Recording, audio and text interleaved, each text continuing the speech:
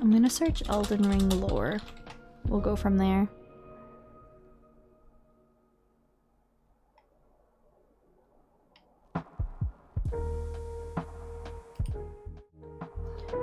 Okay. So this I watched a little bit. I don't remember. I think I actually watched this a long time ago before I finished the game. And I got through like a small chunk of it, and I'd have to like fast forward things I didn't get to yet. But they kind of start from the beginning of the game from what I remember. But yeah, it was spoilery. I think I realized pretty quickly it was spoilery, so I stopped. Oh, this is probably a good playlist to go through. I don't know if I want to do a 9.5 hour video, even if we space it out between multiple streams.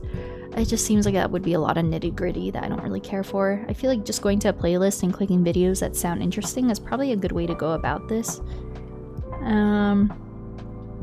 When did I watch this? Recently? Story Explained. Maybe this is one I also watched a long time ago and I couldn't get, if this is Endgame, maybe I didn't finish it. Or maybe I did that recently. I feel like since last week I've started partially watching lore videos, but I don't remember what's what. I watched that last week. That was a good one. Lore Revelations. Yeah, a lot of DLC stuff because beating the DLC has me really interested in the DLC. Lore of Melania. I think, yeah, I think we're just gonna go to his playlist. That's probably a good way to do it. I feel like he's the Elden Ring lore guy. When it comes to great gifts. Man, it's gonna be annoying without YouTube Premium. Most popular videos. Yeah, so what I could do, I could go through this playlist. I wish I could sort by most popular. Or you think I should maybe actually just go and do popular? But then it doesn't filter it out. Oh wait, Elden Ring lore. Elden Ring Prepare to Cry. Can I sort by most popular this way? No, I don't think so. Okay.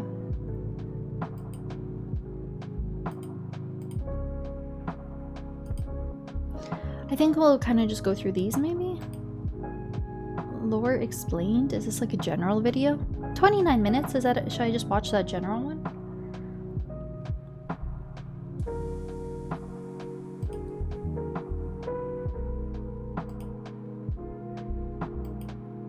Sure. And maybe we'll keep subtitles on for people who enjoy it. This seems like a good general one. Okay. If it seems like it's not super interesting, we can always go to the more focused ones. But I guess we can start with this. And then maybe just watch for a couple hours. I don't want to stream for crazy long tonight. We'll pick it up on Friday. But yeah, I think we'll do that. Our story doesn't begin in the lands between. It begins in the cosmos, far away, with an outer god called... One moment, I have to change my category and my title. I forgot. I think I'm just gonna put us in the Elden Ring category, because, I mean, we're watching Elden Ring lore, so I think it is appropriate. I think so. Just chatting doesn't make sense. I'm not gonna be doing a lot of that. Elden Ring. Elden Ring lore.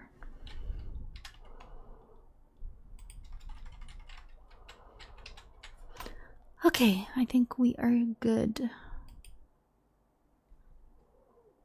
I think we're good. Okay, let's do that. Our story doesn't begin in the lands between. It begins in the cosmos, far away, with an outer god called the Greater Will. There are a lot of outer gods mentioned in Elden Ring. You can think of these kind of like the Great Ones of Bloodborne. They're distant beings, they're all-powerful, and they're quite unknowable by design. But many of these outer gods want to make their presence felt in the world. The Greater Will, maybe most of all. To this end, it sent a golden star hurtling towards the lands between. The Elden Star's incantation tells us that this golden star was bearing a beast, an Elden beast. The Elden Remembrance calls it a vassal beast of the greater Okay, will. I If you was didn't know, distracted by my webcam. our story doesn't Elden begin Beast. We in know the that guy lands now. between. It begins in the cosmos, far away, with an outer god called the Greater Will. There are a lot of outer gods mentioned in Elden Ring. You can think of these kind of like the Great Ones of Bloodborne. They're distant beings, they're all-powerful, and they're quite unknowable by design. But many of these outer gods want to make their presence felt in the world. The Greater Will, maybe most of all. To this end, it sent a golden star hurtling towards the lands between. The Elden Star's incantation tells us that this golden star was bearing a beast, an Elden beast. The Elden Remembrance calls it a vassal beast of the Greater Will. If you didn't know, a vassal is someone who holds land on behalf of their overlord. Obviously, this is fitting in this case, because the Elden beast occupied the lands between on behalf of the Greater Will, and was a living incarnation of the concept of order. As such, I this might pause beast at would some later become the Elden points Ring. so I could maybe share The my Elden thoughts. Ring, it's So I guess I. Okay, I will do it after this video because I've already started. I want to watch all endings and my Verdon fight, but yeah. So the concept of the Elden Beast is interesting because that was like the final boss of the game.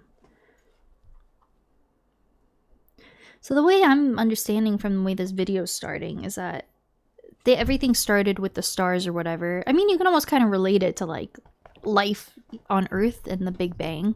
Seems like that's kind of consistent with how the Elden Ring universe started. But I guess their version of a god would be, so the greater order and the greater will is like a manifestation of a god or whatever. And the Elden Beast was sent down, and that's how the lands came to be, and how the tree sprouted. I'm still confused, honestly. Itself is made up of runes of power, some great, some small. Yeah, the that Elden Ring together concept represent a itself sort of confuses logic me for as the well. world to follow. Thus, the Elden Ring represents order. The true nature of this order is a subject of constant debate and research undergone by fundamentalists. But two of the key fundamentals are the laws of causality and regression. This is You a can think bit. of the This law lore is a of bit causality as intense. cause and effect, where I'm so actions confused have already. consequences, and those consequences are new causes that branch out into infinity. These are the relationships between things. This is a bit too deep, I Then think. there's the law of regression I think I want to that mainly states look that up like all character things lore and eternally yearn to NPC converge and quest return lore to and their stuff. roots. Fittingly, then, the Elden Ring is housed within the Erd Tree, It's 5 which p.m. towers over the lands between. But it's very important to stress that life in the lands between did not begin with the Erd Tree, the Elden Ring, or the Elden Beast. No, the lands between were Oh. occupied well before the Greater Will came. Oh, see, now I'm There were other confused. beings here. There were Oh. other factions here. There were other gods here. And there was even Interesting. another great tree here before the Erd Tree. And this is where a huge twist regarding the Erd Tree comes in. So, there are incantations in the game called aspects of the Crucible. Crucible According stuff to their fascinates me, descriptions, yeah. These are manifestations of the Erd Tree's eyelash in my primal glasses. vital energies. And I quote, "They are an aspect of the primordial crucible where all life was once blended together." Interesting. But how could all life be blended together in the Erd Tree if the Erd Tree appeared after life existed? You feel like there's a big emphasis on the Crucible in both the base game and DLC. It's a very prevalent thing, but I'm kind of confused by it. Well, there can only be one answer, right? That the Erd Tree is a parasite, and it took over a tree that existed here before. Whoa. This ancient tree was called the Great Tree. Is this real or is So he the Great making? Tree Is he? was almost guessing? certainly the location of this primordial crucible, and it must have been Oh. a very powerful primordial force for the Greater Will to have commandeered.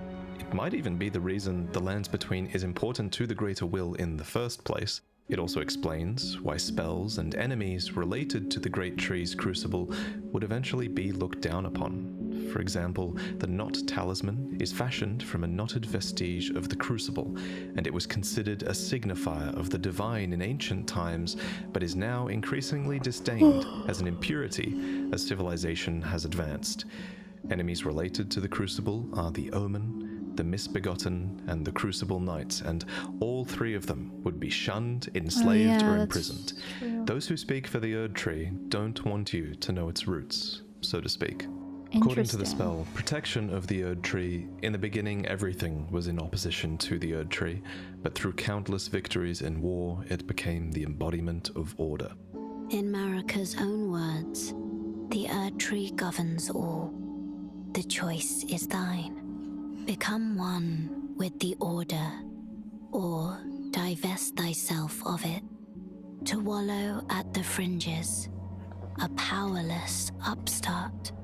But the Greater Will needed more than a big tree. It needed loyal agents in the lands between.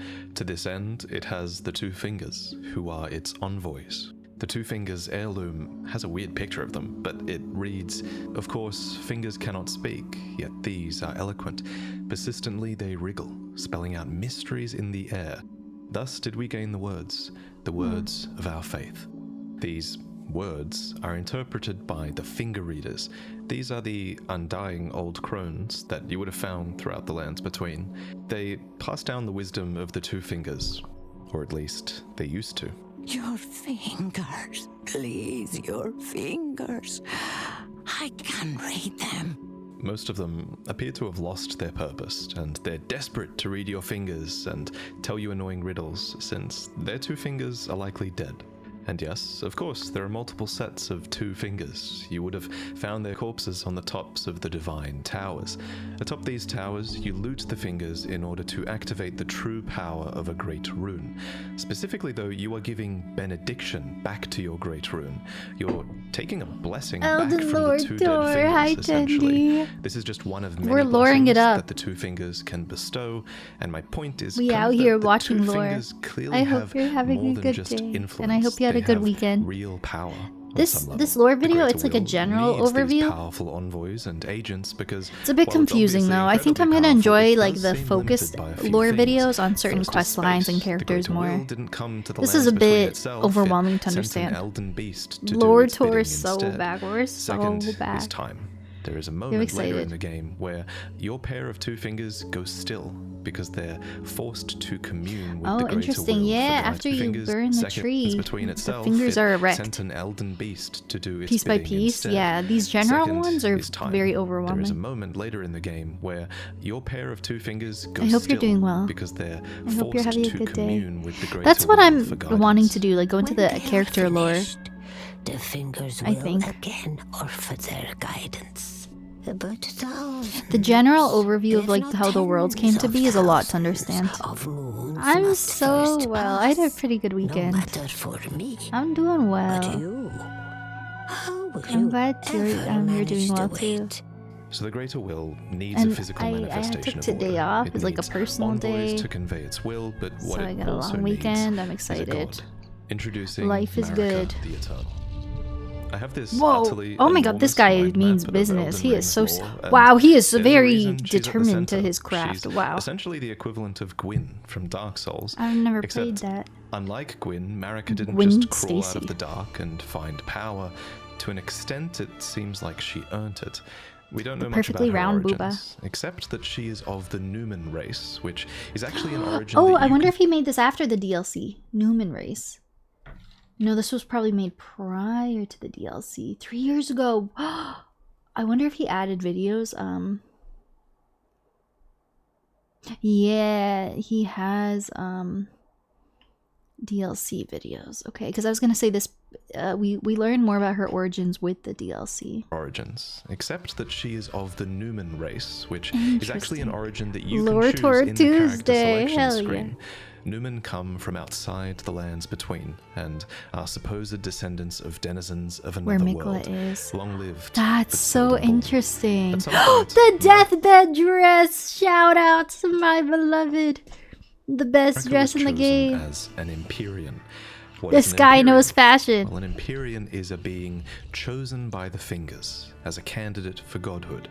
As an Empyrean, Marika received So the Ronnie- aid of a shadow to do her So bidding. Marika, So what is a shadow? Ronnie, Melania, Well, it's a Mikola. wolf, shadowbound to its Empyrean by the two fingers. That's so interesting. Windress. Yeah, I'm excited to go into like the character lore and the quest lore. I'm really excited for that. Wow, it's crazy how in-depth this like world is. That you can just make hours of lore videos. Yeah, that's so interesting. I wonder, yeah, if we go through the whole playlist, if we'll see him talk about that. Questioning Mikola and Saint Trina. Yeah, because I guess when Elden Ring came out, people probably could have assumed that a DLC would have come out with it, but it wasn't really confirmed for a while, I'm assuming. So people were picking up on these little Easter eggs in base game, the small item descriptions we had regarding like Mikola and Saint Trina. But then yeah, in the base game you never meet the characters. But it did make it seem like it was supposed to be a lot more prevalent in the game than it was. So I guess FromSoft probably always had plans for a DLC, but as far as people just theorizing based on what was given to them in the base game, those characters would be pretty interesting. Because there was a lot of mention of them. But man, I know we talked about this when I started the DLC, but being someone who played the Elden Ring base game at release, and then seeing like the whole world sort of unravel the lore, and then being there for when the DLC was teased and the trailer dropped and when the DLC came out, and then you have all these revelations that people have been curious about for years. That would have been such a cool experience. Obviously I played like when the DLC was already out, so I didn't get that like launch experience in that sense, but that's got to be so cool. Like if you were someone who played the base game at launch and then you slowly saw like the DLC come out and all these new lore revelations years later, that would have been so Luna cool. Princess Rani is another example of an Empyrean with a shadowbound beast. You would have met Blythe. These So creatures sorry, I know I'm like Empyrean. bouncing around. Well, an So Empyrean is a being chosen So, by the yeah, fingers Malekith as a was candidate Marika's for godhood. As Blythe, an Empyrean, basically. Marika received the aid of a shadow to do her bidding. So what is a shadow? Well, it's a wolf, shadowbound to its Empyrean by the two fingers. Luna Oh, Princess so it's Rani always is a another wolf. example of an Empyrean with a shadowbound beast. You would have met Blythe. oh, I love these These characters. creatures are the Empyrean's very own shadow. They are completely loyal to their needs and, by definition, incapable Man, of the treachery. Rani, shadow was the a beast Rani and called Blythe Malekith. quest. Every Empyrean sad. uses their shadow in different ways, but Marika's sole need of her shadow was as a vessel to lock away destined death. So what is destined? So was she that like kind of uses their used shadow in him, different right? ways, And used but his loyalty? Marika's sole need of her shadow was as a vessel to lock away destined of. death. So what is destined death? This Well, stuff according confuses to me. Enya, it's the rune of death. The rune of death goes by two names. The other is destined death. We mentioned earlier that the Elden Ring is made up of runes, and at some point, maybe when she was chosen as a god, Marika plucked the rune of death from the Elden Ring. She gave the rune of death to Malekith, her totally loyal... So confusing. Death and death, basically the natural way people die, as I understand it. Okay. Yeah, that makes sense. The runes are basically aspects of the world, yeah, and what kind of makes up the Elden Ring and the order and everything. So destined death. Yeah. That makes sense because the rune of death, it makes people like immortal. No. Yeah, because the whole concept with the rune of death is that it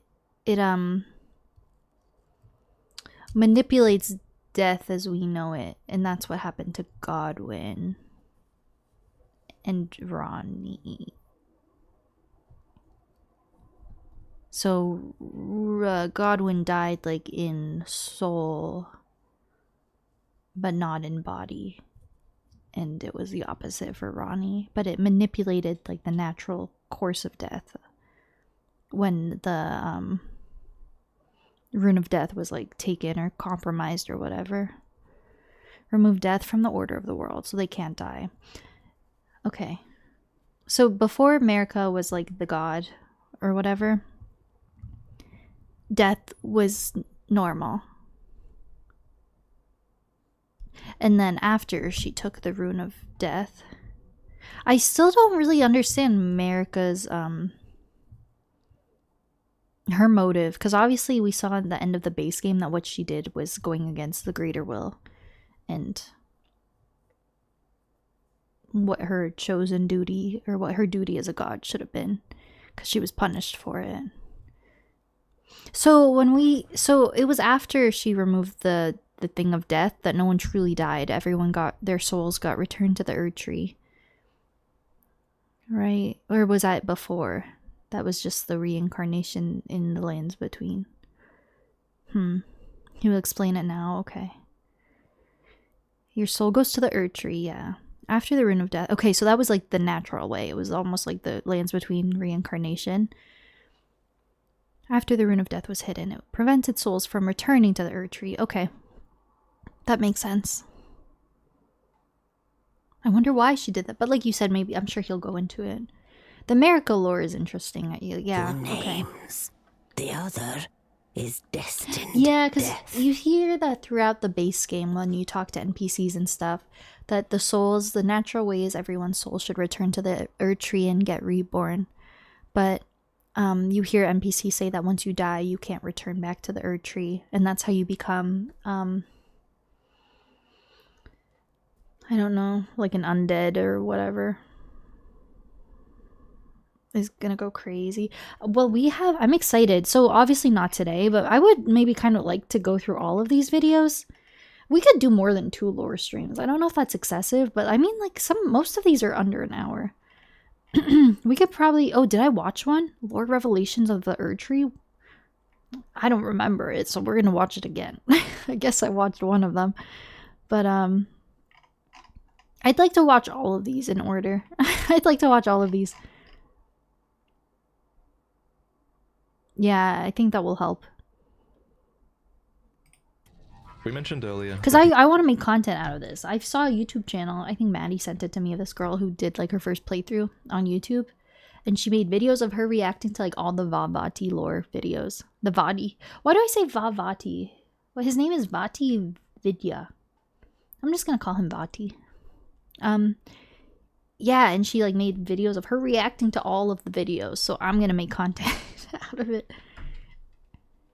Don't mind if I do. So that the souls go to the Erd Tree. Oh, okay. So you don't get so you think it's like the opposite, where her action is what made it, so the souls return back to the Erd Tree. So then it's like you don't properly die. You're in a loop almost. If you had it backwards. That's what I was thinking too. I was like, it's one or the other, but it might be that. I think he'll probably get into it. It's a bit confusing.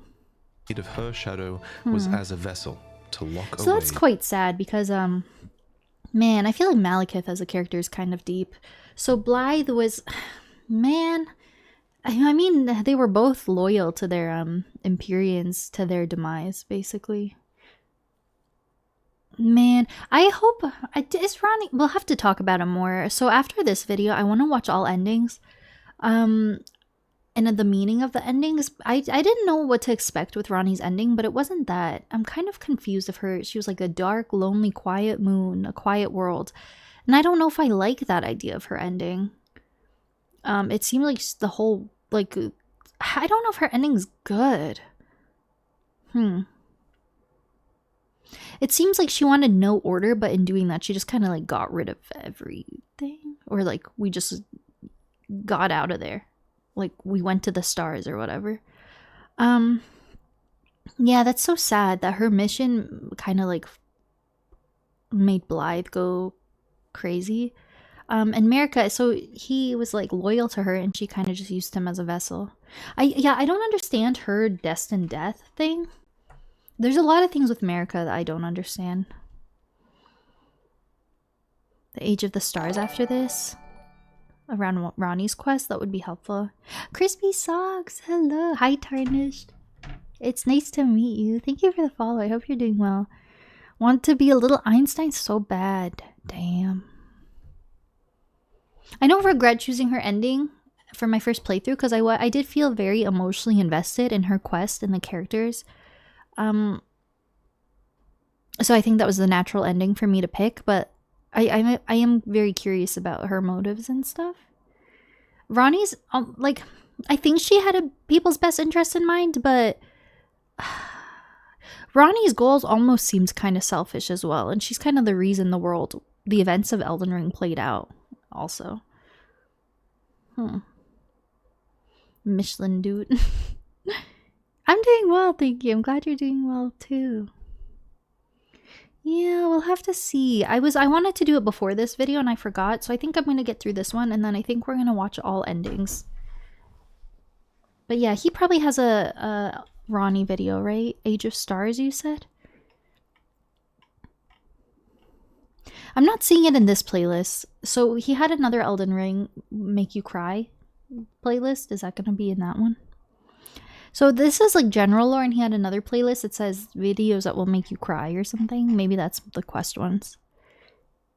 You can't stay if you will play all endings. Oh, I'm like a one and done. That was my probably my first and last ever casual playthrough. I think I got what I wanted out of it. We're gonna do challenge runs and stuff. But I don't think I'll ever do like a full like slow playthrough again. Might be worth watching. Oh, okay. Does he have the cutscene, like the actual clips from the game though, Winterfell? I feel like I think I'd like to maybe just see them out of context first.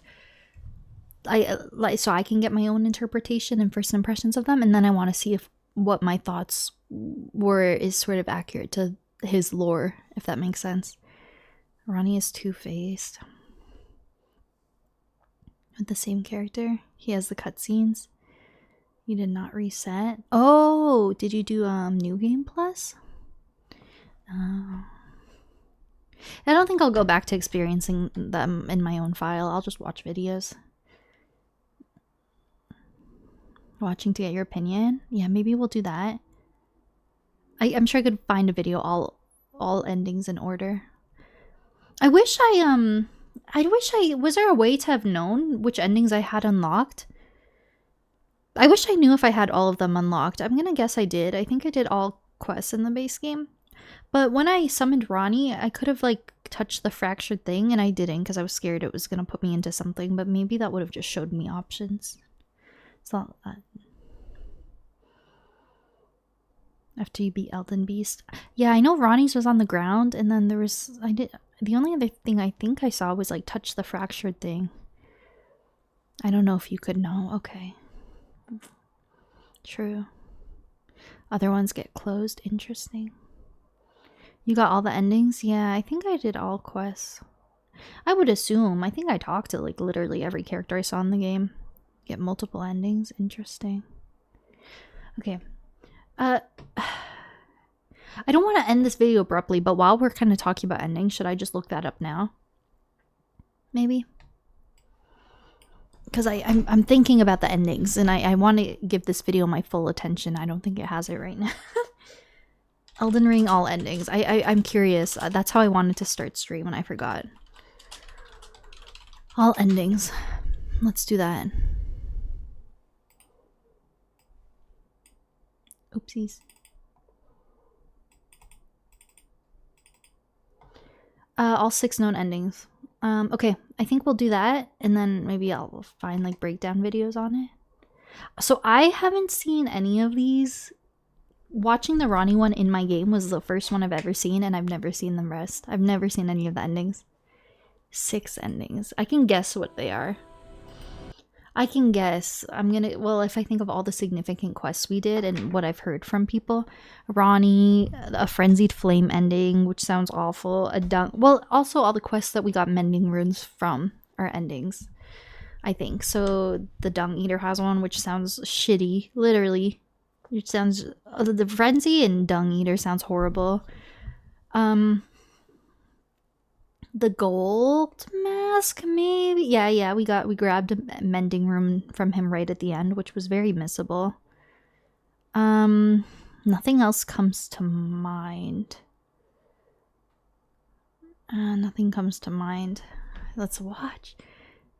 The other endings. Oh, you haven't seen them, Max? I'm so excited. This probably isn't too long. Like 14 minutes. Okay, I'm excited. Fractured America. Summon Ronnie. Okay, so this is the one we did. Oh, Fia ending. Yeah, that was a big quest. So we've obviously saw this last week, but I'm gonna watch it again because I'm confused by it. But we will watch people explain it too. I might have to go pee soon. And ads are set to run in 6 minutes. Should I go pee now? Maybe I do that. The battle is over. Sorry, I'm so all over the place. I think I'm gonna go pee. Otherwise ads are gonna run halfway through the video. I'm gonna do that now. Okay, I'll be back in a minute, okay? I'm gonna go pee. Okay. You guys can also go pee. We'll be back.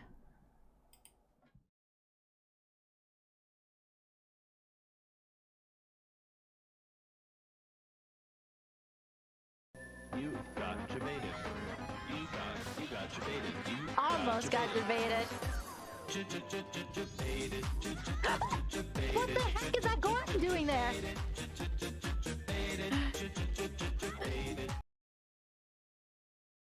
Yeah, like the Nintendo Wii shop. And they played Malomar. Oh man. Da, da, da, da, da, da, da.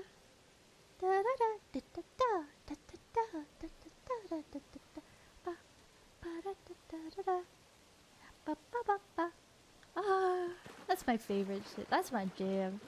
That's some good shit.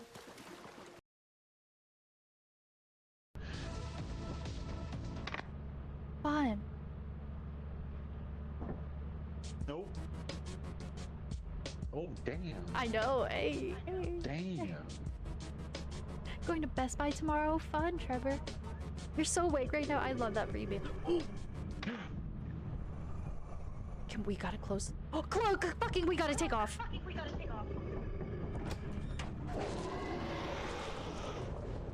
Oh shit! My friend! My friend! Beanie? Beanie? Beanie? Beanie? Hey, hey, hey, hey, hey, hey, hey. You got debated. You got debated. Almost got debated. What the heck is that Gordon doing there?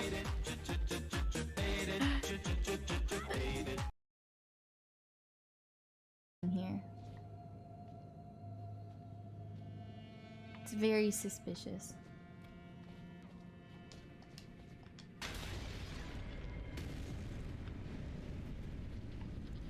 What the hell?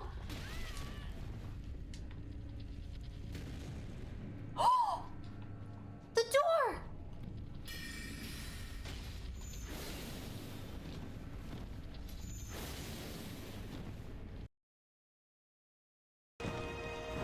Oh god. Oh god. Is she gonna save me?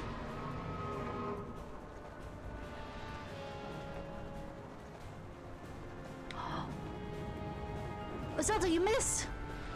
You missed! Zelda, oh! Come back! She's trying her best! Okay, I could not stick the landing. They had to give me a cutscene.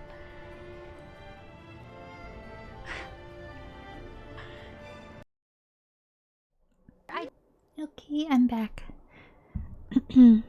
Perfect, and now ads are set to not run for an hour. Okay, I'm excited. I'm really excited to see the other endings. I would have to assume that there's like a general ending too if someone does a very linear main story only quest. Because if you technically don't unlock any extra endings, like there has to be like a default ending to the game, I would assume. So yeah. Ronnie's is interesting. So when you finish her quest and you get the Dark Moon Greatsword, she says, "I'll see you in the stars," or whatever, and she vanishes away. So the whole last half of the game, she's kind of just waiting in the void, waiting for you to like finish and summon her, I'm guessing. Okay. The battle is over, I see. I do love Ronnie's character design. It would be cool to cosplay her. Oop, a leaf. A dead leaf.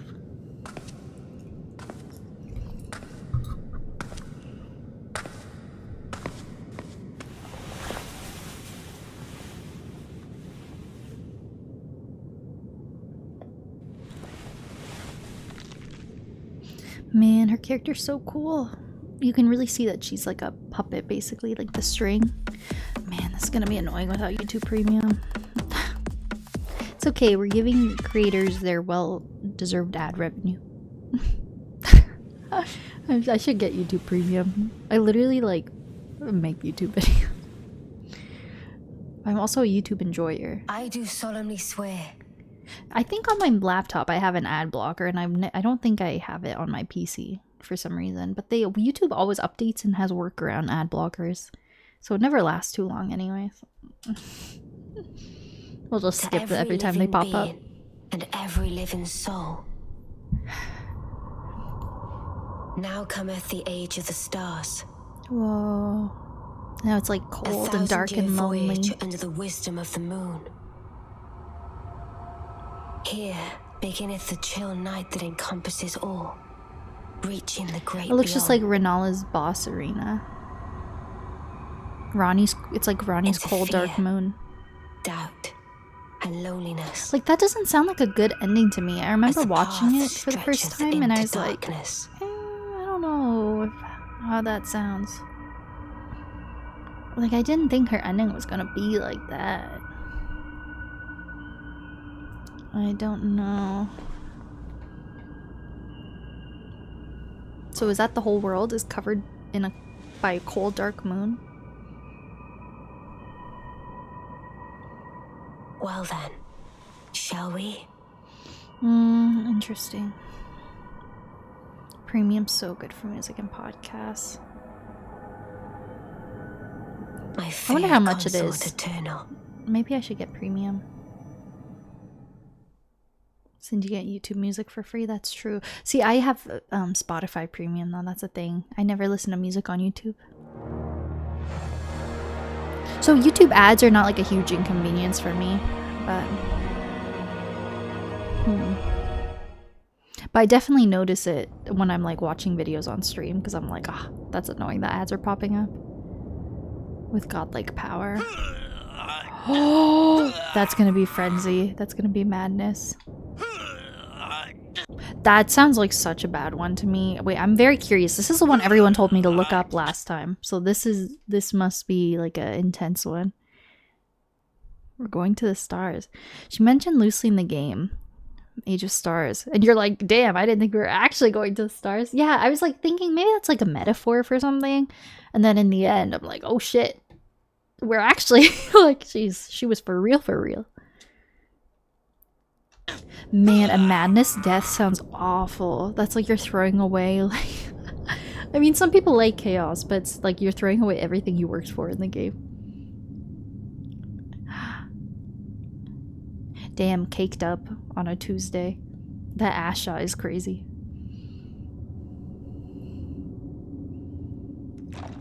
Oh. I'm gonna assume this is madness. That was like the madness animation. Gold mask seems good, you think? I don't know if like I fuck with the gold mask stuff either. I feel like they were all about like the order and structure, which I think is like what we were trying to work away from. That's crazy. Oh, it looks just like Midra, which makes sense because he was also the Lord of the Frenzied Flame. That'd be crazy lore-wise if you did a Frenzied Flame ending and went to the DLC. It's like two Frenzied Lords fighting each other. That's so crazy. Midra, I don't think chose that for himself though. This is like you're actually just fully choosing to be chaotic. It's like a whoa moment. Yeah, I bet. Oh, even the walking, ew, the animations look eerie. I wonder if this is the Tarnish with their own like thoughts and actions, or if this would be Shibriri. I feel like the actions, like in the emotions, I feel like you're possessed by Shibriri if you choose that ending.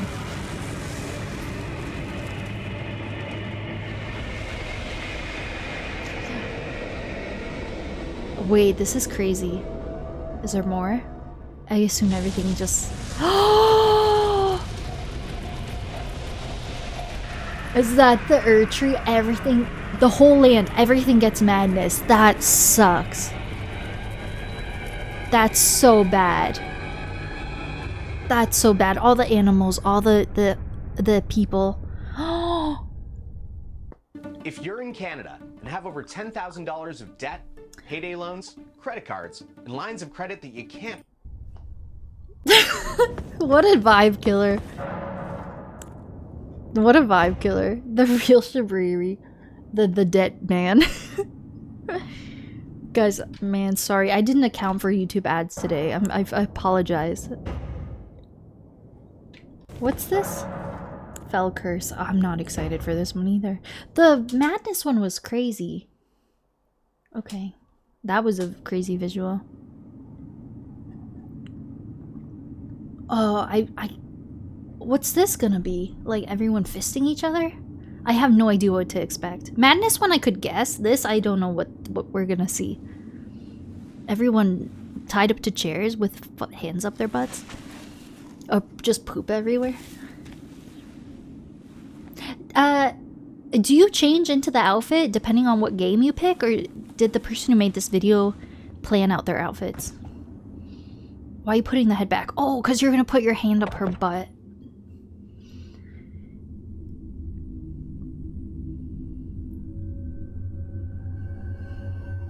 Oh, it's stylistic. I appreciate him sticking to the theme. What the ending is.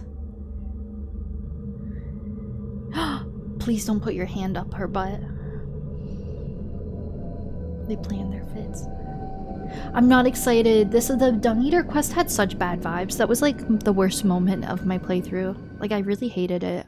It made me feel like actually like icky that my tarnish went through that. The fallen leaves tell a story. Oh, it's the first it's like, no, Ronnie's was narrated. Of how a tarnished became Elden Lord.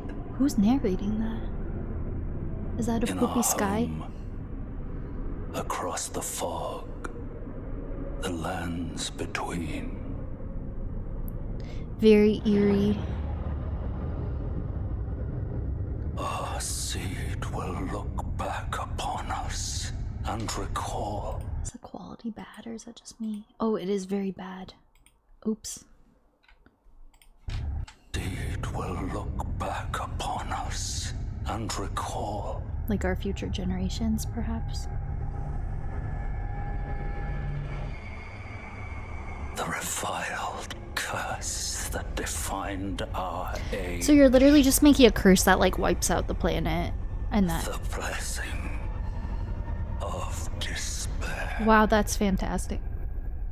Hi, Blue! Is he okay? No, he's freaky. That sucked. So they don't even show it. They just suggest like, hey, yeah, the whole all your offspring and like the world as we know it, everyone will get the seedbed curse. I hope you're doing well, Blue. See, yeah, we're definitely gonna have to watch videos because these are all very vague. Perfect order. Gold mask. Yeah, gold mask. I hope you're doing well. So, I don't know what to expect for gold mask. I just assume it would be kind of consistent with how the game starts. Like, it's the world of order and structure. Because I think that was gold mask's thing, unless I completely misunderstood the quest. Just out of work, I hope it was a good shift.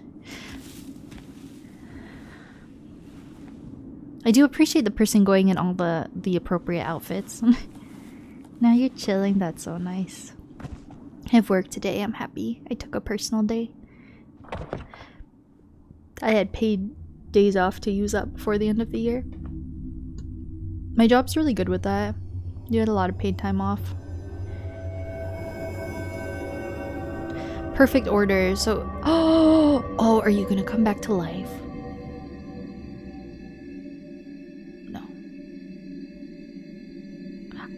I feel like it's just gonna be like everything's gonna look good again. Like the tree's gonna thrive, everything's gonna be good. Because the perfect order is like how the greater will wants it to be, right? We're just watching lore. The fallen leaves tell a story. Oh, it looks prosperous. That seems. Of how a tarnished became Elden Lord. So the visuals and the narrative is the same. Across the fog. In the lands between it. So some of the quests, it's the same dialogue. It just shows the different outcomes. It looks good. Awaken to a world of wonder. In Final Fantasy Man, 14 the Online. vibes. I gotta get YouTube Premium. Our seed will look back upon us. Me and too. recall I like it too. It's chill. the age Of order. of order. I feel like that generation with you as the Elden Lord would be more or less like the situation you go into the game with before Ronnie fuck things up. Everything would be structured and like I guess it would be kind of chill. It seems like the best one so far. Oh, this is Fia's Prince of Death.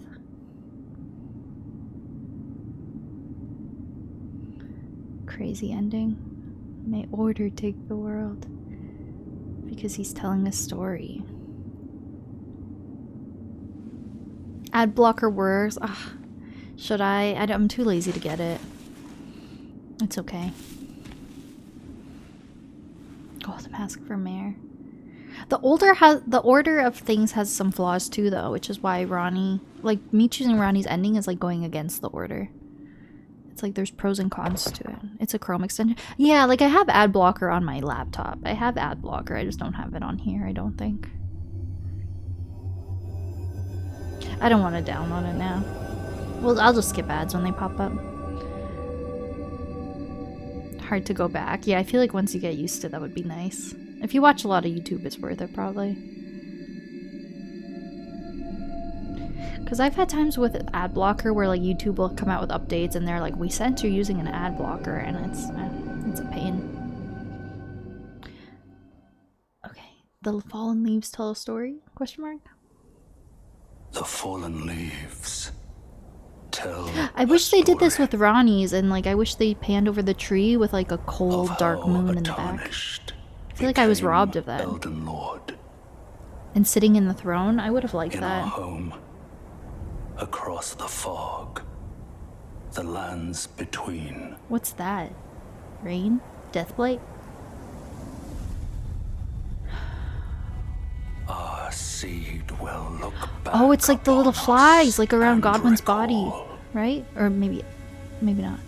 The age The Duskborn. of the Duskborn. Yeah, a lot of this is so vague. We'll definitely have to watch videos. I think it's like little flies.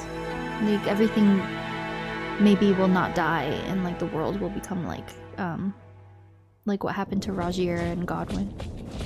Death is connected to water. Okay, this looks like a default ending. It just said repair the fractured thing.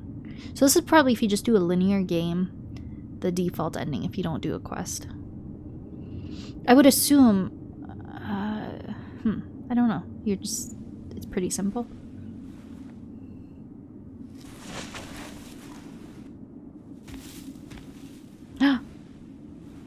Are you wearing the meatball suit? What does that have to do with, like, maybe that's just their default outfit of choice. Their preferred outfit. The YouTuber. Silent Hill reference. So this is the last one? Yeah. Okay, yeah, we'll have to watch some videos explaining it. Water equals death. Yeah, that's true. The shockproof rubber man. That Elden Lord we all need.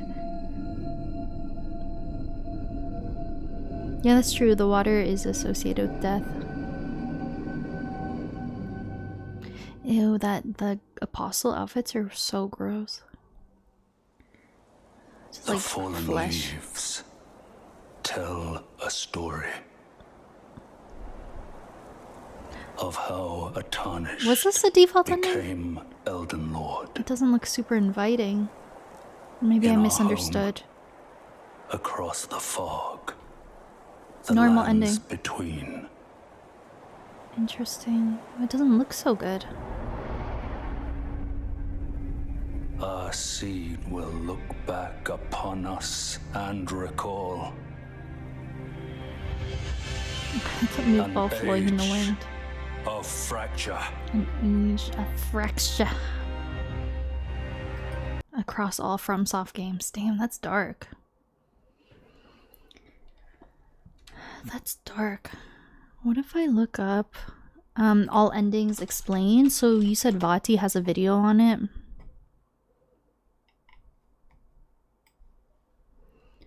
The age of fracture.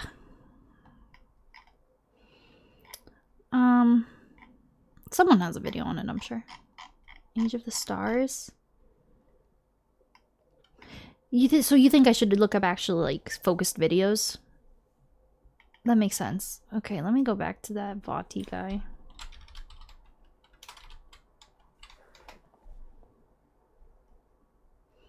Elden Ring lore, but he also had two Elden Ring playlists. Let's start.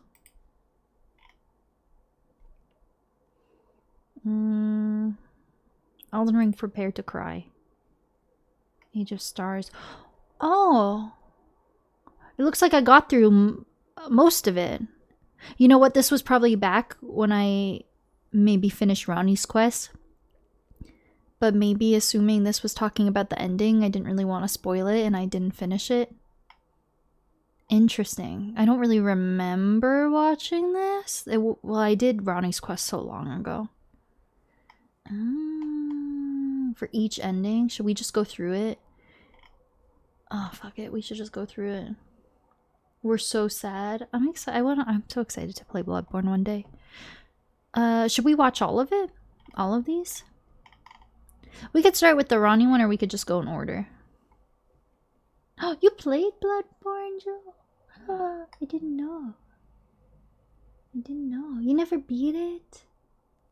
Oh, I would like to play it one day. I would like to play it. Like an hour each. That's true. That is true.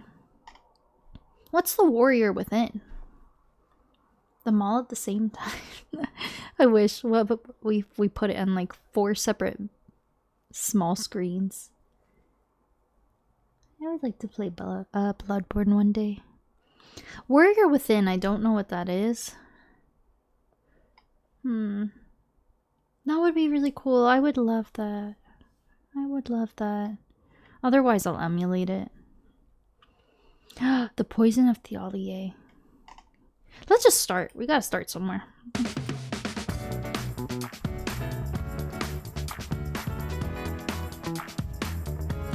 I love Canada. The jars are I'm gonna kindly cry folk, for sure. Oh, is this brought to life Diallos' by quest? I human will flesh cry. and blood, which can be stored safely Oh, with. it's the jar lore. Was this made after the DLC? No.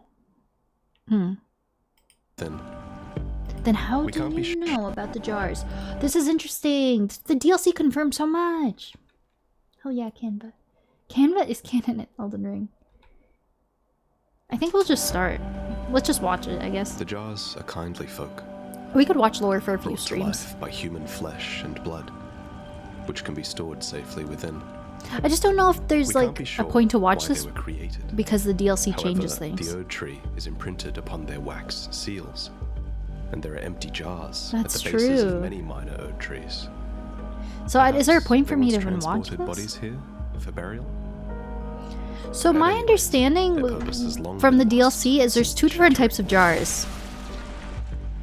And I think this is something I talked about. That I think there are 2 different types of jars because there's the sentient jars like Alexander and the little jar guy. And then there's the jar innards, which is more DLC stemmed, the people who got tortured and put in the jars. But it seems like there's like the sentient jars that we know that came to be from, I think, it was less malicious. My understanding of the jars is that some of them, I think he just talked about it, the remains of like warriors who had died in battle or something were put in these jars, and like that would become manifested in like a sentient jar. But then there's actually like the jar innards, which was like torture and people put into jars and they weren't sentient. So this is probably just going to talk about the warrior jars. Yeah. I don't know if I really care about that. This has nothing to do with like an ending. And now, stars are kindly and would not value such a ruler. Better instead. Oh, it to looks. have a I do kind of potentate want to watch who this. can It looks take like it care does of talk about Alexander and like Dialys's quest. Oh, Trish, thank you so much for the 6 months. Thank you. You wanted to say hi? Yay, 6 months. I'm at work but wanted to say hi. Yay, thank you. Oh, my ear. Don't look. My ear. Thank you so much, Trish. I appreciate that. That's so nice. Thank you. I hope work's going well. Are you okay? It was the 3rd time this stream. It's so bad. My ears keep falling off. I need medical attention. Thank you, Trish. That's so nice. I really appreciate that. In the Skidoo world. Into the base game and made it a good practice. Oh. Okay, interesting. Should we still watch it? Thank you, Trish. I hope work's going well. The jars are kindly folk, brought to life by human flesh and blood. Yeah, the jars in the base game which seem can be pretty stored good. safely within. We can't be sure why they were created. Makes sense why However, Marika wanted the to oak tree change the is narrative, imprinted if upon that's what their waxed happened. seals, Because she was impacted and by the there are jars empty directly. jars at the bases of many minor oak trees. Perhaps they once transported bodies here? It's pretty straightforward. That's true. Yeah, I guess I do kind of know this stuff. I'd more or less just be watching stuff I already know, I think. Okay, we can always watch that another time. I guess I should probably focus on the things I don't understand. Bye, thank you for the sub. Lord of Frenzied Flame. Let's start with that. Or should I maybe start with Rania's because I did that? I'm so indecisive. Let's just go down the list. I've watched most of the Rani one, but I don't really remember. It would have been so long ago. Mired in torment and despair. Frenzied. Is there really anything here worth fighting for? Girl, Is there anyone worth saving? Hayeta. Hello? Is Or somebody Irina. there? Or the same My person. name is Irina. Maybe he'll talk about I've that. escaped from Castle Morn. We theorize it To might the be the same south. person. My good father secreted me out the castle, but decided himself to stay. Yeah, the madness thing is a very He says it's his underlying duty but very prevalent as theme since commander. the beginning of the game. The servants There are a there lot of have madness rebelled, filled with hatred things for in this every game. one of us. Yeah, technically This from the has very come to start every with one of that the quest, companions I escaped with. They haven't spared a soul.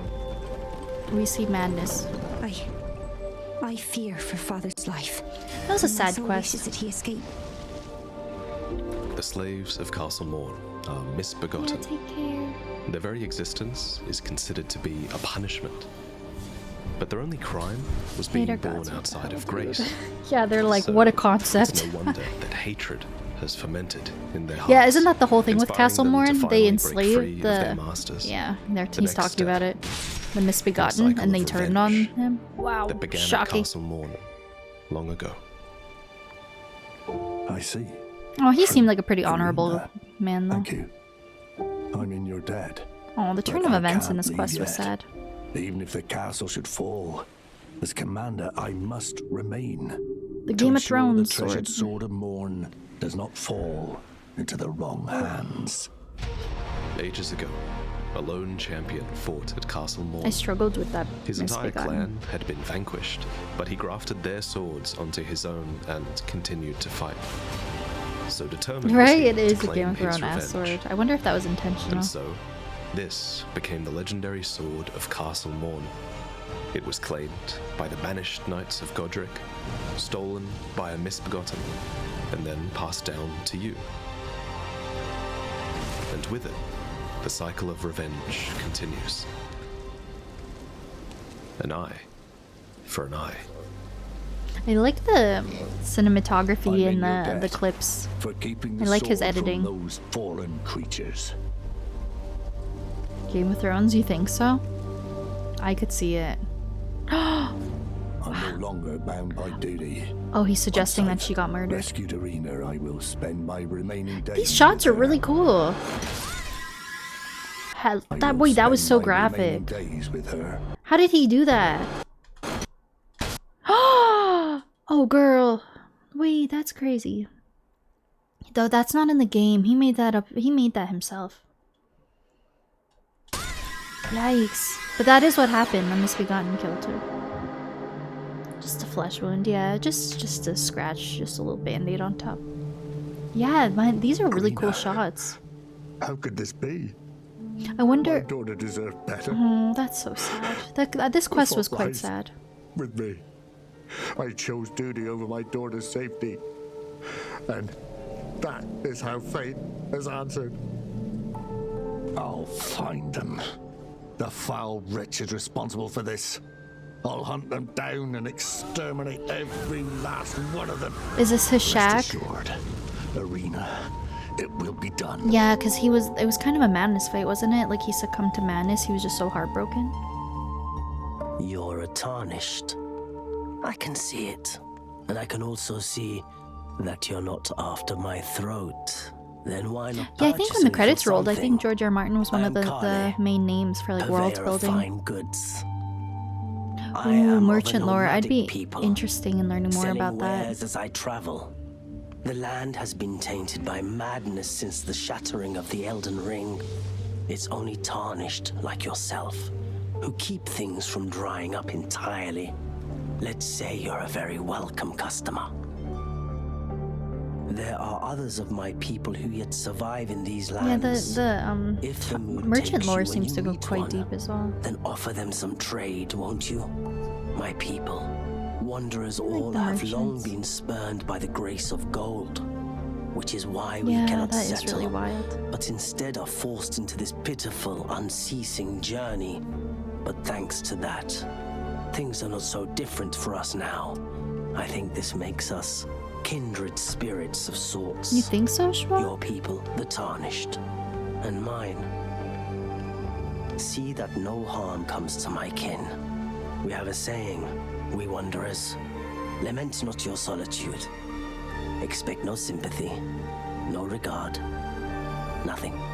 But Oh, in a good if way. anyone Gotcha. dares harm us, show them no mercy. That is our code, so to speak. Just the Yeah, way these shots we are very cool. Deeply unforgiving. Deep within the eyes of the oldest merchants, a secret is hidden. Deeply unforgiving. Oh yes, the indeed. merchants are associated with But I've done madness. all I 'Cause, can here. I'm thinking of Under the I'm Sewers. thinking of moving elsewhere for a time. Right, that was a thing. So far, On the we've way to the- spoken of misbegotten, Three Fingers? banished knights, tarnished, and merchants. All were spurned by grace in one way or another. You can't go too far without wondering if the Golden Order is to blame for the oceans of anger and despair. When we last met Edgar, he swore revenge upon the misbegotten. But now, all must die. Yeah, misbegotten I or remember not. I was a bit confused when he was hostile towards And us, if you but I think he defeat was just Edgar, so hurt you will and receive a defeated Shibriri that grave. like It's our proof that his need He for just wanted to revenge kill no everyone. longer divides or distinguishes. Love, revenge, melt it all away. and he was in the taken over yellow by chaos by flame. madness, right?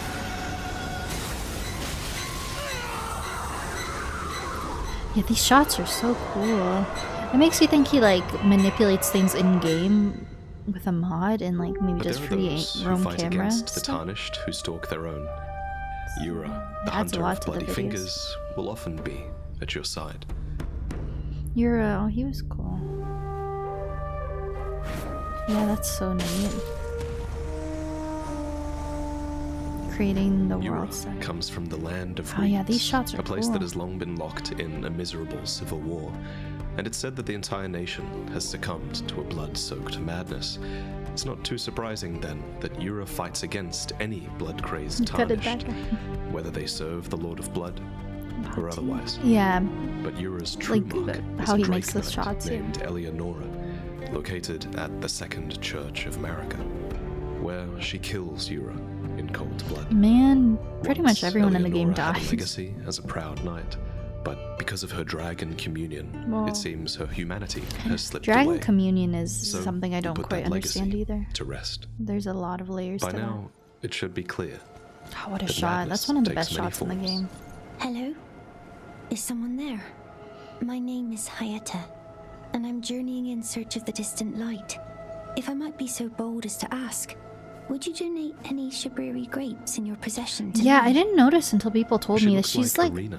exactly Arena the same is dead. character model as her. Somehow, this Hayata has taken over that body. Wow. So if you don't But go for to what Castle purpose? Morn and do the first She part of the barely quest, even we knows probably don't herself. see her here. I can feel a distant light in the back of my eyes. So Shabriri It will possessed lead her me here, right? to my true duty as a finger maiden. Wow, that's so You're not interesting. like the others who give me grapes, are you? They rest their trembling hands upon me. Howling wordlessly, they gently stroke my eyes. Their frail fingers, emaciated. Yet still, they give me the grapes. But you Oh wow. seem somehow firmer. Now I can feel the When distant they light modeling the once vibe more. and conflicts. That aside, I wonder what Shabriri grapes really are. And my understanding was George R. Martin kind of guided the world building, but I don't Yet think he did a lot of the searing. nitty gritty, What a right? sight they must be to behold. Yeah, she Of actually was course, kind of the creepy. Shabriri grapes I think she was are eyes. Shabriri. Yellow, shriveled, and oozing. That's not possible. Not all of those people. Their own. So those noises I heard were. Ew, the gagging.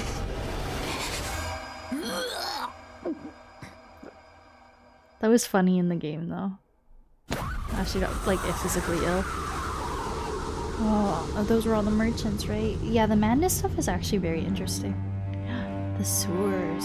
Shabriri, the most starting reviled point, man yeah. in all of history. It all began long ago with the crime of slander. Shabriri came up with a lie, and it was so damaging, so heinous, that his eyes were gouged out as a punishment when that lie was proven to be false. Jeez. We can't be sure of what Man, was seeing said, the clips makes me want to but what play if again. I want to go Shabriri back in the slandered world. the nomadic merchants? What if, with I a kinda crooked miss it smile, already. he accused them of I wanna the do very a crime challenge he run. himself was guilty of, saying that they had fraternized with the Three Fingers God. and were not to be trusted. The shunning This would grounds explain was such a cool why part the of the nomadic game. merchants came to be so hated. It is said, Whoa. after all, that the sickness Why are of you the looking at flame me of like frenzy that? began with Shabriri, Shabriri. and after his eyes were gouged out, the blight of the flame of frenzy came to dwell in his empty sockets. So interesting. Yeah, why you look like that? Yellow eyes became So known many as playthroughs. Shabriri grapes. I really like the frenzy concept of started to challenge runs. I infect want to the run some despairing world. randomizers. I think that'd be so fun. A madness that belongs to those who have lost everything.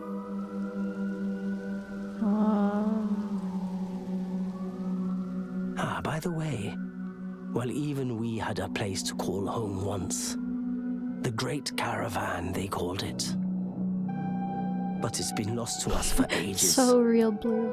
I've been searching for it as long as I can Did he? remember. I didn't think that George R. And with a Martin name made like like the that, specific characters, You'd but I hope could they be kept wrong. some fine goods I don't know. there, I just know he has eh? some influence on the lore, but I didn't think it was I've too always heavy. preferred my own company to that of other people's. And I don't have any burning questions I wish to ask my Oh, ancestors. Callie is so cool. But there's something I need to know. Wait, this is fascinating. This is not in the game, so I want to know what I who like am. about Vati, sorry, I know I'm talking over it a lot, but I'm still paying attention. It's just me like understanding it as we go. It's cool that he's like suggesting these theories and putting things together, and he like seems to be filling in the gaps with things that the game doesn't show you, but that the game suggests. So he's almost like visualizing like these events that we as the player don't see. Would act and behave. Yeah, he does look like Santa, honestly. And I don't have any burning questions I wish to ask my ancestors. And is this dialogue from the And I don't game? It would my have own to be. Fine goods there, eh? It would have to be. I've Yeah. always preferred my own company. To Maybe that if you of talk other to people's. him over and over again. And I don't have any burning questions I wish to ask my ancestors. That's cool. But Wow, there's they put the something I character need to model know. in the source. I appreciate the dedication to this, the cinematography of these videos. Who I am, and the where clips. I came from, where I'm headed. I hope you can join me at the Great Caravan, in fact. That's not in the game. How did he get the voice acting to sound the exact same? I wonder if Thati pays voice actors. If Shabriri did indeed slander the merchants, Because that sounded... then he knew exactly. I don't think that was dialogue in the game. Might bring. Wow, this is so interesting. It's in the game, really? Whoa. Is that you over there? I've gleaned something Wow, very there's so much in the important games. indeed, thanks to you. The reason why it was eyes I had to eat, the distant light, is far and frail. Whoa. So faint it can't be seen by the naked eye. But with everyone's eyes together, it appears.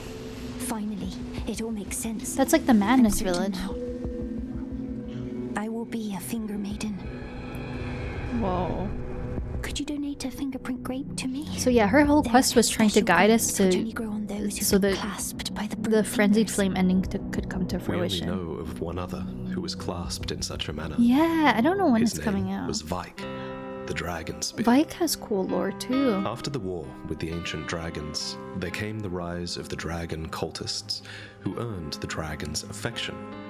One of the most beloved was Vike the dragon spear, a tarnished descended from it's Godfrey, not who eventually Godwin. returned from across the sea to join the Round Table Hold in hopes of becoming Elden Lord. Wow, yeah, because he was a To tarnished. this end, Vike was assigned a finger maiden and acquired the power of 2 great runes. Well, yeah, But when wasn't he he stood the one who was before the closest to becoming thorns of the Elden oak Lord tree, before us? He realized the truth.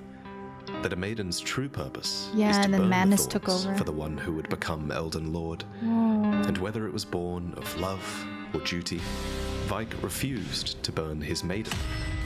For the whisperings of Oh, Shabriri so what had we told did to refused Melina, he didn't want to and do. whether it So was maybe he born wasn't. of love or Huh. duty, Vike refused. Oh, so okay, so he didn't want to burn his maiden, but then he took the frenzied flame route because you can do the kindling that way. So maybe he didn't want to be taken over by madness, but he wanted to spare his maiden, and that was the only other outcome to burn the Elden. But so did the tree burn once in the past then? Because if technically if he went through with that, wouldn't the capital have been in ash already? So I think he did it, but then he got so overtaken by the madness that he like couldn't even see through his quest to become Elden Lord. all the names. Dive in on Duskbloods. I wish Duskbloods was like, man, I wish it was like a mainline game and not like a PvP type of game. Burn his maiden. I want to know The more about whisperings it. of Shabriri had told him of another flame. A flame of frenzy Man, the hidden shots deep are so below cool. the capital that could burn the thorns away. Ow, my leg. But when Vike returned, his maiden was dead. Oh yeah, the maiden was Did she commit dead. suicide after betraying her purpose? Or was Vike captured and punished for his treason? Whatever the case, now Vike's vengeful spirit defends the dead maiden at the Church of Inhibition, The guitar goes hard. while the real Vike kneels imprisoned in an Sorry, image. this is so fascinating. Now Vike's vengeful spirit defends the dead maiden at the Church of Inhibition, Oh, okay, that makes sense. while the real Vike kneels imprisoned in an Everjail deep within the Forbidden Lands, clad in armor, clasped by 3 burnt fingers. Wow, is that why he This couldn't become is all Elden that Lord? He's remains imprisoned in the of jail, and then we contender fight him. That was supposed to become Elden Lord. Wow, that's so interesting. PvE? Oh, interesting. So fascinating. Look. He wasn't able to burn the urchin. I don't get who would trap him there, though. I don't think the video really answered that. And why his maiden died. It's very interesting. The music is going crazy. It feels bad to fight Vike, actually, because Vike was almost like in our position. Oh, and the instant kills. That looked cool.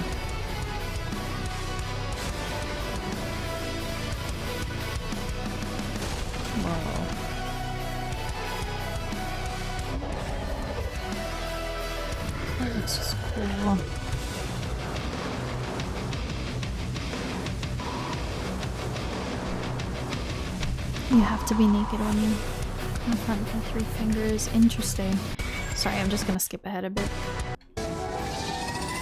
It's cool, but I got lots of lore videos to watch. I do appreciate the shots though. I appreciate the shots, but I gotta get on with my day here. Goodbye, Vike. That's actually a good idea. Yep, we can get through this in half the time.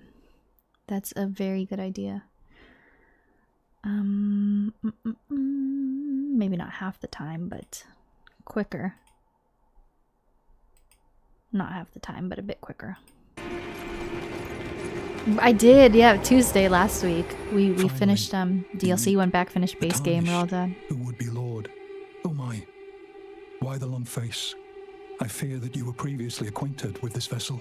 Well, that is A bit most slow. unfortunate. I tend to like when For he people is dead, speak slower. as I find for it a his bit more flesh. relaxing. He But I gave know it to some me. people are opposite. They like when someone talks and gets it out quicker. But for the sake of like time, I think watching it quicker You is were about better. to sacrifice something precious, the life of a fair maiden, that you would toss into the fiery forge, only so that you may be Lord. What a horrible thing to ponder. Your ascendancy Already requires wants her to go sacrifice, back. I'm itching for whether more. she wishes it or not. But how would the Lord, crowned so, be looked upon? Chosen, tarnished, and That would was be so Lord, cool. dare Going to to the tread the path mountaintops of true rigor. and hearing this dialogue for the first Spare time. the poor girl, and singe your own flesh in her stead. If you are prepared to show resolve and attain lordship through righteous hardship, then heed the words of I, Shabriri, Shabriri. chosen, tarnished, and would-be lord. Descend into the depths far below the Erdtree capital.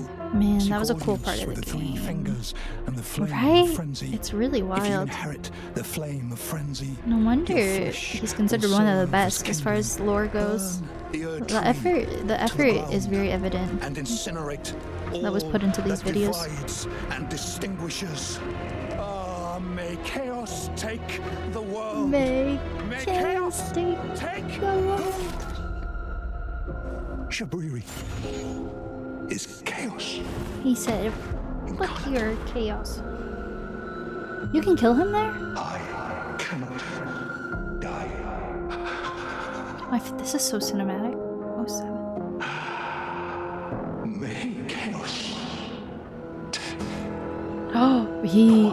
Oh, it's just suggesting that you try to kill him and he just possesses you, more or less. You can't kill there's always going to be some kind of manifestation of madness. Frenzied flame, I ask that Or you vessel cease. for madness, I It think. is not to be meddled with. It is chaos, devouring life and Yeah, thought Melina unending. didn't like it. However ruined this world has become, however mired in torment and despair, life endures. Births continue. There is beauty in that. Is there not? If you I would really become liked what Lord, Melina stood for. do not deny this notion. Please. She Leave the was frenzied so, flame yeah, she alone. was really against the Frenzied Flame. Actually, I'm surprised that like we didn't get any kind of resolution with the Frenzied Flame ending Not for the on like her horrors that we thoughts. found down there. But maybe she just fucks off, I guess. Oh, all the merchants. This part of the game, was really jarring. What they did to my ancestors. Oh, could you actually go talk to him after? Buried alive. Sick. I don't think we got more dialogue. Husks of themselves. Maybe if you talk to him after you go down there. I didn't go back to him, yeah. They're hardly human anymore. I guess maybe it's a dialogue prompt once you see it. We worship the 3 fingers that we called the maddening sickness down upon them. Well, if that's what they expect from us, then that's what they shall get from us! That's in the game, really? I feel like he paid a voice actor.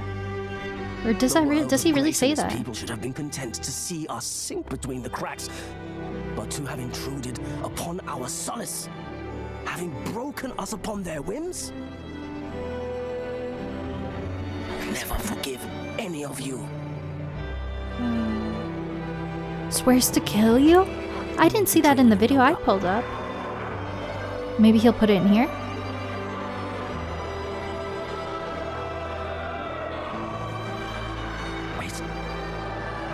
was that? That bird. Or maybe, I feel like when you're set at the grace before the three fingers, she says that, doesn't she? I will find you and I will kill you.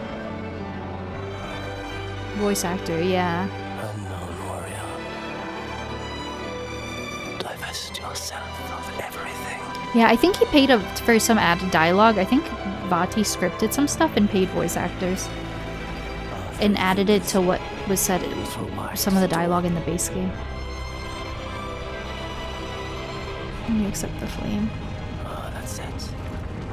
Oh, what if you like take the flame and then walk out and talk to Melina? Yeah. So maybe I didn't get that dialogue then.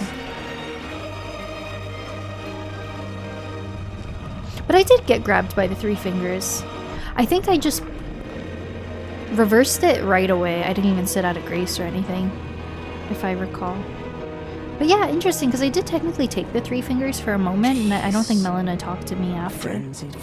Or she never said anything to me. Despair. And the order. I don't know. Entire. Yeah, I don't really quite remember, actually. Melt away the curse of suffering. Wow, the voice acting is good. I think these are probably voice actors just like paid on Fiverr. May chaos take the world. May chaos take the world. Ouchies. May chaos take the world. Whoa. Yeah, I do wonder how the Elden Ring live action is gonna go. I hope they kind of dive into like all the quests and stuff, and base game and DLC. Oh, it burns. I think we did this, right? My eyes, they're melting. Thank you. We did this and then we very quickly revoked it. The words of the three fingers. As your Right. maiden, allow me to define Oh, AI could never recreate all that. there is came from the one great. Then came fractures, and births, and souls. But the greater will made a mistake. Torment, despair, affliction, every sin, every curse, every one born of the mistake. And so, what was borrowed must be returned, melted all away with the yellow chaos flame, until all is one again.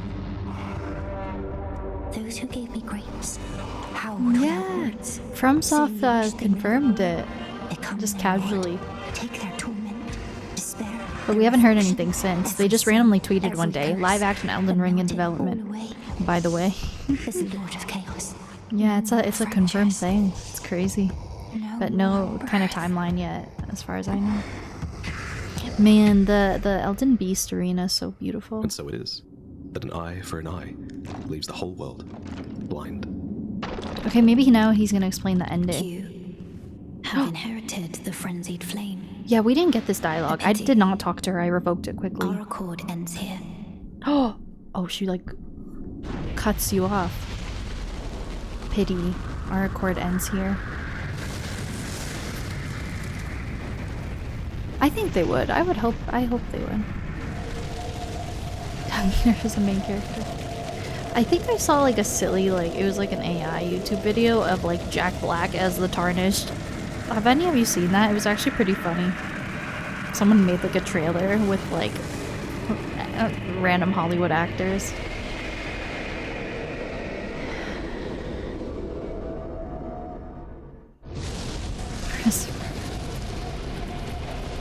Okay, we saw this.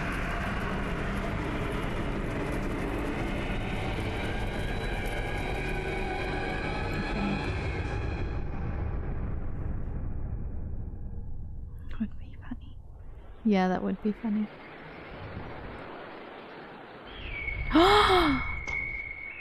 Why was this not in the other video? Is this canon? Or did he make this?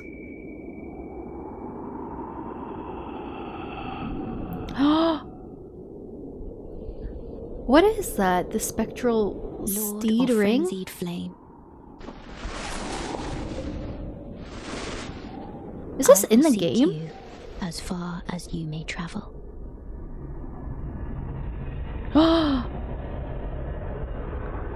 Oh, she's to pissed. deliver you what is yours. Like murder? Destined death. Thank you for watching. If you want to get early access to more videos like this, then you can consider signing up to my Patreon. Torrent, like Torrent. Does that suggest Torrent dies? No wonder she would be so pissed, because she like gives you Torrent and she says, take care of my steed. Oh, I don't really understand the spectral steed and madness implications, but the fact that when you go in the abyssal woods and Torrent doesn't want to be summoned, like madness I think affects the spectral beings. Torrent dies. That's so sad. Oh, that's so sad. That was crazy to see Melina, who's so kind and soft-spoken, saying, I will deliver you destined death. I will find you till the ends of the earth. So, wow, we didn't see that in the general ending. They didn't show that in the other video we watched. Do you always get this? That's crazy. You see her, like, entering the Erd Tree, right?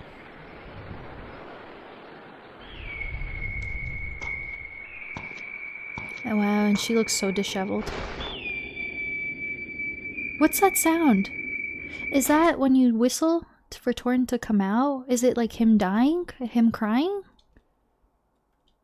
I've been trying to overanalyze this, I think, but that sounds like when you call Torrent.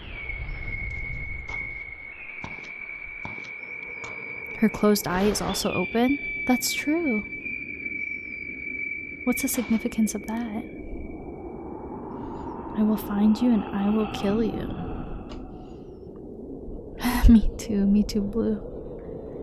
Lord of frenzied flame. Wow, that's really crazy. I gotta watch that I again. will seek you as far as you may travel. Wow. This makes it her mission to kill you. Yeah, the other eye opens. To deliver you what is yours. I wonder why the eye is like that. I wonder why both her and Destined Ronnie death. have like a one closed eye. Thank Ronnie you for makes watching. sense, but If I you want to wonder get why early Melina access to does. more videos like this, then you And can the consider markings signing as up to well. my Patreon. The money from That was there very helps me to interesting. That was a invest. good one. The tattoo's gone. Yeah, she didn't have the markings. Ah, that's so interesting.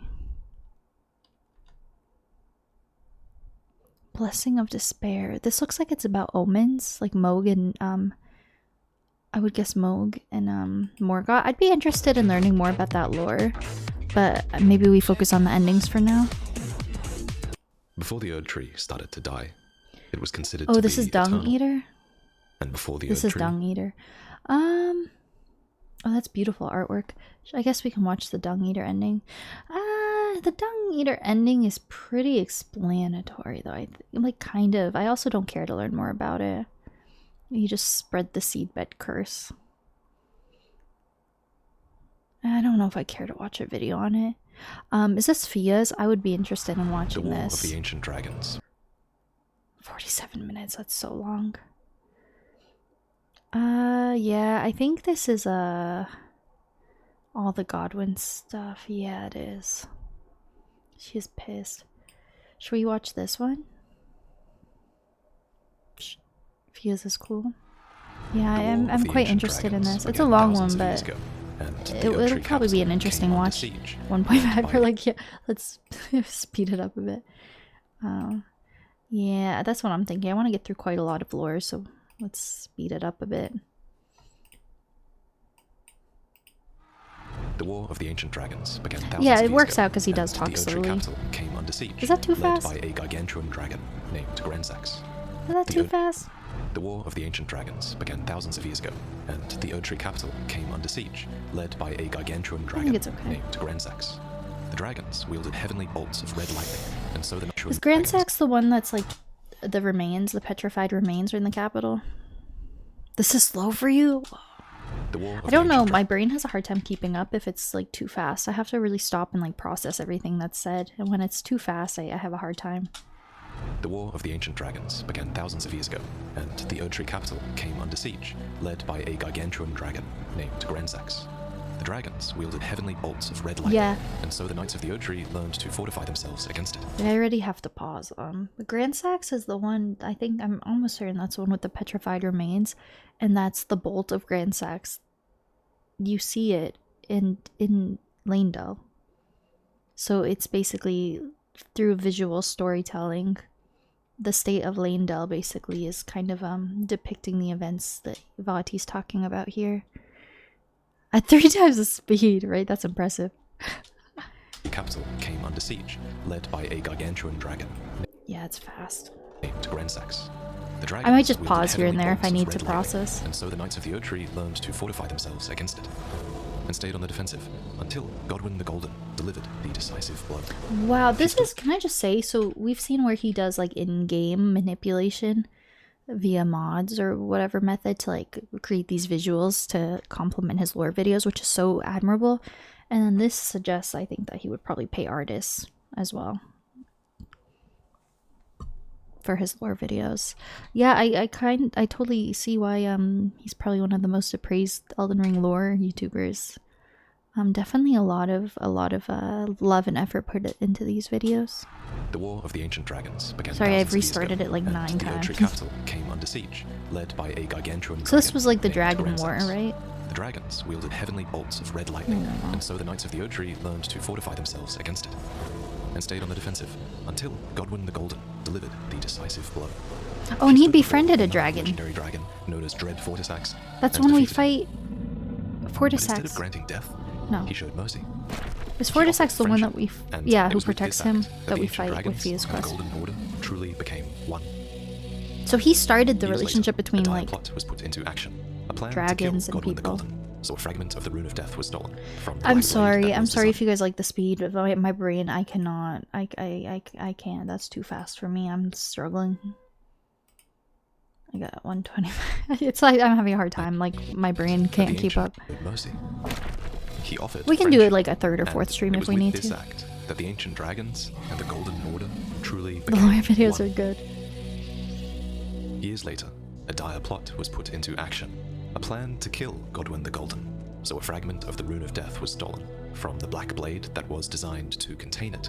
This fragment was then inscribed onto a set of black knives. which Man, this is hard. My brain is having a hard time. I'm really struggling. This is a lot. But instead of granting Let me death, really lock in. he showed mercy. He offered friendship, and it was with this act that the ancient dragons and the Golden Order truly became So Godwin one. started that, right? Years later, a dire Working plot together was with the put into dragons. action. A plan to kill Godwin And that's the Golden, Ronnie's plan, so a right? fragment of the Rune of Death was stolen from Ronnie the Black did Blade that. was designed Or to the Black contain Knife it. Assassins. This fragment was then inscribed onto a set of black knives, which the Black Knife Assassins would wield, and with cloaks of silver that fooled the eye, they snuck into the capital and delivered the first destined death in a millennia.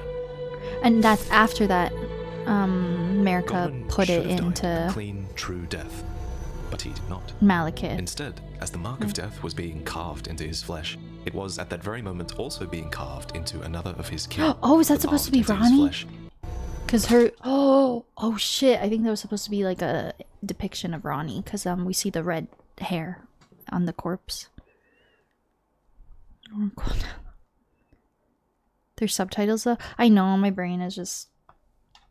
Or wait, because you mean because I keep pausing? I know. I have a hard time. I have to really think and Godwin process it. should have died a clean, true death, but he did not. I think it's supposed to be as Ronnie, the mark of yeah. death was being carved into his flesh, it was at that very moment also being carved into another of his kin, the Lunar Princess Rani. And Rani she did got that her wish herself. and perished in flesh alone, which freed her soul. But Godwin died in spirit alone. That's so sad. And so his body suffered an unimaginable fate. His living corpse would spread a peculiar brand of undeath through the lands between via Deathroot. And I'll try not to wherever there is pause. I'll just Deathroot, try to like the hunters make the sense dead of it are sure to follow. as best as I can. There's no mistake, is there? Death has left its mark once again. Oh, that's cool. The I'm animation I into cannot give you your proper rights. the game but at least visuals. you did not join those who live in death. Your soul will return to the Erd Tree. Oh, for sure. Yeah, I always try to do subtitles if I'm watching videos if I can. I know some people like A it. tarnished, are you? I'm known as D. Speaking of which, I hunt down haven't. those who live I've in had them death off for a long and time. I heed have to their get the Heed my subtitle warning. integration on my stream The again. I village used to here have has it, been and I don't have tortured by subtitles death, on my stream and worse anymore. yet, I think it it is makes it home more to a accessible. If I have you a value to-do your list of life, stream then things go no further. I need to do. The dead have long been left to wander, and what they need You think is so? true leadership. The mariners can call to those who live in death and offer them some semblance of guidance, but they make poor leaders and even poorer fighters. So it is that the dead continue to live without purpose. Well, well. Another fool who won't listen to reason, eh? But with a prowess for weeding deathroot. I've spotted the mark of the centipede here in the village. An ill-omened symbol that should not be.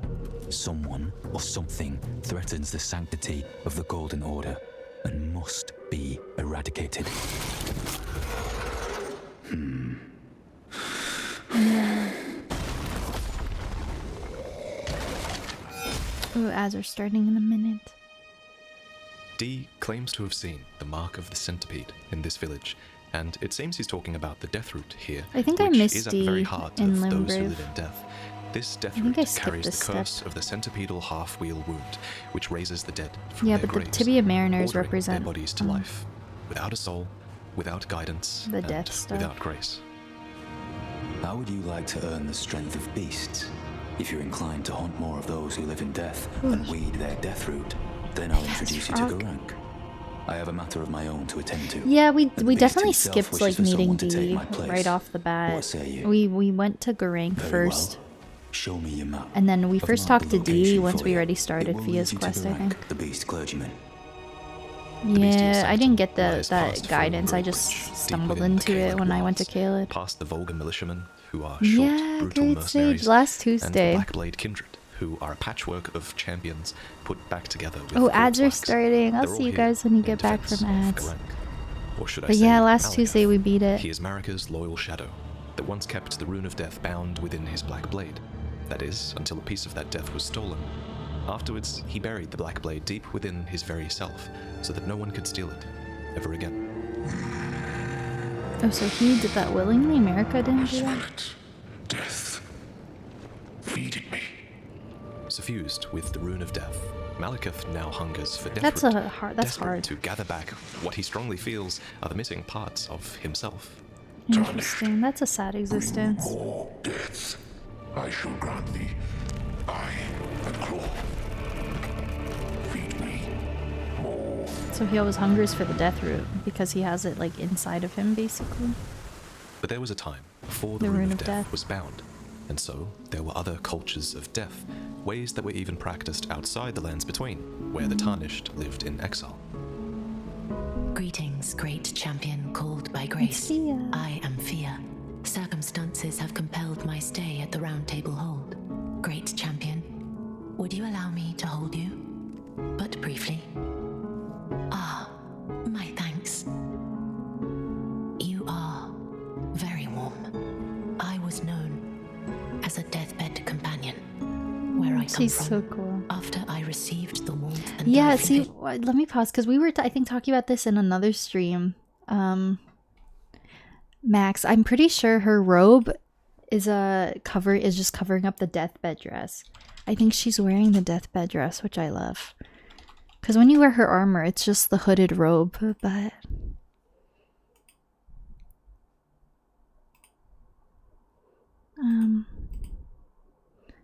But if I were to... not that it matters, but I just find it so cool. So you see like the emblem. You see the emblem, and then I think she's wearing the deathbed dress underneath her cloak. Yeah, she is. It's so cool. That's such a cool detail. It makes sense. Deathbed companion. That's so cool. I wonder if you can wear her robe with like the hood down. Probably not, I think. But yeah, I think that little detail suggests that's probably what's underneath, maybe? Maybe, or a version of it. I find that so cool. From a number of champions, I lay. She's a cool character. Of an exalted noble. To grant him another The chance at deathbed life. dress. To do so is the purpose of It's my so being. pretty. But before I could bear the noble into new life, I was awakened by the guidance of grace. That's so interesting. And chased from my birthplace. That's so cool. Originally, the deathbed companions existed to provide a simple comfort to those who were dying. But at some point, it seems, it was discovered that a deathbed companion could use the vitality of others to birth dead remains into new life. And so the deathbed companions became a tool. Yeah, she's a super path to fleshed out rebirth character. for the privileged, who told the deathbed companions who to lie with and when, so that one exalted being might get a second chance at life. Despite all that, I still wish to be a deathbed companion. So please, let me hold you like this, as often as it takes. But it's not all about you. Cool. After all, you are not the only tarnished that Fia lays with. And who knows what secrets are shared in her bedchamber. Oh yeah, Rogier.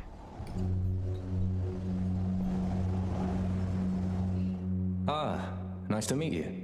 The pleasure's mine. Roger. So that does fully, I feel like we've talked about this, but that does fully suggest that our tarnished like sleeps with Fia, technically.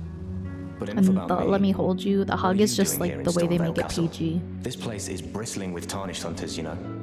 They sacrifice our kind for grafting. Not exactly a place I'd stroll into without a purpose in mind. Many external threats have laid waste to Stormvale over the years. I'm excited to see this because we missed this part of the quest. Thorns that have the Rogier stuff. The tortured stone. Wow, that's so interesting. Wow. Oh my god. You don't realize that when you play. The side of the castle, it looks like it's being like laid waste to Stormvale over the years, and now the castle is marred by mottled thorns. Wow, so that's visual storytelling is so cool. You don't really realize, well, I didn't anyway, you don't realize that when you're playing the game. Oh, because there's like the death like Godwin thing in the basement, and it seems like because that's like the source of the castle, like it's literally eating away the castle. When you like are playing the game, I thought you see these like markings in the brick and you think maybe it's from war and from battle or something, or just years of wear and tear. But seeing this visual, it looks like it's literally like wounds, like it's like the castle is alive, almost like it's being eaten away at. That's so cool. That have worked their way through the tortured stone. That's so the soldiers cool. mutter that it's the curse of grafting that causes such an Stormvale was such a sick Its spot. root being something much more and then sinister, how you drop underneath. The castle. Yeah, that's so that sick. Is why Rogier is here on a mission of his own. Yeah, we missed And that. as We you didn't square see. up against Godric, he is searching for the source of the I didn't thorns. look at him getting a finds death blade. For the world has or grown whatever. crooked, and if one intends to put it to rights, then they'd best understand what happened to make it that way, no matter the cost. Man, because you can see that, I think. You can see that in the game, and we didn't. All of a sudden, he just had Deathblight in the round table for me. Taken over by the death root that is Godwin. For when Godwin died, his body was buried Godwin is in the source deep of all the depths death root, in right? what seems like an esteemed position directly below the Erd Tree. So this would have been done in accordance with the practice of Erd Tree burial, a process which replaced destined death. Yeah, it was For such a good under Marika's dungeon. Golden Order, death exists, but it is not the end, and the roots of the Erd Tree should call to all of the dead. And I've heard people say that they find Stormvale like the most similar to Dark Souls 1 and Dark Souls games. Like apparently it's just so well done. Skidoo Tree is a death root. That makes sense because the Land of Shadow is more or less the realm of like death, right? So does that suggest that the Land of Shadow would have come to be after Godwin? I'd like to learn more about the origins of like how the Land of Shadow even came to be, or how there's this like separate realm from the lands between. It's very fascinating. I don't think I have a good understanding of it. Reabsorbing them into the Great Tree, where they may one day. It's not confirmed. Oh, okay. Godwin, So being a great hero, likely received the burial rites that placed him as close to the Erd Tree as possible. is that what he looks like? That must be from an angle that the player doesn't really see. Is that underneath? Is that behind the arena? Really? Or did he make this up? Wow, that's so fascinating. Oh, okay, so just at the But arena. this backfired horrifically for the roots. Yeah, that must have been like an angle behind the arena. Wow, the arm and everything. Wow. Thing must stink. I can't imagine fighting down there. That would be stanky. And all the flies. Oh, yeah, that would be awful. would instead take up Godwin's cursed essence. I wonder what the... It's hard because it's kind of like a mythical fantasy land, so time might not really work the same. But I wish there were like some sort of indication of how much time passes from like the shattering and then our tarnished coming. You would assume that's kind of rotting away in there for a hot minute. A tree absorbs water and spread the mark of And for like centipede these throughout kind of the lands wounds between to via come to Deathroot. be in Stormvale, you would So it think a is that those who significant live in amount death of time has were born, passed. and the hunters 5 to 7 business days. I serve the golden Shit works order, quick in the that I lands might put between. this crooked land to rights, It's in the subtext. following only the guidance of the great Elden Ring. Those who live in death I just fall assumed that outside the principles of golden order. Skidoo tree was just like a shadow of the Erd tree and like The nothing guidance more, of nothing gold, less. tainting its truth. And so it is the vermin must be exterminated. But I don't know what the implications of that would be. Down to the very last. The hunters of the dead are fanatics who are glad to have an absolute evil to contend with. But does such an evil even exist in the fundamentals of order? Are you acquainted with a man named Roger? Roger. The piteous fellow hiding away on the balcony. He was a formidable spellblade in times past. Don't let his easy air I deceive liked you. him. He was I was kind of wise sad when beyond he his died. years, stout of heart and clear of mind. Ah, so you've met Dee. Dee is an old friend. We found ourselves journeying together for a time, bound by our exploration of death. But our paths have since diverged, never again to cross. Though that's hardly an uncommon fate for two friends. No more, though.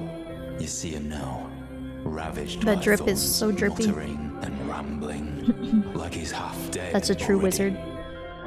Couldn't change a thing. I can't stomach to watch. Take well the lesson, friend. That's how you end up when seduced by those who live in death. When grace is sullied, it rots people from the inside, breaks them. Yikes. Roger.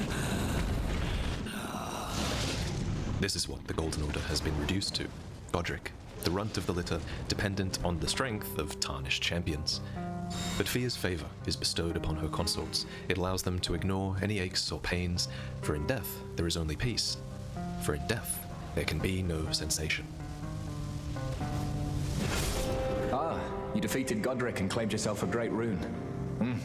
Looks like we both got what we wanted out of Stormvale, didn't we? Well done, friend. Always good to see you safe. So, the misshapen corpse under Stormvale. That is a sacred relic of the Black Knives plot, as that famed night of assassination is known. It happened during the golden age of the Erd Tree, long before the shattering of the Elden Ring. Someone stole a fragment of the Rune of Death from Malekith, the Black Blade, and on a bitter night, murdered Godwyn the Golden. That was the first recorded death of a demigod in all history, and it became the catalyst. Soon, the Elden Ring was smashed, and thus sprang forth the war known as the Shattering. I once wished to become a scholar, you see. I've spent many an hour scouring the archives for knowledge of that fateful plot. And that thing is to blame for the shape I'm in now. I urge the utmost caution. Spilling all Don't the disturb tea. the corpse more than necessary. That's so cool. My dear, have you ever heard of Black Knife Prince? Dear Roger likes to talk of them when abed. And the ancient plot, in which the first of the demigods was slain. The black knives wielded by the assassins who committed the act, along with the impressions they made, somehow hide the truth of the conspiracy. These grand affairs are hardly my forte, but dear Roger began to weep as he spoke. In truth, I've heard tell from someone else about the That's Black so Knife Prince crazy that to let fascinate dear Roger so, but it wouldn't be right to give this to him, stuck as he is in the Round Table Hold. Perhaps you could make use of it? With a crudely drawn map in hand, we can Oh, find the Black a Knife living catacombs. Black Knife, one of many who lurk purposeless in the dark places of the lands between. Yeah, I think we didn't. I Deep think we is here missed to that dialogue from Rogier. We missed an early part of the quest. I think we just found this place by exploring, and then we had to kind of like piece it together backwards. Ah, hello. You've been busy weeding Deathroot, I take it. brother in arms. Yeah. The Black Knives were, after If all, I played this instrumental like in fully on my undoing own Dee's time, beloved order. So off here, stream, he takes his revenge, without like suggestions and like walk away gentle with nudges an and stuff, imprint of a I black don't knife. feel confident at all that I would have seen through all the quests.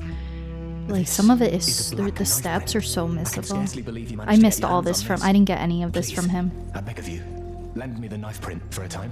I'd love nothing Yeah, more I than to missed tease out like its all that secrets. round table stuff with Half my Rogier, I body think. has been suffused with death. Yeah, I'm certain this it is will so help me see. interesting. Though only This a music is fragment, A nice. very It's specific ritual jazzy. had to be performed to impart the power of the rune of death. Traces of the one who performed the rite are sure to remain in the imprint. Truly, you have my thanks. Time can move rather slowly, stuck here, you know. A little conversation goes a long way. Yeah, I feel like I didn't know that until like the end of the game. I was like, oh. So Rogier Yeah, continues it took his me some time to investigation, piece and you together continue to that I'm seek out like, Death oh, the Root, hug is just waiting the for the truth of game things to keeping be it revealed. PG and You are implying. basically put to good It took me use some by time as well. everyone around you. A little soaking with Via. I am pleased to see you again. Would you like me to hold you? Yeah, I think that's just the game's way Come closer. of suggesting. You are so very warm. It does feel I heard intimate. that you lent a hand to dear Roger. He seemed positively elated. He must be possessed of great mental fortitude. It anchors his will and sustains him, despite his grievous wounds. You truly are a champion to dear Roger, and myself too. My dear, That is might I wild. ask something of you? It's a Could freaky you game. please find the owner of this dagger and return it to them? A certain person gave it to me as a gift. It's a very precious thing. It must have a special place in the owner's heart. So I would like for the original owner to have it back, if you wouldn't mind. I think this is when we do the back and was forth once a with special D. weapon a little of bit. gold and silver intertwined, except now it has been worn down and marred by a black gash. It's natural to think that this weapon belongs to D. Oh, we give it to the brother, Why didn't right? Fia give it back to No, him herself? no, we give it to D. Well, what have we Hmm. here? Sometimes a lot of like the back and forth, like the in between steps, I don't know, kind of the significance confuses me. That hardly matters. Like this I know part, I'm very like well kind whose of, dagger it is. I don't feel Why don't I 100%. return it to them for you? Good Oh. work bringing this to me. I don't think it also matters that much. It's almost as if they're playing a game with the dagger, arguing over whose heart it truly deserves to be buried within. To his back. And it's a game that D ends up losing. Because she kills him, right? For We Fia find her developed like a laying sorcery over his to body. oppose the Round Table hold, a mist of deathblight that is only effective against the tarnished, especially if they confront you in a small enclosed room. Interesting. Yeah, I was kind of confused by that, and the way he's explaining it, I'm still a bit confused. Finally, it is returned to its rightful place, the stolen Hallowbrand of the exalted noble. And now, I must bid you goodbye as well, though I ask you deliver this message to the Round Table Hold. I am Via, deathbed companion, hark Round Table. Disturb not the death of Godwyn, the exalted. We who humbly live in death, live in waiting, to one day welcome our Lord. What right does anyone have to object? Our Lord will rise, the Lord of the many and the meek. All this time, She just Fia was pieces getting out. closer to recovering the Hallowbrand that D stole from Godwyn. For this Interesting. Hallowbrand is the key. It's the curse mark that the Black Knives Okay. carved to split death in half, which started all of this in the first place, and Fia has a use for it, while D is dead. Interesting. But D is also alive, for Devon and Darian are the inseparable twins. They are of two bodies and two minds, but one single soul. Supposedly, this made them reviled by many, but they found solace within the Golden Order, which accepted their duality of the self. They even had armaments forged to represent their state of being. An inseparable sword and a twin suit of armor. And these items long to find their way back to the other D, who yet lives. Devon slumbers in the Eternal City, tormented by Deathblight. And it's here that he is said to have stood before the Prince of Death, suggesting he was the one who carved the curse mark from Godwyn's flesh.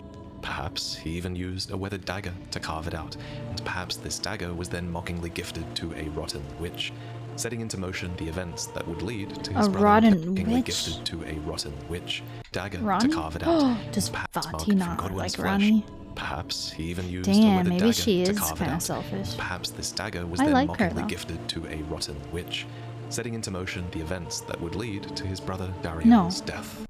I don't think he's talking about Ronnie. Suggesting he was the one who carved the curse mark from Godwin's flesh. I'm really confused. Perhaps he even used a weathered dagger to carve it out, and perhaps this dagger was then mockingly gifted to a rotten witch, setting into motion the events Someone that would associated lead with to the- his brother Darian's death. Oh, okay. I don't think Ronnie has anything to do with this. She's not really affiliated with this quest at all. Oh, okay.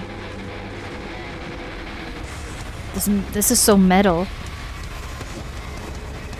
The thine gift to D. Got it. The Mariners are a joke, making your hunt for the spreading death root an easy one. It shows up in Limgrave, in Leonia, even in the mountaintops of the Giants, and it is most common wherever there is stagnant water, which is a medium that represents corruption, defilement, and the death root infects all manner of creatures who meet their end sporting these distorted pustules of Godwin's own visage. Deathroot even starts to get the better of Marika's own shadow. After all, in the end, what we're feeding him is now much more than just the missing fragments of the Rune of Death. Something has changed. Strange. There's something else. I must consume more.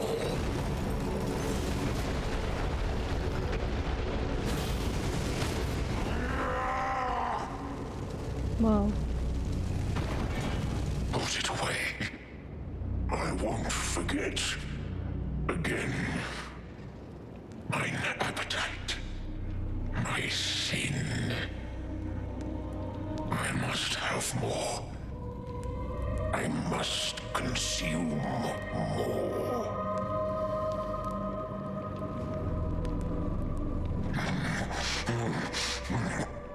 It is all consumed.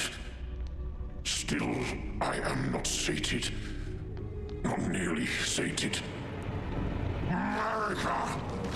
Is this what it is to sin? Will things never be the same again? Tarnished. My thanks for thy long labor.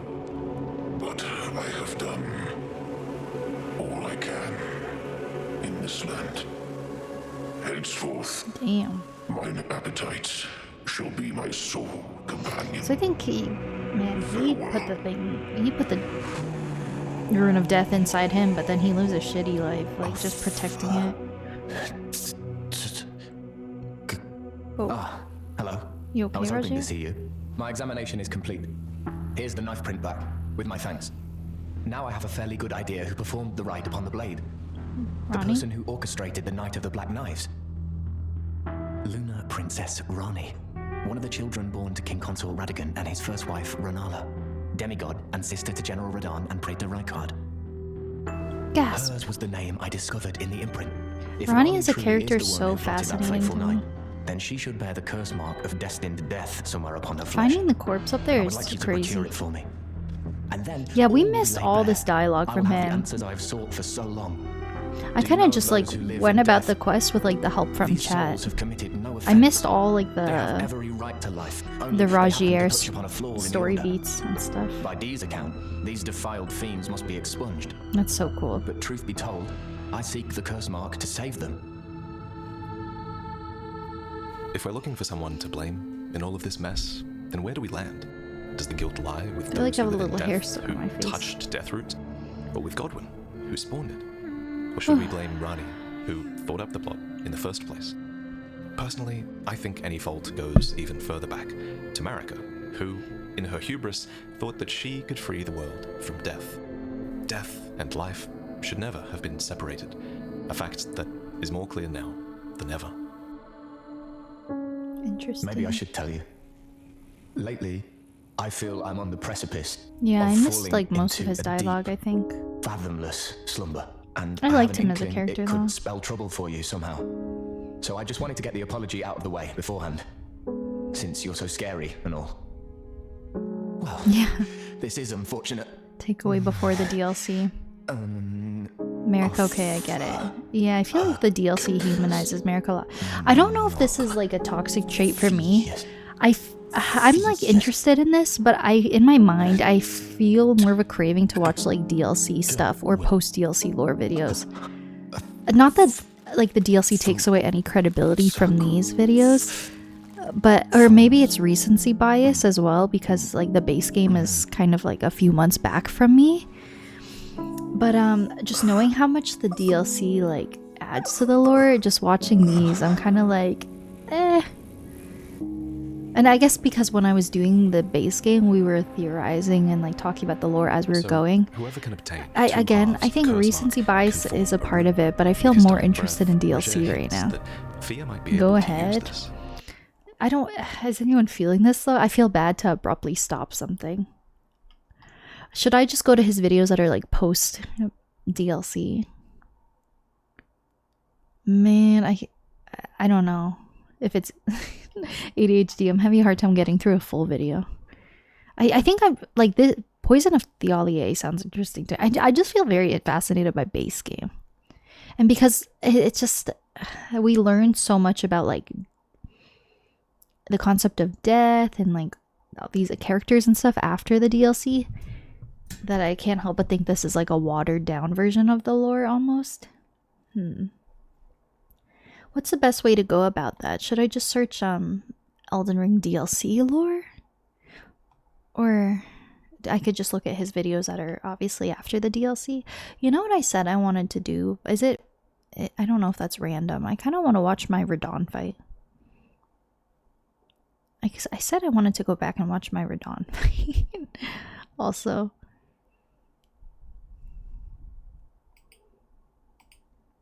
Let's watch it.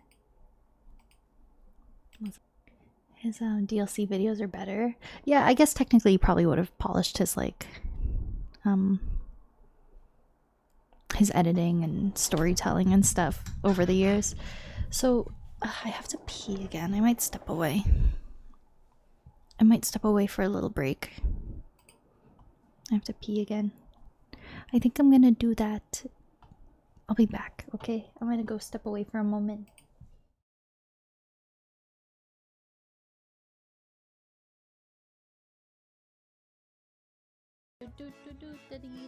But every day deep inside I've got a dream, I've got a dream, I've got a dream, I've got a dream, I've got a dream, I've got a dream, I've got a dream. I can't fucking breathe, I've got a dream.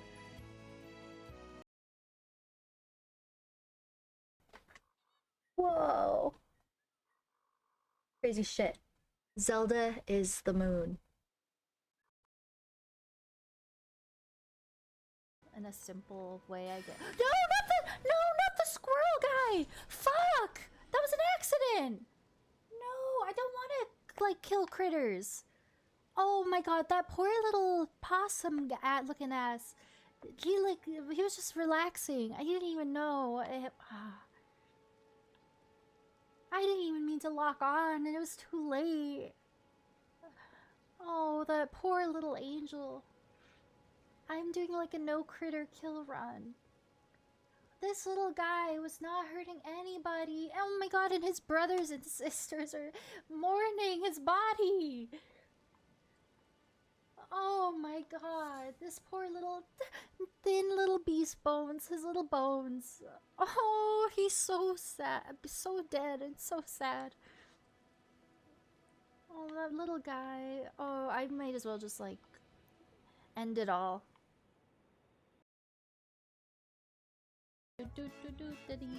But every day deep inside I've got a dream, I've got a dream, I've got a dream, I've got a dream, I've got a dream, I've got a dream, I've got a dream. I can't fucking breathe, I've got a dream.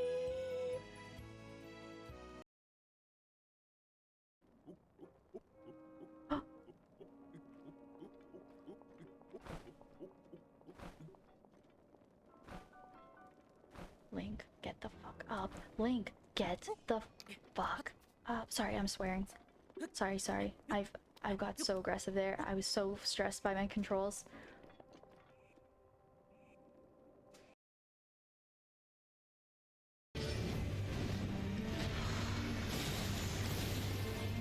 I need to be so patient. Don't do any greedy shit. Don't do any greedy shit.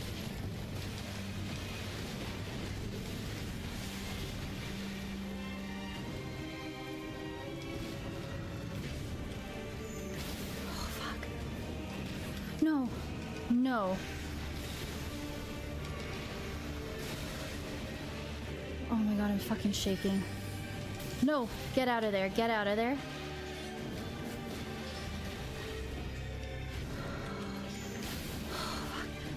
No. No. Okay. Strength. Extraordinary. Oh. The mark of a true lord. Damn.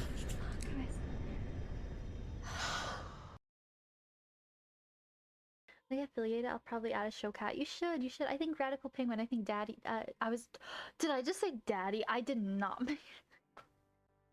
I meant Danny. Okay. Sorry, I don't even know what to say about that. I was gonna say, I think Danny has a show cat redemption.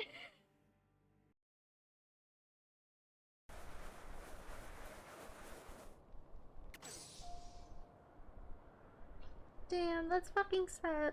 Oh, I'm so sad. Oh.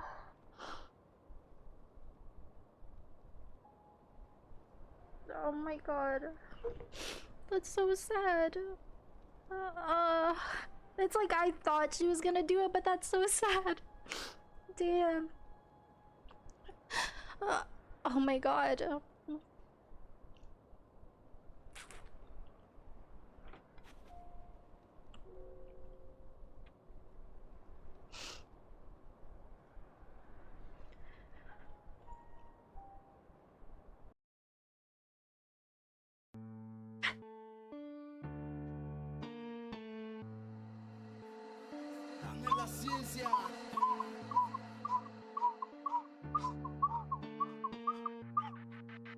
I can't stop laughing.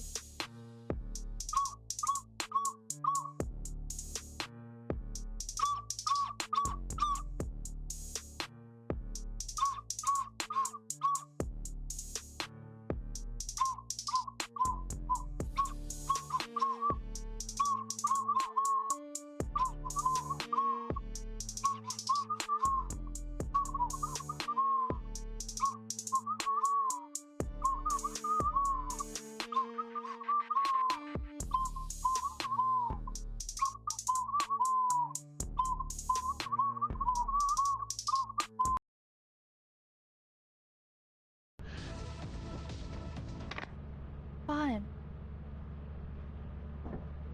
Nope. Oh, damn. I know, hey. Damn. Going to Best Buy tomorrow? Fun, Trevor. You're so awake right now. I love that for you, babe. We gotta close. Oh, fucking, we gotta take off.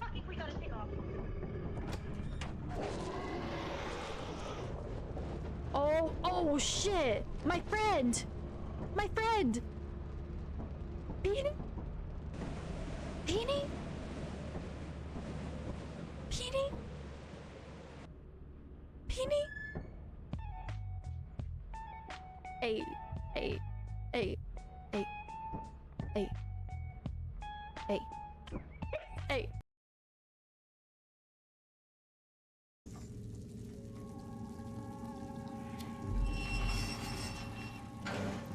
Okay, I feel like we're in a calm before the storm right now. Things feel safe, but tense. Oh, Jesus Christ. Mr. Lion. Oh, I can slide. Cool. Why isn't the timing of everything I say so perfect? Chill, Mr. Lionel. I'm trying not to think about what's happening right now, guys. I'm trying to be calm. I was pretty smooth with that. Chill, Mr. Lionel.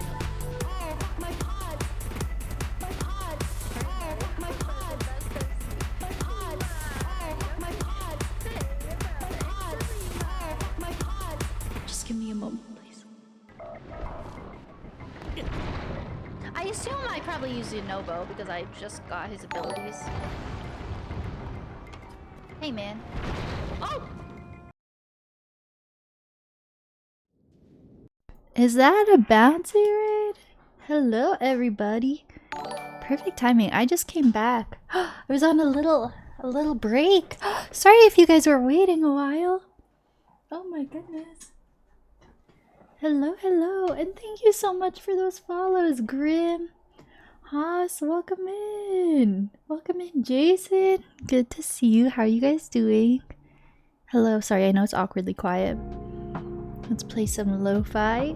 Bazibo, how's it going? Thank you so much for the raid. I really appreciate it. Welcome in, guys. Let me get you a shout out. Perfect time. Perfect time.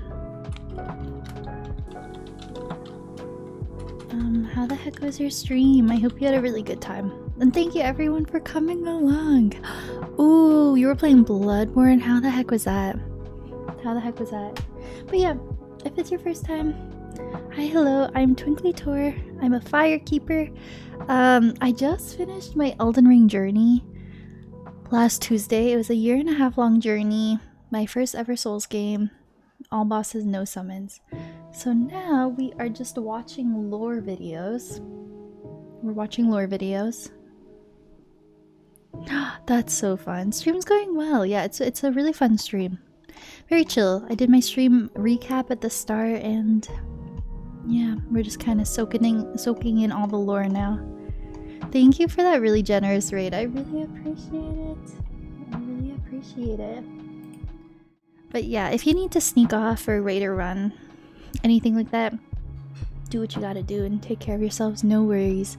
Please don't feel like you have to stick around, and that goes for the raiders as well. But if you want to hang out, we'd love to have you here. We'd love to have you here. It's very chill, basically just watching videos. I was watching a lot of base game stuff, but before I stepped away on break, I think it's a recency bias as well. But I want to watch more DLC focused lore videos. So yeah, we're probably gonna change gears here a little bit. Oh, and I was also pulling up, I think right before stream, I said I was gonna pull up my Consort Radon fight. Yeah, I'm gonna do that. Because I never really watched it back properly. I want to see how it went down and dissect it a little bit. Yeah, I have such a great lyric, thank you. So of course, spoiler warning for anyone who still has to beat Elden Ring.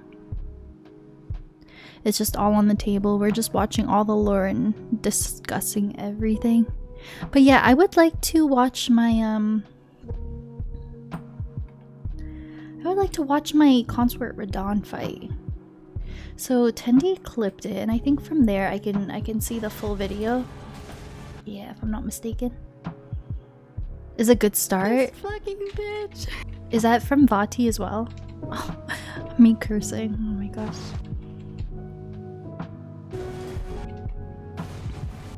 Ew. Yeah, I want to watch this and dissect it a bit, because phase 2 is crazy. I want to see what happened. Lore Revelations in the DLC, we could definitely start with that. Man. Maybe I'll search Vati DLC and see what pops up. And look at chat. Okay. So this is our winning fight, right? Okay. I still had a few more flasks. Not too bad. Not too bad.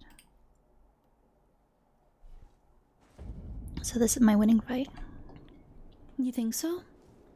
I want to see it. I do feel like the dodging was pretty good. Okay, we gotta get that. You never know when it's gonna be the winning run, and I feel like it was like my Melania fight. I need to just let myself lock in. Bad boy, and I did lock in. Yeah, I think it was like my Melania fight in the sense that it was. I have a hard time with games like this because I'm trying to share my thoughts when old me is talking at the same time. It's confusing. I was gonna say it's like my Melanian fight in the sense that it was very clumsy. Like it had every reason to not be the winning fight, and then we just clutched it in the end, from what I remember. To just let myself lock in. Bad boy, thank you so much. So phase 1 is pretty consistent. I just have a hard time. I have a hard time with games like this because I feel like I have to constantly talk and look at chat. But I think I'm gonna have a really good run if I'm just like in the zone. And I locked in second phase. That's so cool. I think I need to allow myself to do that and not feel bad about it. Your dodges are very impressive. Man, what a fun Thanks. fight. After I kind of fighting miss him it. so many times. Man, I hope so. Okay, decent phase 1. Okay. I'm excited because I do think I'm seeing progress in the phase 2. I swear, not every round, but this was like my Melania fight. If I go back to my Melania fight, I'm like talking about the winning run. I'm like, I just need to do this, and I need to do this, and then we're gonna get it. And then that was the one. It's so wild. This is a run, and you're like, whatever, man. The runs Right? are decent in phase 2. That's so funny. That's just like Melania. I was just talking like it's just another run. Now what do I do feeling? Yeah, it's weird. This game was like my life for like the past year and a half. Welcome home. I hope the rest of your workday was good.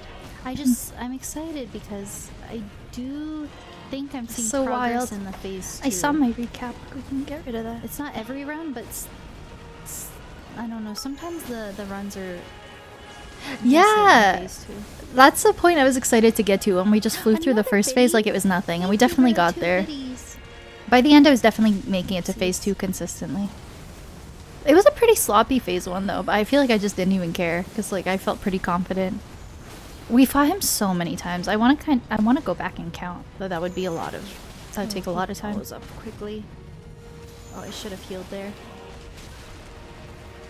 It wasn't even my most perfect phase 1 by any means. I really did not think it was the run at all. It was so wild. Oh, I should have known. I should have known.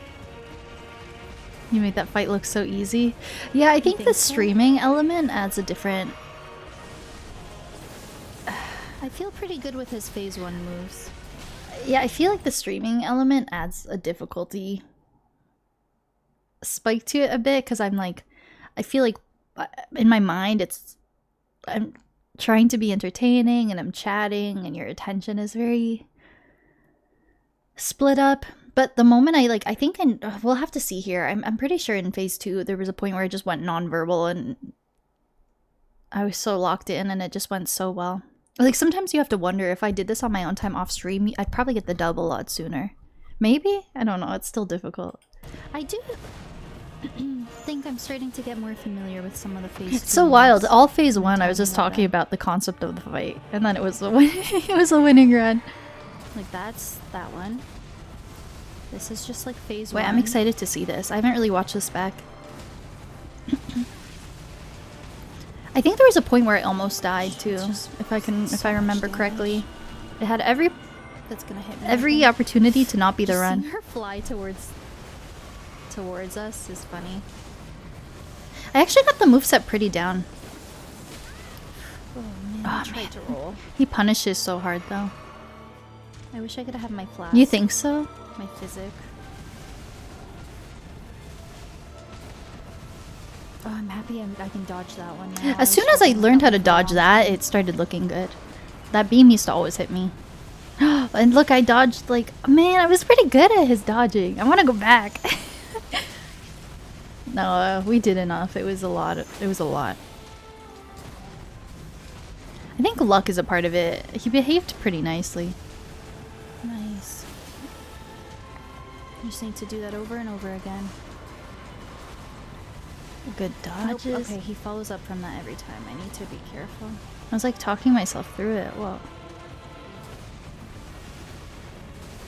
What a cool fight. Okay. Intense dodging. Like, I'm in such a flow state with him. It's so satisfying to watch. What a cool fight. Seeing yourself improve is so rewarding. And actually learning the moves and the timing. Whoa. Yeah, once I learned how to dodge that, things got so much better.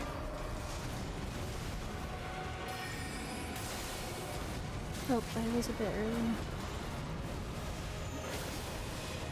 Nice.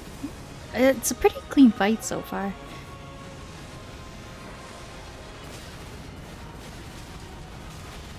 I think that's what I'm thinking of. Look how close. Look at my HP bar. Oh, I could have lost it all. I could have lost it all. I did not think it was the winning fight. I'm reading him like a book. And very rarely did I get to the meteor part. So look, I was like stressed. I was like, oh god. That's so funny. I think I saw the meteor part maybe like 3 times. It was probably like 3 times at most where we got the bar to the text. I don't know if I did that right. Ouch, that Oh. did not feel good. Yeah, I took damage. Okay, I think I lock in from here till the end. I think in my mind I was like, wait, this is possible. One heal, it's so sad. No, I thought I had one heal. That's so feel sad. good. I thought I was gonna die. There is a point where I lock in for sure. One heal, it's so sad. I think when I survive this, I'm like, wait, could this be the run? Yeah, I think I go non-verbal now.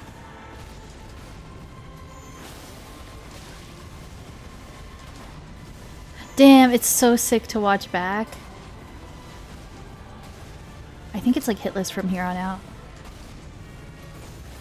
And the moment we get the stagger, ending with the stagger is crazy. It's so cinema. Oh, that's when I knew. I was like, guys, shit, we did it. It happened so fast. It happened so fast. I feel like from this point to the end, One heal. the mindset shifted from like, oh, the run's over to like, wait, this is looking good. Oh, it's so cool to watch back. One heal, it's so sad. Yeah, I thought I was gonna die there, and I didn't. Running around your place. That's such a rewarding fight.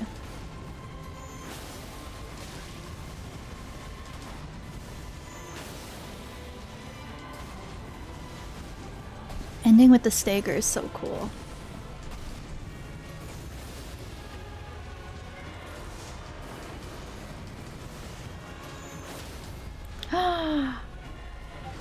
That's so cool.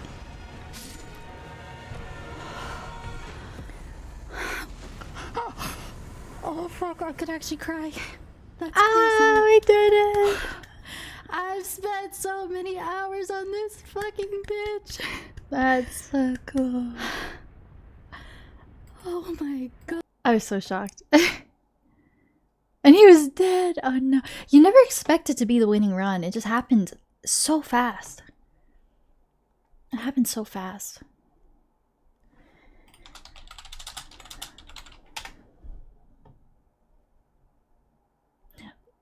Oh!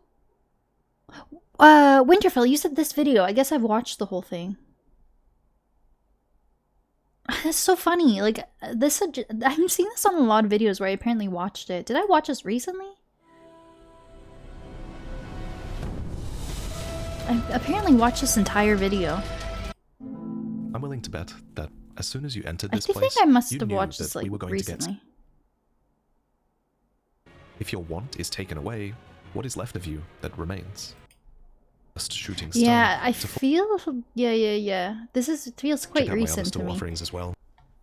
I think in the past week I've like put on a ton of lore videos. A lot of them I passively watched though in the background, and I wasn't really focusing on.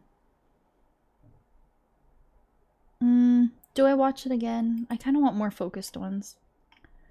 Elden Ring lore.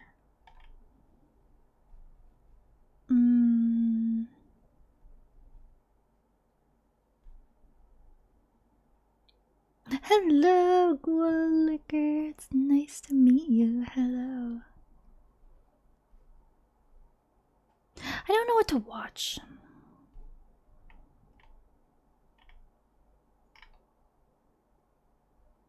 All endings explained. That's a cool one. Wait, that's from someone else.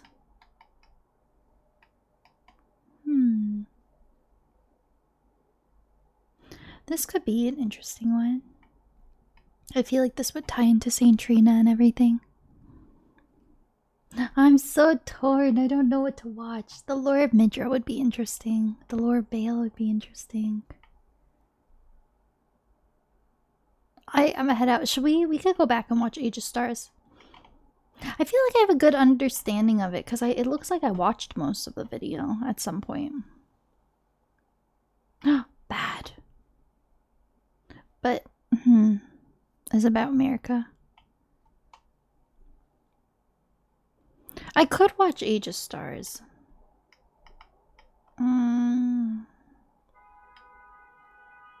Whoa, watch your driving.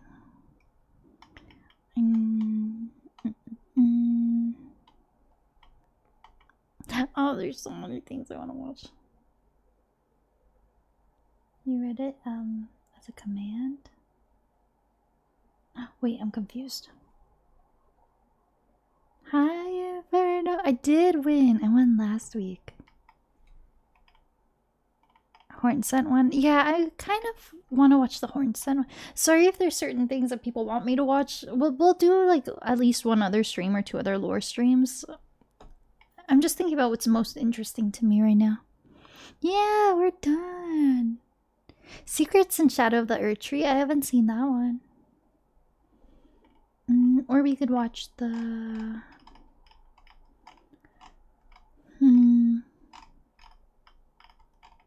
What's the one? The Horn Scent? That could be interesting. I'm so torn. I don't know. Sad you missed it. That's okay. That's okay.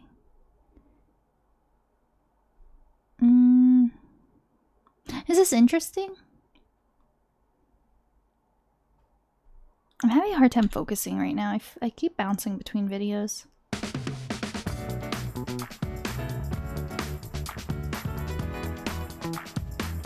Is clearly the tower. It was fun. It was fun. Could be a stage codenamed Babel somewhere in the realm of Shadow. Did I miss something? I feel like my attention is very I'm very distracted right now. To me that there was to be a stage codenamed Babel somewhere in the realm of Shadow. Now, obviously, Babel is a reference to the Tower of Babel from the Bible. I don't know. I don't know. I don't know what I feel interested in. I'm having a hard time. I'm so sorry, guys.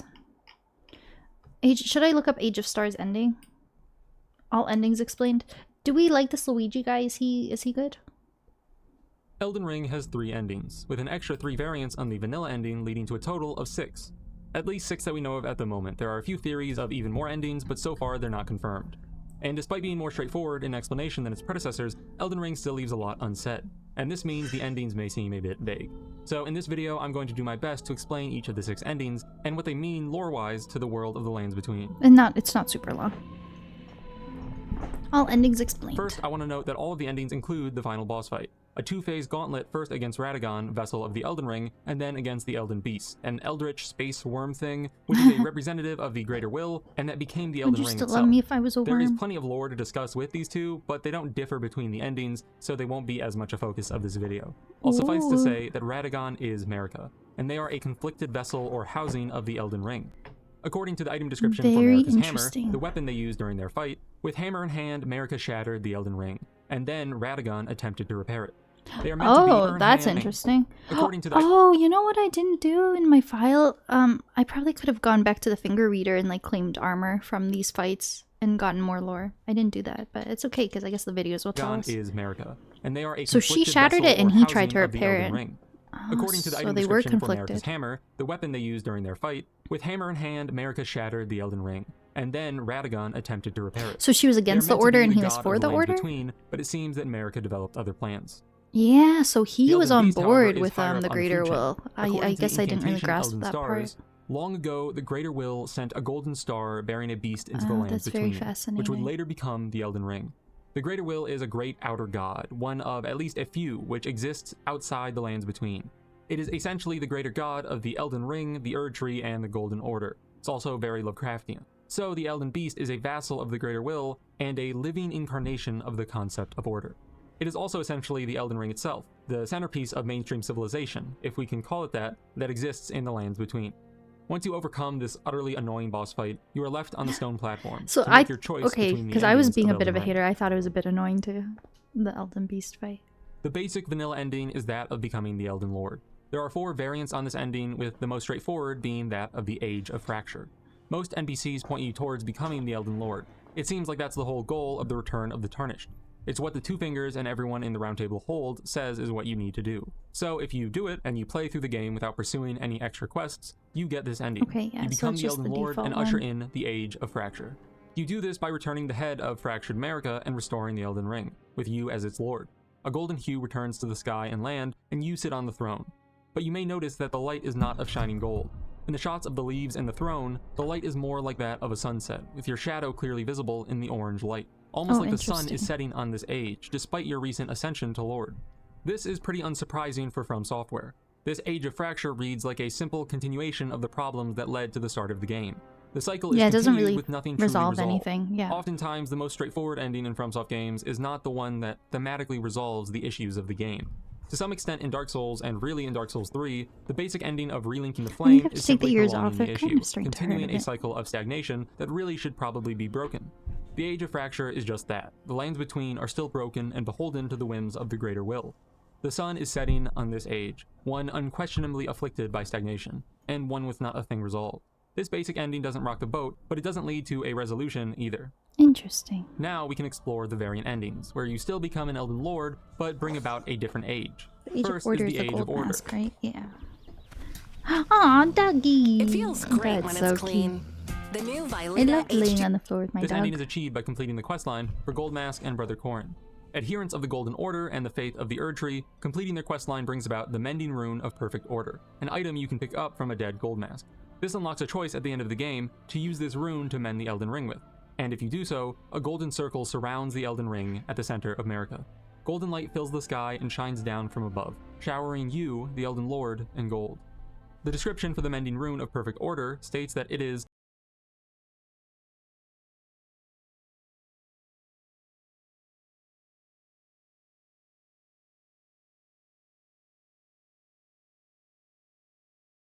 a rune of transcendental ideology, which will attempt to perfect the Golden Order. The current imperfection of the Golden Order, or instability of ideology, can be blamed upon the fickleness of the gods, no better than men. That is the fly in the ointment.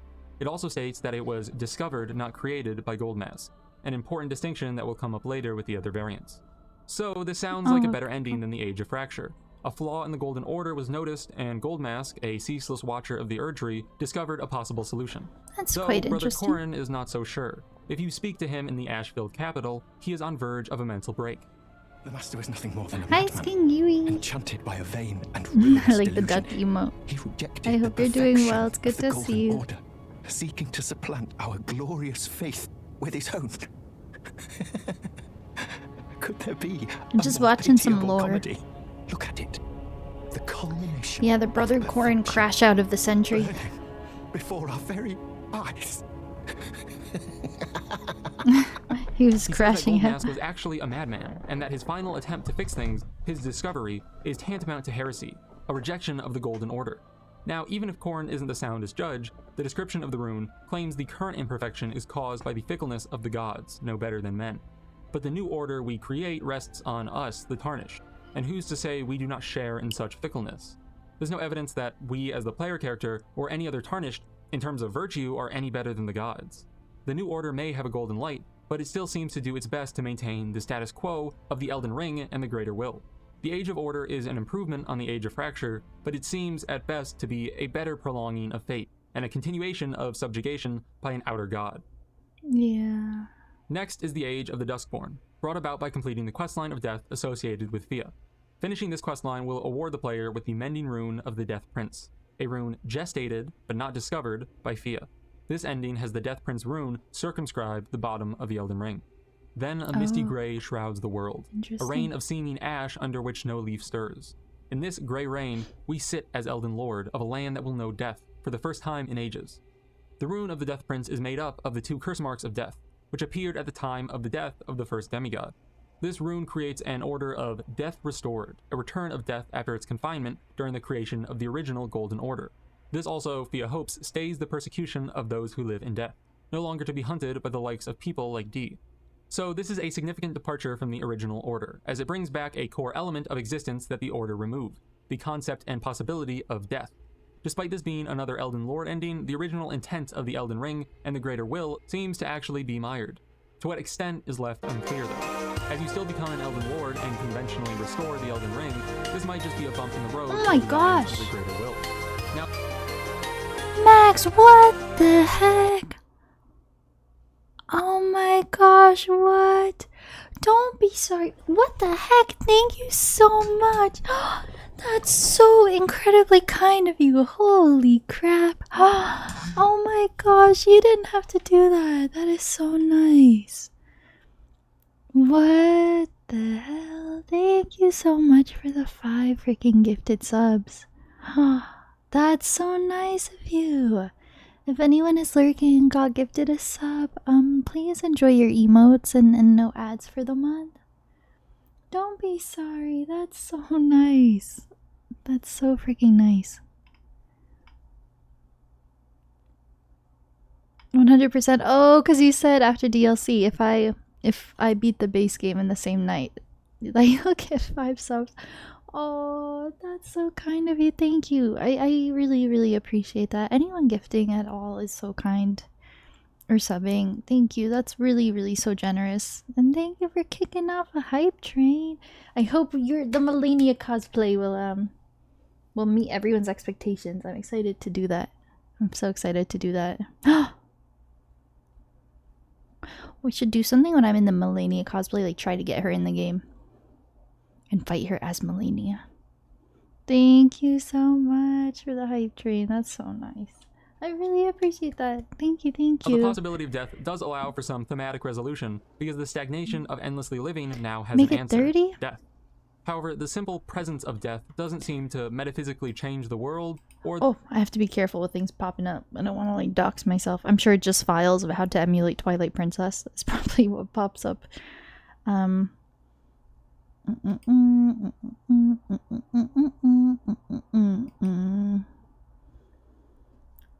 Oh, that's so funny. You were determined. You were determined. I just have to make sure. I have to be careful. Okay, it shows my first and last name, but that's already... I mean, my page links to all my stuff that has my full name, so I don't really care. What the hell? Let me get subs. That's so nice. Oh my gosh, thank you for doing that. Yep. Oh wait, we hit the sub goal. We had a sub goal of 30 and we hit it. Thank you. The overarching situation of the lands between. I guess I can so fix I'm not sure that we now. can say that this ending brings with it much meaningful change. I am curious to hear about the Age of Stars of ending. becoming an Elden Lord is the blessing of despair, brought about by completing the Dung Eater's questline. Finishing this questline, the Dung Eater. I assume everyone gets a seedbed curse. What's a good sub goal? Gestated by the Dung Eater. This ending has the fell curse This rune might be a stretch, cover the but Elden Ring with its decrepit blight. 50? The world is covered Sure. by an apocalyptic sky of swirling orange sores. The Erd tree is a pale white. The leaves don't stir, and the throne is surrounded by a dank might be a fog. big And goal, the fell but curse it's okay. defines the age, one of a blessing of despair. This ending is a fitting one to pair with the Dung Little Eater, Arbor, a reviled curse of a man in his own I right. appreciate And from that. him, we can learn more about this blessing of despair. The Seabed Curse, the item which is needed to progress Dung's quest I and achieve hated this this ending, quest. I states that it is hated a Marshall's buyers hustle for great gifts. Man, I got don't these have new to. glasses recently, and they good try to stuff. size it curse based on thrown a like corpse you killed do and this defiled by test the by Dung looking Eater, at the a camera tender and pox tilting your afflicted head. with omen horn. Feels By like it doing could so, be a he bit prevents dead wider. It souls kind returning to the of Erd tree, hurts behind my leaving them ears. forever cursed. I wonder if I One could. of the most loathsome things found in the lands between. So Sorry this to talk over the video. I wonder if I could go into a random like glasses store and say, "Hey, I didn't get these glasses here, but could you like fix these?" I'm sure I could just like stretch them out, but I think I need them to like fix the back as well. I'm happy we did the Radon fight in the end of the game in the deathbed dress. I'm happy no drip was sacrificed. action is a travesty to the normal order. The description of the curse rune says that when it is used on the Elden Ring, that the curse will last eternally, afflicting every generation That might be of the world. worst curse. That But what or is this affliction madness. really? We know it prevents souls from returning to the Erd tree, but if the Order and the Erd tree are not benevolent entities, then this might not be a bad thing. It could be that with that in mind, we can understand the name of this ending, how despair can be a blessing. After all, the description of the It's so curse rune also pretty. states, if order is defiled entirely, defilement is defilement no more, and for every curse, a cursed blessing. Perhaps this total defilement of the order is able to bring out a world where separation from the Erd tree is a blessing. Maybe No, such it sounds like a separation shitty could ending. constitute a proper end to existence, a true death. Also important to note is the connection of the Fell Omen. The Seedbed Curse has omen horns. The full rune name is Mending Rune of the Fell Curse. And the Dung Eater's helm describes itself as a malformed helm resembling an omen with its horns cut off. So not the boils or pus that it might originally seem, but cut off omen horns is what dons the Dung Eater's armor. The helm also states of the Dung Eater himself that he has the heart of an omen without the body to match. Could there be any crueler existence? What does it matter then if the curse claims it all? So there are inexorable links to the omen, cursed and reviled beings. And this reads a bit nihilistic. After the suffering the omen have endured, responding in kind by cursing the world.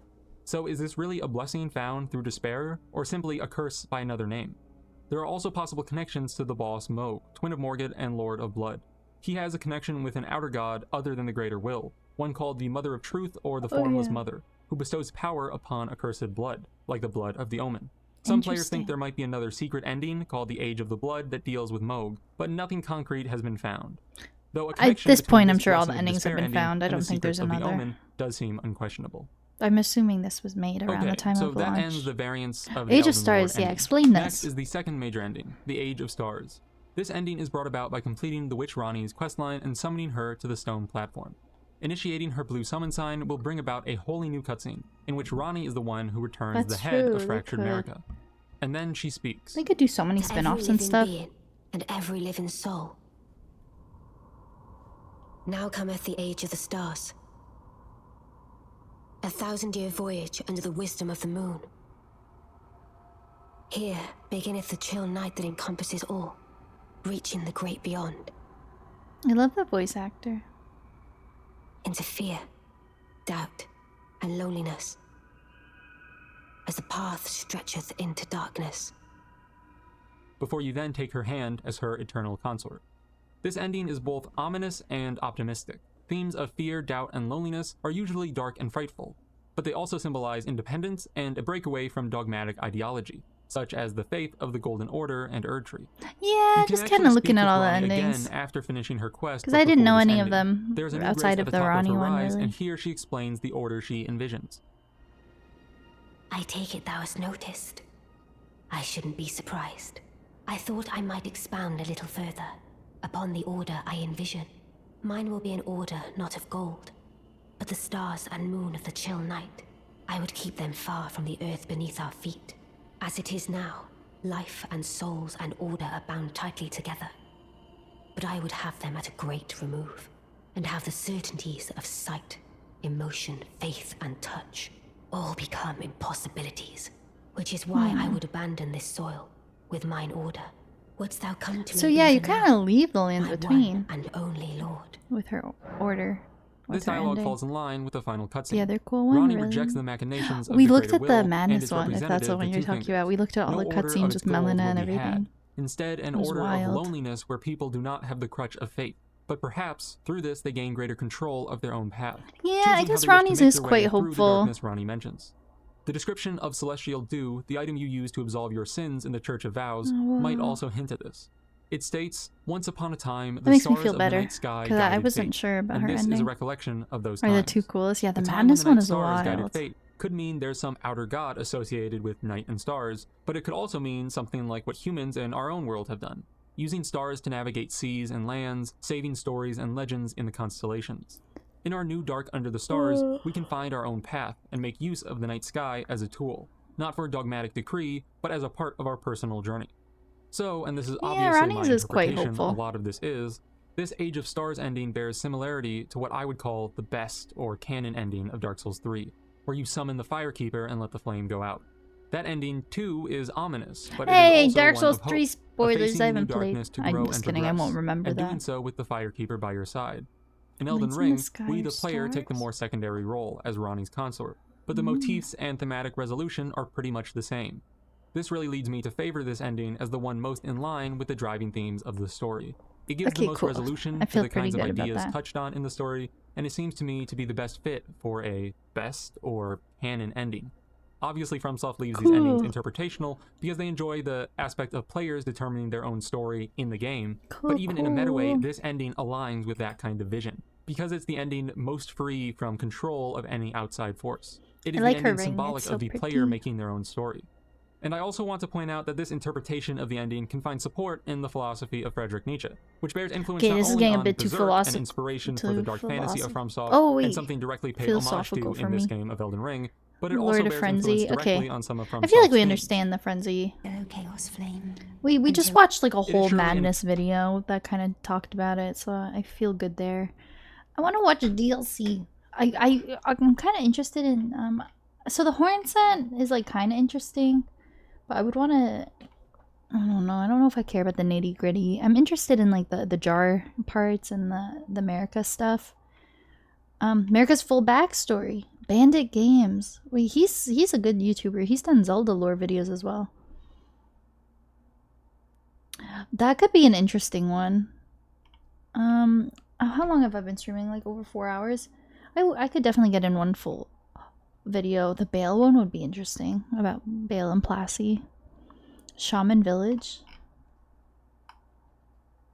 Lore of the main bosses.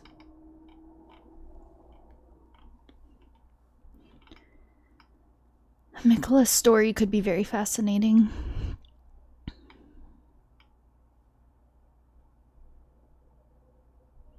You never understood until now. I guess it seems like... I don't know. It seems at first like it's a bit uncertain, but I guess there's beauty in that uncertainty. I guess I guess Ronnie's ending is... It's not like the best... happiest sunshine and rainbows ending right off the bat, but I guess it's the most hopeful, which is kind of nice. The area with all the flowers you access. Oh yeah, I would like to. Well, it looked like the banded one talked about the shaman village as well. Oh, and this talks about the jars and stuff too. This would be a good one. Shaman village. And yeah, the St. Trina stuff would be interesting. America and the Shamans explained? Or is there actually one called Shaman Village? What was Queen America's goal? I would be interested in that as well. This would actually be interesting. It's the America of it. All those sound awesome. Yeah, that's kind of what I'm feeling. This one. Okay, let's watch this one. And then maybe the Thialier St. Trina one. Hey Meta, take a video. Yeah, doesn't Astel have a lot of lore too? Wait, I'm interested in this one. Yeah, I want like nitty gritty DLC stuff.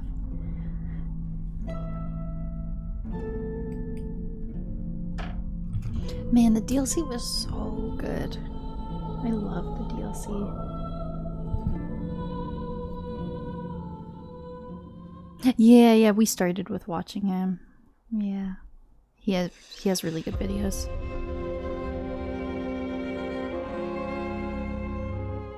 Elden Ring's new DLC is so massive that personally, I think it might just qualify as one of, if not the greatest single DLC edition of all time for any game. And it's not just massive in terms of explorable land mass. To say it revealed more lore about the world, it feels like its own game. It took me months to get through.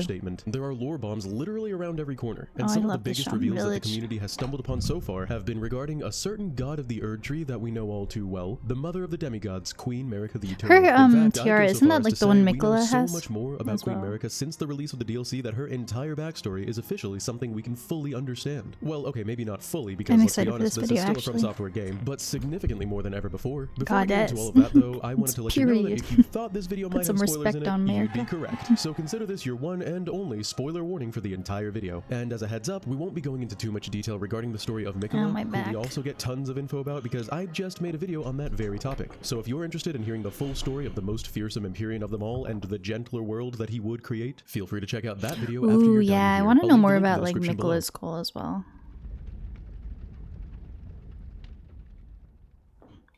We could speed First this things up first, a little bit. since it has been over 2 years since the base game's release, let's make sure everyone's on the same page with just who the God Queen Marika is before going over the new discoveries from the Land of Shadow. And keep in mind that I'm not going to be going extremely in-depth regarding her lore from the base game for the sake of time, because that would probably make for an entire other video. I definitely think he was. There have already been tons of those videos. It's weird because I think he wanted, like, he had people's best interests in mind, but not the. Between at the time that we enter the story, I don't and know. really Through manipulation, so pretty much everything. Well, she didn't create the world or even the Elden Ring itself. That would be the work of the Greater I do Will, feel for Miquella though. Like, I don't know if he was inherently on the evil. other side of the universe, but she is the one who created the Erd Tree and used it to spread her grace throughout the land. So she and bless created the or Erd even Tree. the Elden Ring itself. That would be the work of the Greater Will, which I is like think the super god of all I gods don't know. that I don't exists on have the a full other side understanding of of the universe. it all But she is that. the one who created the Erd Tree and used it to spread her grace throughout the land and bless all of her. Like, we'll talk about that when we watch a Miquella video, but I feel like the base game makes you think Mohg is evil, but it seems like what the DLC seems to reveal is maybe that, like, that was all a part of Miquella's plan all along. Well, we talked about this in depth at during a stream, but it makes you wonder, was it a part of Miquella's plan to be kidnapped by Mohg? Was that all a part of the plan? But the way I see it is I don't think that was his plan to be kidnapped by Mohg, and I think he used those circumstances and like, you know, he was in that situation, and then he enchanted Mohg based on the situation he was in. I don't know. Secret death in the boss fight? I don't think so. What was the secret death? Oh, bless you, Brandon. Oh, bless you. Bless you. Left poor Melania behind. I want to say that wasn't a part of his plan. I really do think it seemed like he had his plan to grow with the Erd Tree and make his kinder world. Like, I think he had this plan to reach godhood in the Lands Between, and then I think when Mohg took him, I think then he had to improvise. That's my understanding, but I'm kind of interested. Maybe we'll watch the Miquella video as well. Oh yeah, yeah, we did see that Inferno. Yeah, the enchantment. Yeah, and then we got like the emote or whatever you want to call it. That's very interesting.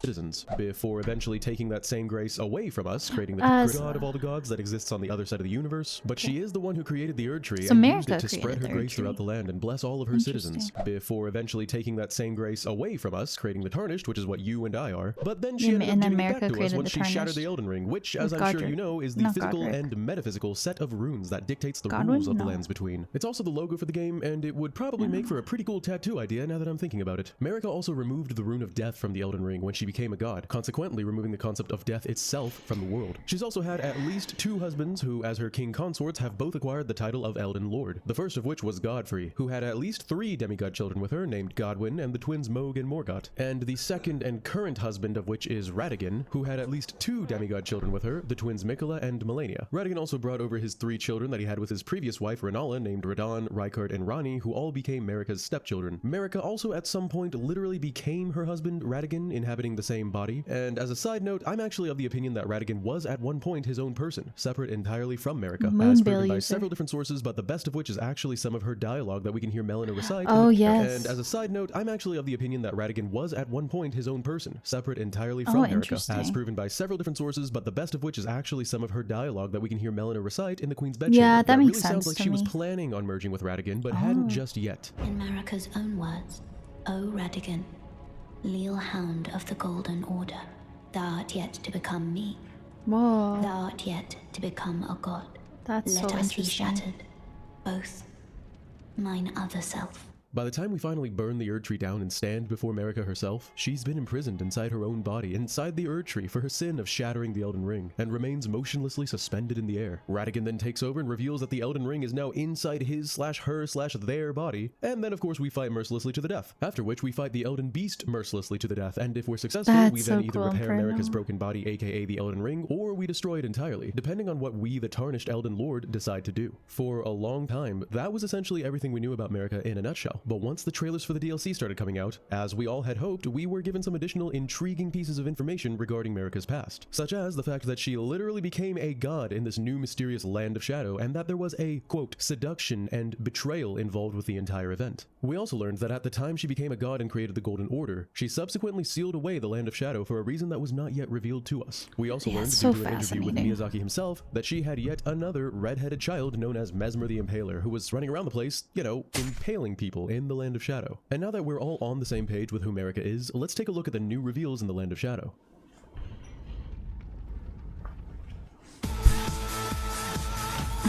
The ads, man, the ads are killing me. To understand where Marika was coming from and why she made the decision like she laying? made regarding the Shadow Yeah, that would be. we first have to I press imagine pause that would on her story hurt. and That's a talk about the sensitive people that she spot. was seemingly so terrible to. That'd be An so old cool, though. civilization known only to us as the Horn Scent. This people group is at the very center of the entire. Okay, this is a good video to me because it touches on everything here and there. This is more interesting to me than watching like a full 40-minute video on the Horn Scent, because it would probably be mainly little details I don't care about.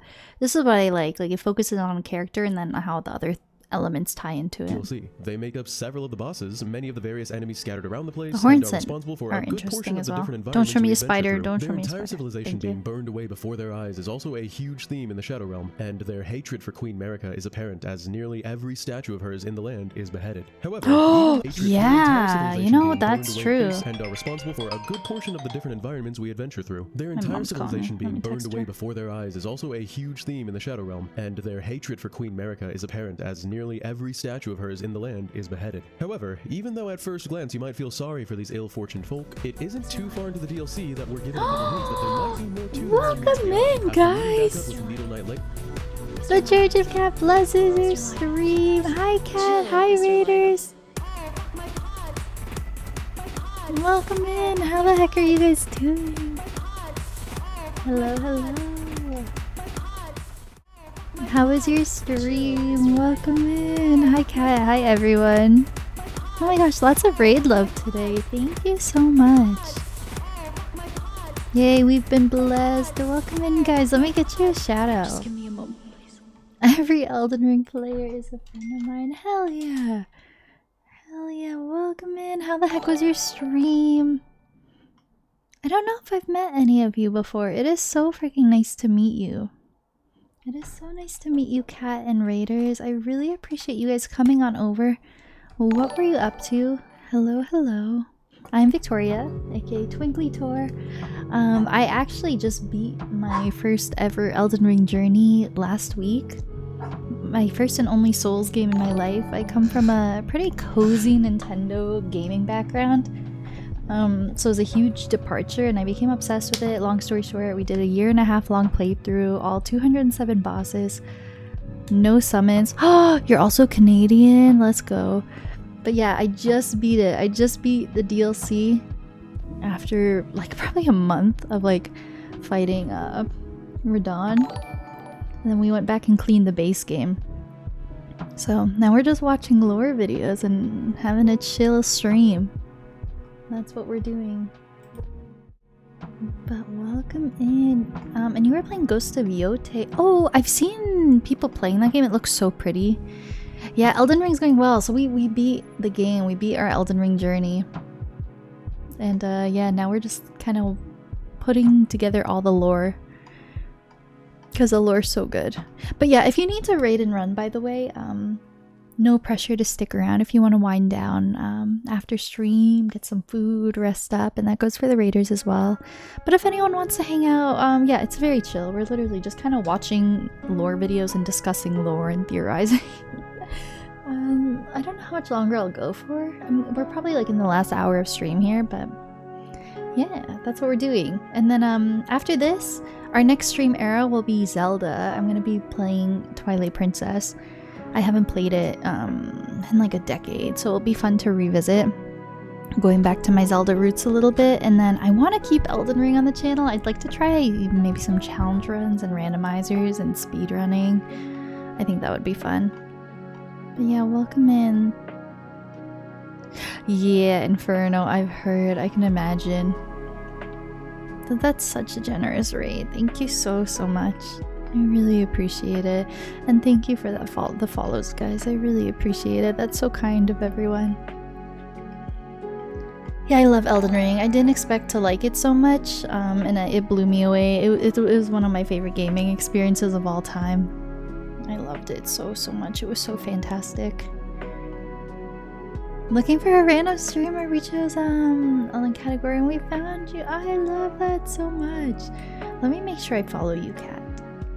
Let me make sure I follow you. I'm looking forward to checking out your streams. Thank you. I really appreciate it. Do you guys want to see my Radon win? We pulled up the clip and we watched it together just a little bit before the raid. We can skip phase 1. Before the raid. Ah, that's me. You guys want to see my Radon win? I was so locked in.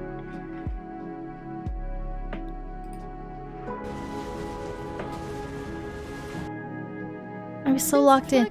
It's just cool because, yeah, most of my gaming background is like Zelda, Mario, Animal Crossing.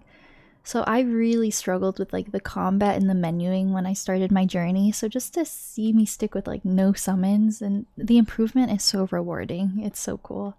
But yeah, we did it. No summons, all 207 bosses. I was fighting him on and off for like a month. Like this was a grind. It was a grind, but yeah, it was so rewarding. I enjoyed every minute of it. Oh, Ghost of Yote. Congrats on beating the DLC. Thank you. I don't know how many attempts exactly, but it was a lot. It was a lot. So Melania took me... I actually had a death counter for Melania. I probably missed updating it at some points, but it was definitely over 300 deaths. My counter ended at 307 deaths for Melania. I want to say he took us... In terms of like time, he took us much longer. But it's also a really big fight. It takes a long time. I think he took us longer. I probably fought him close to or more than 300 times if I had to guess. It took a lot of streams. I think it was like over 10 streams. Playing Twilight Princess, let's go. For sure, Kat. Yeah, I loved my first Souls experience so much. I fully plan on going back and playing the Dark Souls games. Bloodborne I've heard is fantastic. I've heard there are a lot of really good Souls-like games, so I own Lies of P. I'd love to give that a shot. I really just want to play them all. I feel like it opened a whole new world of gaming that I just had no idea was really, really out there. Yeah, I really like it. I want to play them all. I'll scare you. You're so chill and soft-spoken, and my streams chaos. No, I love that so much. I love chaos. Some of my favorite streamers and streamer friends are very chaotic. One of my favorite streamers, Memers, she's like a self-titled chaos gremlin. She's very chaotic. I love it. I think it balances me out very well. I feel like I'm a little like chaotic, but like in a soft-spoken, cozy way. I love the chaos though. A month? Yeah. No, it took us a long time. I've been fighting. I also don't stream very long, so they were very short streams. But yeah, my VODs from like genuinely the past month were, I think, just fighting him. Like how far back does it? Like 21 days ago, still fighting Consort Radon. Promised Consort Radon. We reached Consort Radon last month. Like this has been my life the past month. Every single stream. It was really, we're in endgame now. So we reached Consort Radon. It was 1, 2, 3, 4, 5, 6, 7, 8, 9, 10, 11, 12, 13, 14, 15, 16, 17, 18. Something like that. Yeah. I think I pretty good with this game because I have a lot of patience. I love the process. I didn't get too annoyed at any point. And so many people in my chat like, man, I would have quit by but I'm quite patient. That's a lot, yeah. She promised on my consort. Do you like my titles? I had some creative titles. She promised on my consort till I Radon. 209 attempts. 219. Okay, so very close. This is how we find our friends. Hell yeah. I love doing blind raids. I've met some of my favorite streamers looking in random categories. And you've inspired me. Maybe I'll pass that along and do that when I'm done stream. Maybe we'll look for an Elden Ring player. Maybe we'll look for an Elden Ring player. For sure. I love a good death montage. I love a good death montage. So here's my Radon fight. Do you guys want to see it from the beginning? Phase 1 is kind of boring, but whatever. We can do the whole experience. We can do the whole experience. It's funny because I was talking. It was the same with my Melania fight. We were just talking about it. How you see all throughout phase 1, I'm like talking as if it's not the run. I'm like, oh, I hope I get it. I just need to let myself lock in. And I was like self-doubting, and then it ended up being the run. And it was kind of a messy run. Is this the run? No, I think it's next run. I do feel it's next run. It's the phase 2 is crazy. Oh yes, I was an int build if anyone's interested. My hopefulness is starting to wear but I off. did like melees. I relied on my moon veil a lot. It's just gonna take a hot minute. No, I don't think this is the run. This run. A lot of games in my time, but out of everything I have played, where's the run? I'm a super cursed. I really think that's what it is. Okay, I lost. Okay, this is the clip. Watch full video, and I need to not go back too far. Fucking bitch. It felt so good. I'm still riding the high. But yeah, I used like the Karian staff, and then my moon veil was my baby. Man, talk and look at chat. Yeah, it's so funny. I was talking about in first phase. I was like, I need to let myself lock in. You think so? We're gonna watch it all again, even though we just watched it. I feel like the dodging was pretty good. Okay, we gotta get. It's so exciting. Get them. I never use summons. No. I'm being quite chatty. I stuck with it. To just let myself lock I in. stuck with it from the very first Bad boss. boy, I did not summon a single time in the game. I summoned like I think once in the overworld to like see what it was like, but never in a boss fight. I feel like I have to constantly talk and look at chat. It started as like a silly bit. I was like, no summons, and then I actually stuck with it the entire time. Yeah, it was very satisfying to do that and not feel bad about it. Learning the fights and seeing yourself improve. Thanks. After fighting him so many times, man, I hope so. Yeah, it was a lot of streams. I enjoyed every minute of it though. It's so fun learning hard fights. Okay. Like learning him and Melania, it was like two of my favorite moments from the game. I do think I'm seeing progress in the phase 2. It's not every run, but I don't know. Sometimes I didn't sacrifice the drip. I stayed in my deathbed dress for the whole whole DLC. Thank you for the 2 biddies. I heard pre-nerf. The pre-nerf was wild. I can't even imagine. But yeah, all 207 bosses, no summons. In flowy dresses. I never put on proper armor in my game. Oh, I should have healed there. I love the moon veil. The moon veil was so cool. It was sad. I can't even imagine. I heard it pre-nerf felt a lot more like a cheap fight. Like apparently some of the moves were just kind of undodgeable. You think so? Until you beat him. That's a flex though. That is a flex. I feel pretty good with his phase 1 moves. My phase 1 here was pretty sloppy though. We had better phase 1 fights. I'm starting to get more familiar with some of the phase 2 moves. This was the run! I didn't even know. Hitboxes were silly. Yeah, and I heard there were some like light attacks and stuff. This is that just you like couldn't really phase dodge. 1. Ah, this was a pretty good phase 2, except there was some points where I almost died. Oh gosh, it's just so much damage. That's gonna hit me, I think. Just seeing her fly towards. Man, it was so sick getting it. Dance in real life. The dancer dress is cool. Oh man, I tried to roll. I wish I could have my flask. My physic. This fight teaches you a lot about patience, though. There were definitely earlier runs where I would just go in for unsafe attacks. But you really have to just wait for him to do his thing. That's hard to get in the habit of. Just only waiting for safe windows to heal an attack. Level 1, dang, you're scared. The DLC was a big difficulty spike. Nice. Man, I miss it already. It was so fun learning this fight. Nope, okay, he follows up from that every time. I need to be careful. It was a pretty good run.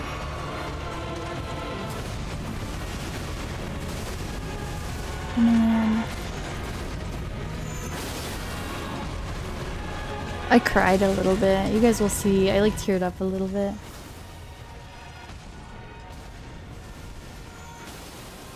In Convergence? Does Convergence change anything in the DLC? Or is it just base game? I just want to do randomizers and challenges. I think that would be so fun. The music is so good.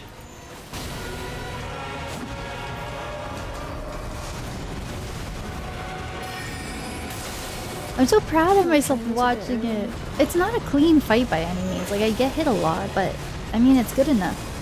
The dodges are good, I think.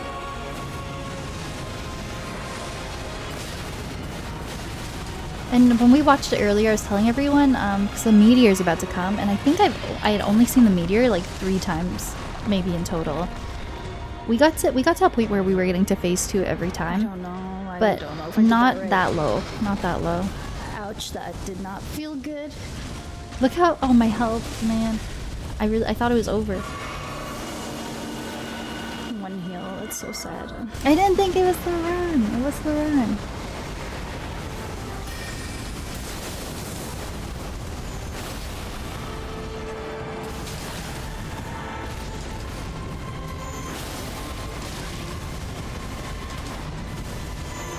I love the moon veil.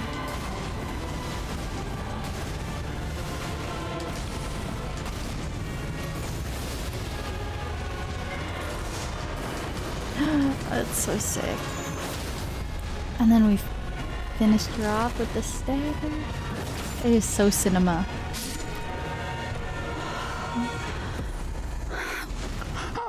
It was so sick. I could actually cry. I was like, what that's crazy. The fuck? I was in disbelief. I've spent so many hours on this fucking bitch. I was so shocked. And then we went back and cleaned up base game. It was so sick. What the? Because I left base game in the Ashen Capital. I wanted like credits to roll in the end and the big cinema ending. Oh, my heart is pounding. It was so sick. My heart is pounding. Yeah, so the rest of the stream we just redid it all. I'm gonna read everything that I missed. I like to have the credits roll out. Wind tour with the moon veil. I loved my moon veil.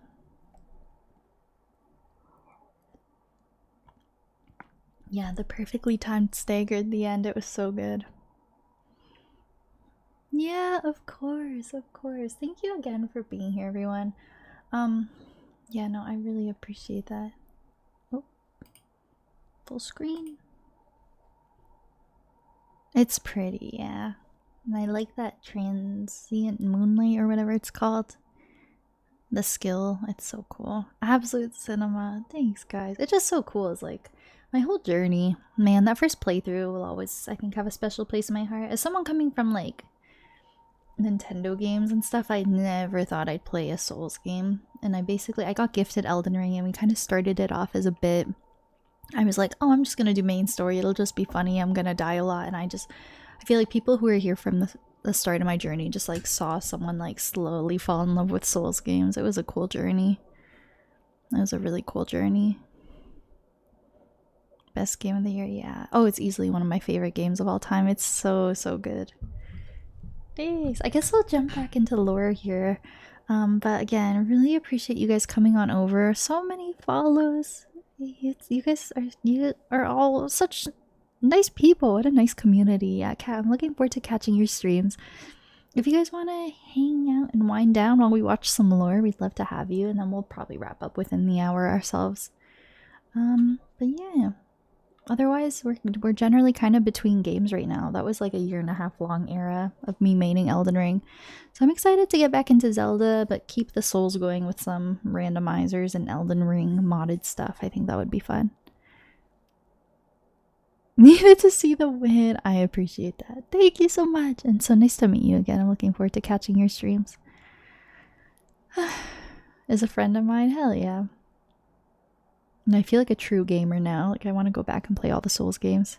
We're doing Twilight Princess, which is one of my favorite games of all time. One of my favorite games of all time. And I'm excited because I have some cosplay goals for it. Well, I also have a channel point in Cosplay Redemption, and Melania got redeemed. So I'm going to have a Melania cosplay, which I'm kind of planning. I'm excited. So I'll probably do that for like a stream where I'm doing a challenge run or a randomizer or something. But yeah, I'm going to do some cosplay goals for Twilight Princess. I think I'm going to do Princess Zelda. Well, not I think. I already ordered it. I'm going to do Zelda because I love her character design in Twilight Princess. That's like my dream cosplay. I think I'm going to do Possessed Puppet Zelda, and I think I want to do True Form Midna. Twilight Princess is one of my favorite games. I'm excited. I love Zelda. I have a Korok. Zelda is like most of what I've done on my channel over the years. We did Breath of the Wild and Tears of the Kingdom, True 100% with spreadsheets, Echoes of Wisdom, Ocarina of Time, Majora's Mask. I've done like Zelda cosplays. Did I say Skyward Sword? I don't know. We've done a lot of the Zeldas. And Twilight Princess is one of my favorites, but I played it, yeah, like a decade ago before I was even on Twitch. So I'm excited to revisit it and have that experience on stream. Yeah, because I was talking about it at the start of Stream Max. I ordered a pretty nice Twilight Princess Zelda cosplay, like a pretty nice high quality one. And because it's my dream cosplay, I just want to get as much use of it as I can. So first I was gonna do I wanted to do 3 cosplay goals, and I originally had like a gender bent Link, and I thought about it as like, I just want to do the girlies. I was like, I don't really care for Link, respectfully. I'm like, he's cool, but I'm not really trying to be him.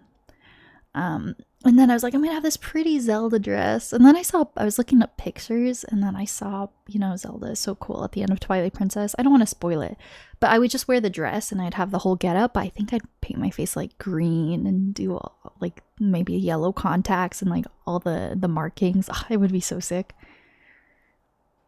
Yeah. I think from Nat, when Nat rated me, it wouldn't even be Linkle. I think I would just like try to do a Twilight Princess Link inspired outfit, but maybe just like a long blonde wig and makeup. Yeah, I would just do my own spin on like a gender bent Link, I guess. But I was like, maybe one day. For sure. I appreciate that. That's so nice. That's so nice. And thank you for the follow. Thank you for all the follows, everyone. It really, really means a lot. Oh my gosh, we're coming up to 3,400. That's so cool.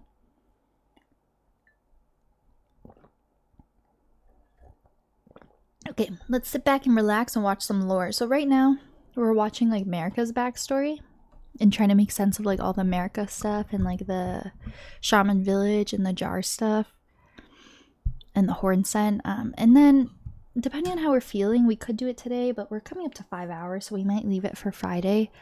I would like to watch like the Mikola story and the Thialie story. Just a lot of the DLC lore. I think the DLC lore is so good. I hope she's doing okay. Yeah, I haven't seen her live in so long. It's kind of sad. So many people I follow, because I sometimes go through my following list, and it makes you realize how many people have sort of stopped streaming. I'd almost say it's sort of like more common than uncommon for people who you're like mutual friends with in your early stream days to sort of take a step back from streaming. And I get it. It takes a lot of time and energy, and people get busy and stuff. I'm happy I stuck with it. Damn. Like, sure, I may not have like a whole lot of growth for all the years I've been on Twitch, but sometimes I think about it and I'm like, I'm proud of myself for still being here.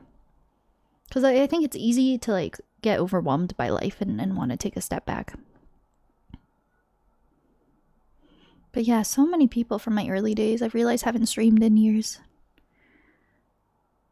But I don't know, I just love Twitch so much. I love streaming so much.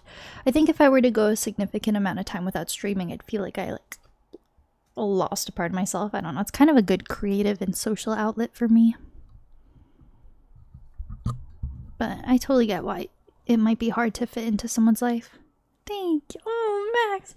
Oh, that's so nice. My heart. Ow. That's so nice. That's so nice. She acknowledges that Queen Marika I think I'll always be here. Have you guys seen my backlog? I'm gonna be here until I have so many games. So many which were kindly gifted to me, which I damn well want to play on stream. Sorry, I'm very distracted. I'm so sorry. I'm very distracted. You guys have seen my backlog. So many games I bought for myself and so many that have been gifted to me over the course of my streaming journey. And I want to get through all of them. I want to get through all of them. I will be here until I'm like 60, I think. Have you guys seen my backlog wheel? So we spun Twilight Princess to decide the next game. I have to add to it. Sometimes it refreshes and it like deletes a bunch of games. I have more games than this. This is my backlog wheel. It's not even that many compared to some people's backlogs, but the thing is I like thoroughly play my games, right? Like when I start a game, it's like often a year plus endeavor and I usually take my time and 100%, and you guys know me. So these are all like full eras. That's the thing. So yeah. And then I work full time, so I only stream kind of like twice a week usually. A next game wheel it is! I came up with the concept of a backlog wheel because I always had a hard time like picking my next game. Like, let's do it for fun. This isn't real. But it's really cool. I love my backlog wheel. It's so exciting. I love the idea of it just being up to chance. Like, what the heck are we gonna play? Let's spin it, but it's fake. So don't take it seriously. Disney Dreamlight Valley, guys! Wait, I'm down for a cozy era. I've been thinking about it lately. I was watching a Disney Dreamlight Valley stream, and they added so much stuff. Oh, they have Maximus. Oh, wait, like Maximus, like from Tangled. I was like, Maximus, Zelda Main is in Disney Dreamlight Valley. No, they added Maximus from Tangled as a mount, and then they have like DLCs with Rapunzel and Eugene. I'm a pretty big Disney fan, so it's like the perfect game for me. I used to be obsessed with Disney Dreamlight Valley. I would pull all-nighters on it. That wouldn't be like a whole era though. I think I'd play like a couple streams to get a fix, and then we'd move on to a story game. Games like that are sandboxy are hard because I want to get through all my story games I own. Little Nightmares. Oh, oh yes! Because I think I own the sequel, and I've only played Little Nightmares 1. Or maybe I just haven't updated it. I need to delete that. Age of Calamity? Yeah, I need to yeah, I played that. I need to update this. This is not updated, apparently. But yeah. And I have to add Lies of P and stuff. My plan is to stream all or most of these games eventually. That's my backlog wheel. The Tower Folk, aka the Hornsent in Fire, okay, lore. But immediately afterwards states that the Hornsent are by nature creatures of conquest, and therefore they are no saints. They just happened to be on the losing side of a war. And trust me, after we go over their many sins, you'll realize that they're about the farthest thing from being considered saints. Yeah, the Hornsent kind of are not good, right? To be extremely special, a chosen race above all others, as proven by the horns that sprouts on their bodies, which they view as sublime artifacts and proof of their chosen nature. In fact, they believe that a super tangly horn is a symbol of primacy, or in other words, their positioning as the first, most, and greatest of all living races. I just thought that was so fascinating that in the base game, you're made to feel like horns are a symbol of a curse and some awful grotesque thing, like the omens are so despised, and you have the omen hunters, and I feel like a lot of the lore and item descriptions depict that like the horns represent like illness or a curse. And then you go to the DLC and the horns are like praised. Like, wow, the more horns, you're like closer to the gods or whatever. I don't, it's just so interesting. The horns stems from their worship of something called the Crucible. And for those who don't know what the Crucible is, let's talk about it for a second. The Crucible is a concept that's been around in Elden Ring since the release of the base game, but what exactly it is has always been a bit of a mystery. However, we do know some details, such as the fact that there are more than likely multiple Crucibles that each govern their own concepts that have existed throughout the history of the Lands Between, and that at least one of these Crucibles is the area or substance from which the Erd Tree and most forms of life as we know it in the Lands Between originated. The real-life definition of the word crucible could mean two things that more or less actually mean the same thing but in different contexts. Either it's a physical container within which elements are melted down and mixed together to form something different and new entirely, or it's a situation or trial within which different elements interact with one another and then form something new. But either way, the word crucible essentially just means the creation of something new out of mixed elements by way of either a trial or being melted together. In Elden Ring, ancient Erdtree incantations described crucible as the place where all life was once blended together, which does sound about right given its real-world definition. The Erdtree's crucible is also referred to as primordial, which means something that existed at the beginning of time. Therefore, according to this lore... Oh, I also don't have YouTube Premium. Oh my god, get your pectorals out of my face. All life as we know it in the lands between was originally conjoined together and evolved from a crucible. This crucible is more than just a vague figment of history though. Having the genetic makeup for all forms of life also made it a source of great power, and it still is to this day, which we can see by encountering many different kinds of enemies such as the Crucible Knights, who literally use powerful crucible evolutionary transformations as their attacks. And speaking of the Crucible Knights, the Crucible Tree Helm is also known to be very horny. But you're probably wondering, this is all well and good, but what is a crucible? Is it a location? Is it even something that's tangible? What is it made of? Or is it immaterial entirely?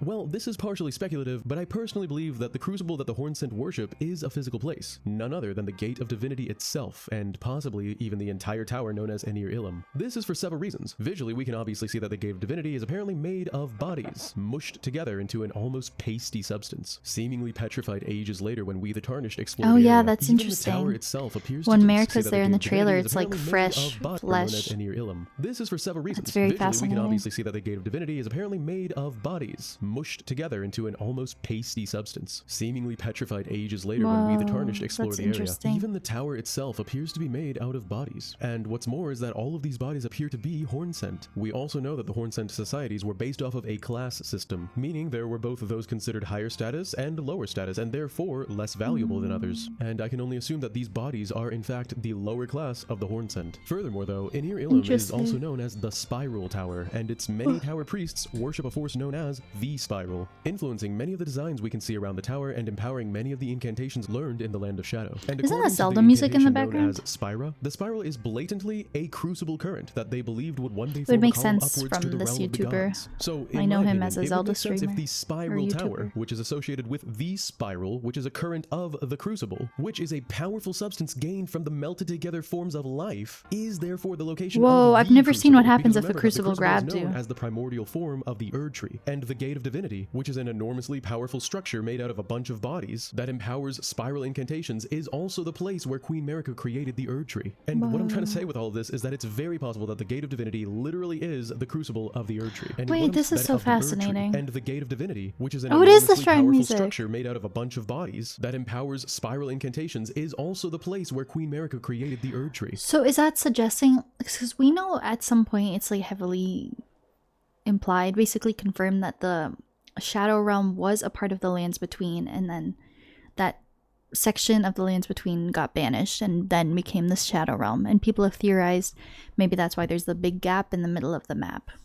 But more or less people still said, I feel like the game confirms the Shadow Realm was a part of the Lands Between. You could assume the chunk in the middle. So if Marika, it says she basically created the Erdtree, so you would assume the Gate of Divinity would be where Leyndell was? Or maybe I'm overthinking it. Primordial form of the Erdtree, But that's what this seems to suggest. Which is an enormously powerful structure made very out of a bunch of bodies that I don't know. empowers spiral incantations, is also the place where Queen Marika created the Erdtree. And what I'm trying to say with all of this is that it's very possible that the Gate of Divinity literally is the crucible of the Erdtree, and it was most likely. But then you would assume it would be, I feel like the map, you would assume it's where the Shadow Tree is. That's how it would line up. I don't know. I'm overthinking little details, I think. Likely created by the Hornsent, who discovered somehow about the powers behind crucibles. But we'll come back to that later on in the video. No matter what you believe regarding the connections between the Spiral and the Crucible, the undeniable point here is that the Hornsent worship the Crucible and its evolutionary ideals, and this is most likely why they value their horns. They view them as a sign of refinement and evolutionary progress above other normal humans. Like I mentioned earlier though, the Hornsent are clearly deeply religious, and this is why we encounter their tower festival activities firsthand in the form of the Divine Beast bosses and Divine Beast warriors. But in addition to worshipping the Crucible and the Spiral and the Storm, these fanatics were also obsessed with forcing evolution on themselves in order to invoke transformations, which to them was the same as invoking divinity. Because of this, they were more than capable and that of was where the harming others, torturous stuff came from, right? Themselves out of their zealous religious beliefs. They firmly believed in the importance of one's spirit more than one's physical body, which is why they could sacrifice a whole bunch of themselves to create the crucible, and is also what led to their firm resentment against the power of the frenzied flame. They even sealed it away within the body of Midra, because the flame of frenzy has the power to burn away both the flame of frenzy. I do that all the time. I jumble my words. Try to become what they refer to as tutelary deities, which means a protector deity, and for whatever reason they believed that living life as an ascetic, or in other words a severely self-disciplined monk, would achieve them spiritual refinement and therefore this tutelary deity status. These monks would even go so far as to literally take part in self-flagellating dances, aka dances where you physically inflict harm on yourself as a part of their journey towards tutelarism. That's a fun word to say. In order to officially become one of these tutelary dudes though, you would have to eventually actually die out of this ascetic lifestyle, and afterwards your lifeless corpse would produce revered spirit ash in the palm of its hand, which accomplishes, I have no idea. There's nothing about how the Hornsent used revered spirit ash in the game. We the Tarnished can use it to make our mimic tier ashes stronger though, so I never pretty used cool. that. While we don't know what I the guess purpose so of it's a these summon tutelary dudes were and why there were so many Hornsent just dying to become one, we do know that there were ascetics who failed to go through with their tutelary transformations and stopped somewhere along the way, instead rebranding as curse blades and using their self-flagellating dances as attacks. Offensive flagellation. Although the prideful Hornsent saw the curse blades as dishonorable at first for abandoning their tutelary journey and imprisoned all of them, until they needed their help when Mesmer's forces laid siege to their lands. Not that it really helped all that much though. Now I know at this point we've talked about the crazy Hornsent quite a bit, and you're probably wondering when we're going to tie this back into America, who this video is actually about, so allow me to segue into our next chapter and subsequently the darkest part of the Hornsent history. Their merciless enslavement, ooh, I'm so interested in mass this. murder of the quiet, peaceful village of This was such a big revelation in the DLC. Shaman Village. Patch it. Hero Mighty Patch gently absorbs pimple gunk in 68 Man, hours. all these Hero ads. to the rescue.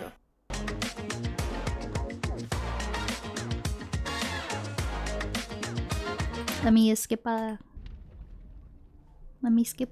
ads. Right off the bat, I want to specify what I mean when I say the word shaman, since the word is confusingly used to refer to two different groups of people in the English version of the DLC. Contrasting the words used with the original Japanese version, though, provides some clarity for which is which. The first and most prevalent use of the word that I'll be referring to in this video would originally be miko, which is the word used for female shrine maidens or spirit mediums in real life. The second use of the word that I will not be referring to is kitoshi, which alternatively means a priest or medicine man or witch doctor. I'll explain what's important to specify later on, but anyway, the shamans of the Land of Shadow were essentially a peaceful, village-dwelling tribe of women that we can only assume from their name were connected to things of a spiritual nature, and even though they're scarcely mentioned outright by name, their impact on the lands between is unparalleled. After progressing through the church district of Mesmer's gigantic Shadowkeep, right before encountering King Bulbin from Twilight Princess riding in on an angry bull, that's what I said. He's exactly like him. Hallway with a headless statue of Marika at the end, and one message written by an unknown author to an unknown recipient. The message reads, "Have mercy for the spirited away shamans." It's an intriguing setup, and you might think that's all there is to this hallway at first glance, but this statue was a really cool puzzle. If you use the "Oh Mother" gesture in front of it, it actually moves to the side, revealing a beautiful hidden land behind called the Hinterland. A short ways into the grassy, floral hinterland, we I hate two the very feeling. It's so overstimulating. Which seems strange that they'd be here, in the one land where the Erdtree's grace does not reach. But if you continue up the hill, you soon realize that they're here because they were protecting something, a small village known as Shaman Village. Oh, I love Shaman Village. In Japanese. As you approach and watch the doves fly by, you notice that it's so peaceful, quaint, pretty,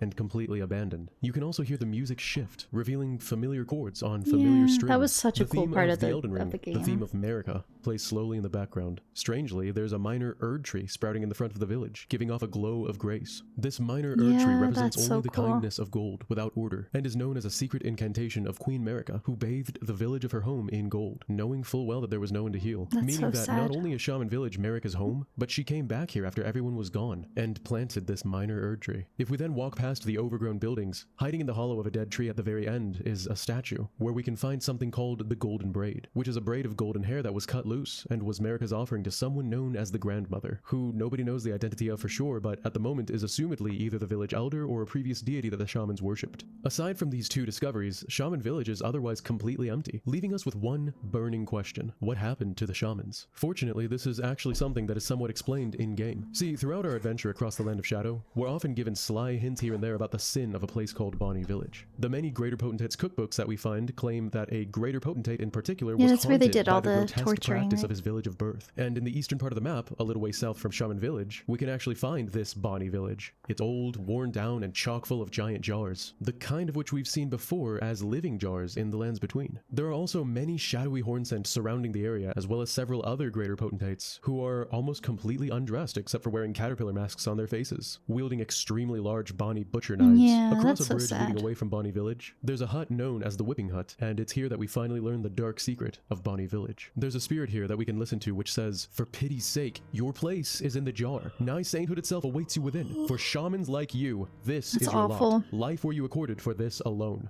And within the hut is a weapon, a whip called the Tooth Whip, which is lined with rotten, horrible. misshapen teeth meant to not only inflict pain upon its victims, but also deadly poison that would cause the wounds to swell and ooze pus, loosening and liquefying the skin. The whip then says that the flesh of shamans was said to meld harmoniously with others. This proves to us, in a dark twist, that the crazy. sin of Bonny Village is also the reason why Shaman Village is empty. America's people were abducted and tortured mercilessly and turned into pustulent piles of flesh while they were still living and stuffed into jars by the terrible potentates of Bonny Village. We can even see That's so evidence of horrible. this atrocity firsthand in several jails, such as the nearby Bonny jail, which is full of these living jars, the insides of Yeah. which are still alive and look somewhat similar to America herself. Yeah, further proving that's the insides of which crazy are that still they seem to alive have like and look somewhat blonde similar hair. to America herself, further proving the shaman connection. The reason why the Hornsent would do this to the peaceful shamans is once again attributed to their dark religious beliefs. In this case, those among themselves That was a they would crazy condemn as sinners would be revelation. imprisoned and eventually punished and quote-unquote purified by being sliced up and stuffed into jars in order to become saints instead, which the Hornsent would then offer prayers to. And I can only assume they did this because of their worship of the crucible, wanting to create essentially smaller crucibles inside jars, filled with melded together flesh that would hopefully grant them divinity. And shamans were involved simply because the flesh of shamans was said to meld well with the flesh of the condemned. And I'm not sure if that Crazy. means they melded well spiritually or physically, but regardless, the Hornsent viewed this as the shaman's sole purpose for even existing. Also, as a side note, you'll notice that the living jars of the Shadow Realm are notably more bluish-gray in appearance as opposed to their tan gold-colored counterparts. It's sad because because the first time you see the jar innards, you're like, ew,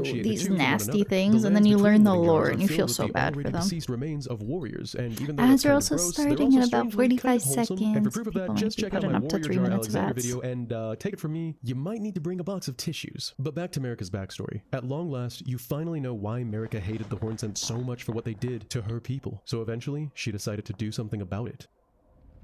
Yeah, man, I totally get why she turned on the Hornsent after they did that to her I people. love turtles. I think it just makes her more human. Just an act of rage, I suppose. Yeah, he is. You can definitely tell the Zelda influence. For sure.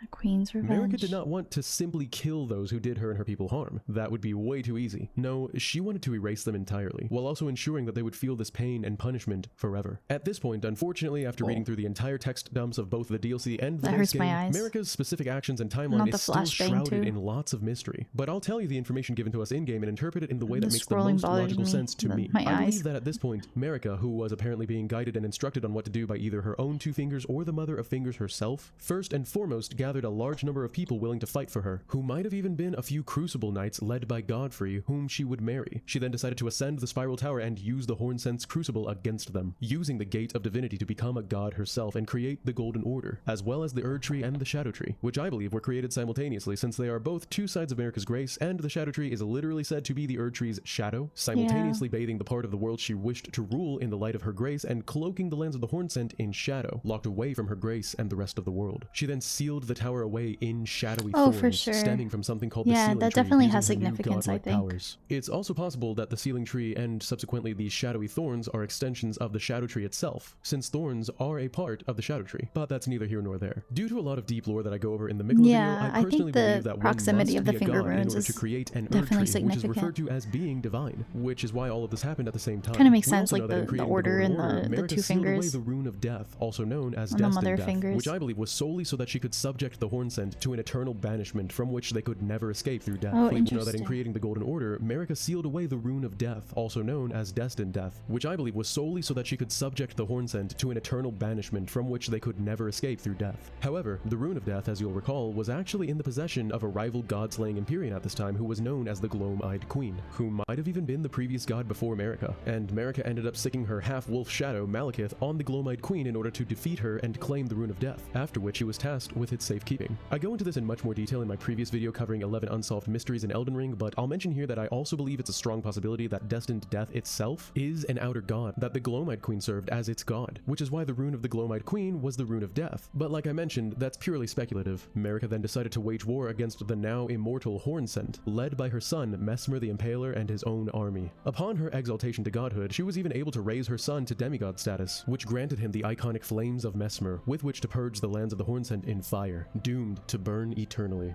It's heavily implied that Messmer is Marika's firstborn child, but unfortunately there's no mention of who his father might be. We have guesses, such as his red hair, which given his fire powers and his apparent affiliation with the fell god of fire, seems to imply there might have been a little something going on between Marika and the previous god, which might have been the fell god of fire, which she may have seduced and betrayed, but you know, that's just another theory. We do also know that Messmer had a little sister who is more than likely Melina herself, either with this same father or a different one. I assumed Marika more than likely had kids with no fewer than 3 different gentleman suitors. This is further spoken to by the old Hornsent lady known as Hornsent Grandam, who insultingly refers to Marika as a strumpet, which is Old English speak for someone, particularly a female, who sleeps around a lot, essentially more or less calling her a prostitute. And by the way, the Hornsent Grandam was also an Empyrean, like Marika herself, meaning she was a rival to Marika and a powerful individual capable of achieving godhood herself. But we'll come back to her in just a second. To say the least, Messmer was extremely good at his job, and mercilessly purged the Hornsent from their homes and castles all over the land, commanding his army from his fortress known as Shadowkeep. In the basement of Shadowkeep, though, we actually discover that Messmer was also trying to either heal or reverse the plight of his mother's people, the shamans. We can see what looks to be an infirmary, with many hospital beds and jars all around, including their innards. How successful this venture was is unknown, but I would assume he was not very successful at all, given it's been an unknown amount of centuries that have passed, and there are still enormous piles of meat lying around, and the still living jars are still walking through the halls. Even still, though, his efforts here and his good relationship with several members of his army, including the loyalty of R'hllana, little sister of Rennala, speaks volumes about the character of Messmer. But back to his war.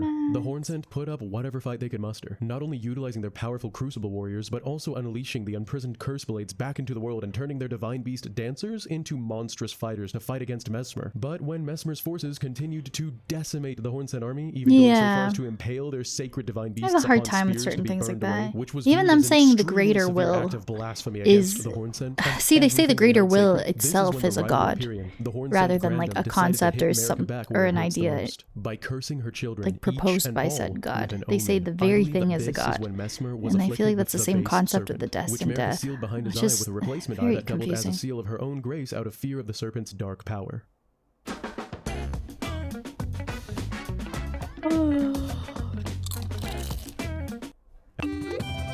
Yeah, it's very interesting. Is this Zelda music?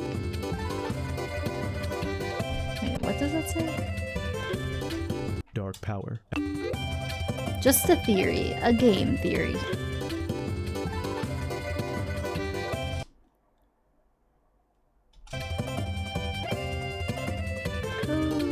As a reminder, is it? Serpents are seen as so traitors great. to the Erd Tree. It has the vibe. The base serpent residing within Messmer has something to do either with that or because of that, which would make the fact that Grandam cursed Marika's son with a demonic snake all the more insulting. It's also possible that the Hornsent Grandam is none other than the Gloam-Eyed Queen, who Marika had to defeat in order to reclaim the Rune of Death. Finger Reader Enya in the Round Table Hold even refers to the rune as the Forbidden Shadow, which could imply that it came from the Land of Shadow, but again, this is speculative. At this point, a darkness began to grow within Marika that stemmed from her intense hatred of the Hornsent, and she then decided to take this war one step further and abandon it, leaving the realm of shadow behind, inaccessible from the outside world, including her own cursed son. Well, yeah, this is interesting. Her intense hatred of the Hornsent, and she then decided to take this war one step further and so we assumed when the Hornsent were exiled or whatever that they were a part of the Lands Between, and then she banished the Shadow Realm. That's my understanding. So interesting. Skylove, that's so cool.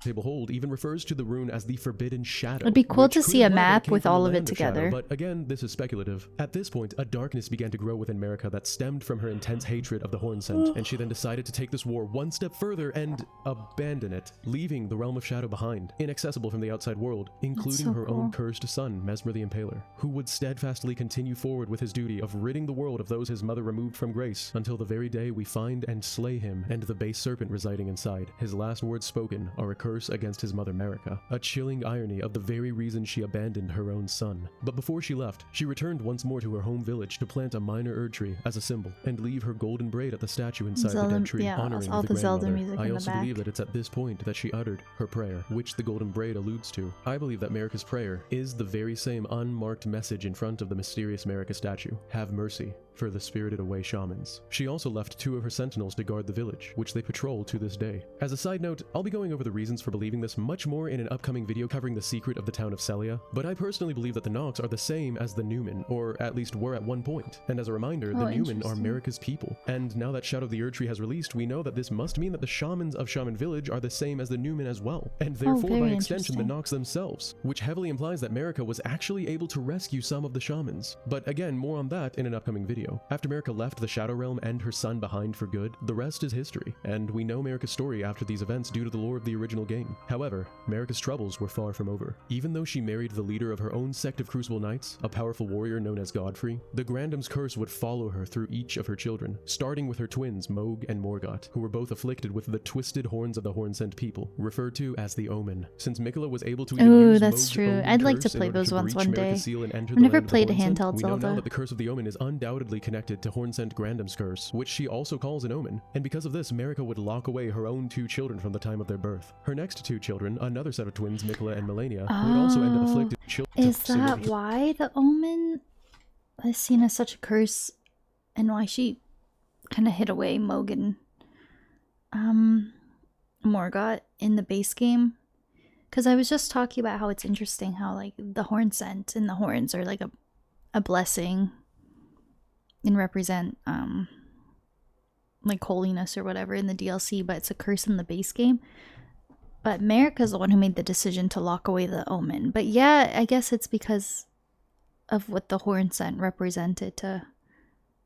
It was just a reminder of what was done to her people and what they had inflicted on her and her people. So her own like Omen sons, they were kind of like a reminder of that. And all the Omen people in the lands between. It makes sense if she banished the Shadow Realm to kind of banish the Horn Scent. And that she'd want to rid the Omen or any sign of the Omen in the lands between as well. Yeah, that's the thing with like super old school games. I feel like without the nostalgia, they can be hard to get into. I'd like to give them a shot. I'd like to play most Zelda games one day. But yeah, a lot of the old school top-down ones. Well, I don't know if Spirit Tracks is top-down necessarily. But a lot of the top-down and handheld ones, I don't know. They're not a priority for me. Breach Marika's seal and enter the land of the Horn-Sent, we know now that the curse of the Omen is undoubtedly connected to Horn-Sent Grandam's curse, which she also calls an omen, and because of this, Marika would lock away her own 2 children from the time of their birth. Her next 2 children, another set of twins, Mikola and Melania, would also end up afflicted with their own curses, but among all of her children, there was one that was unaffected, unafflicted, good and kind, Godwyn, known as the Golden, Marika's pride and joy. And that was one who was It's no killed. wonder then that Godwyn's murder at the hands of her stepdaughter Rani the Witch would push Marika over the edge and lead her to shatter the Elden Ring itself. Hi, But with Zelda. that said, Hope you're that doing wraps well. up the backstory of Queen Marika the Eternal, who spent her life achieving godhood and defying all others who would try to stop her. I know I covered a lot of ground in this one, and there's still so much mystery surrounding Is Marika, that the so end? please, Oh, if you have a shit. different interpretation of the lore findings discussed in this video, let me know all about them in the I comments think below. I'm ready to get off stream soon, but is there like a cheeky little vid we can watch? That's maybe like 15 minutes or so. What did I say? I was interested in Mikola's story? 30 minutes.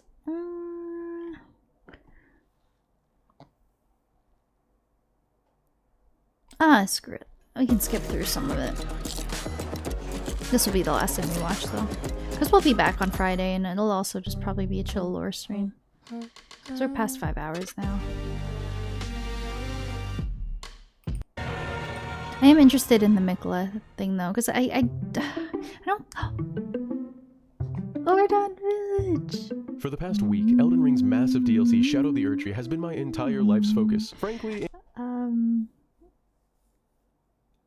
what was I gonna say? Yeah, it's tricky because like Miquella did want to win people's favor through manipulation, but I don't know. I do feel like Miquella wasn't inherently bad. Like I do think he wanted a better place. So I have a weird time with like my stance on Miquella.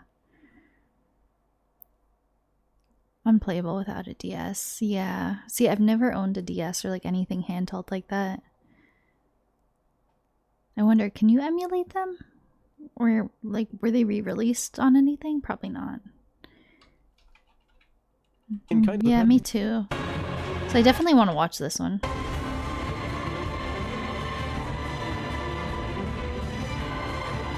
Oh, I'm excited to take off my makeup. I feel so overstimulated when I put makeup on. It's just like my face feels so gross and it's going on my glasses and everything. I want to just go do my skincare. Yeah, I'm excited for this video.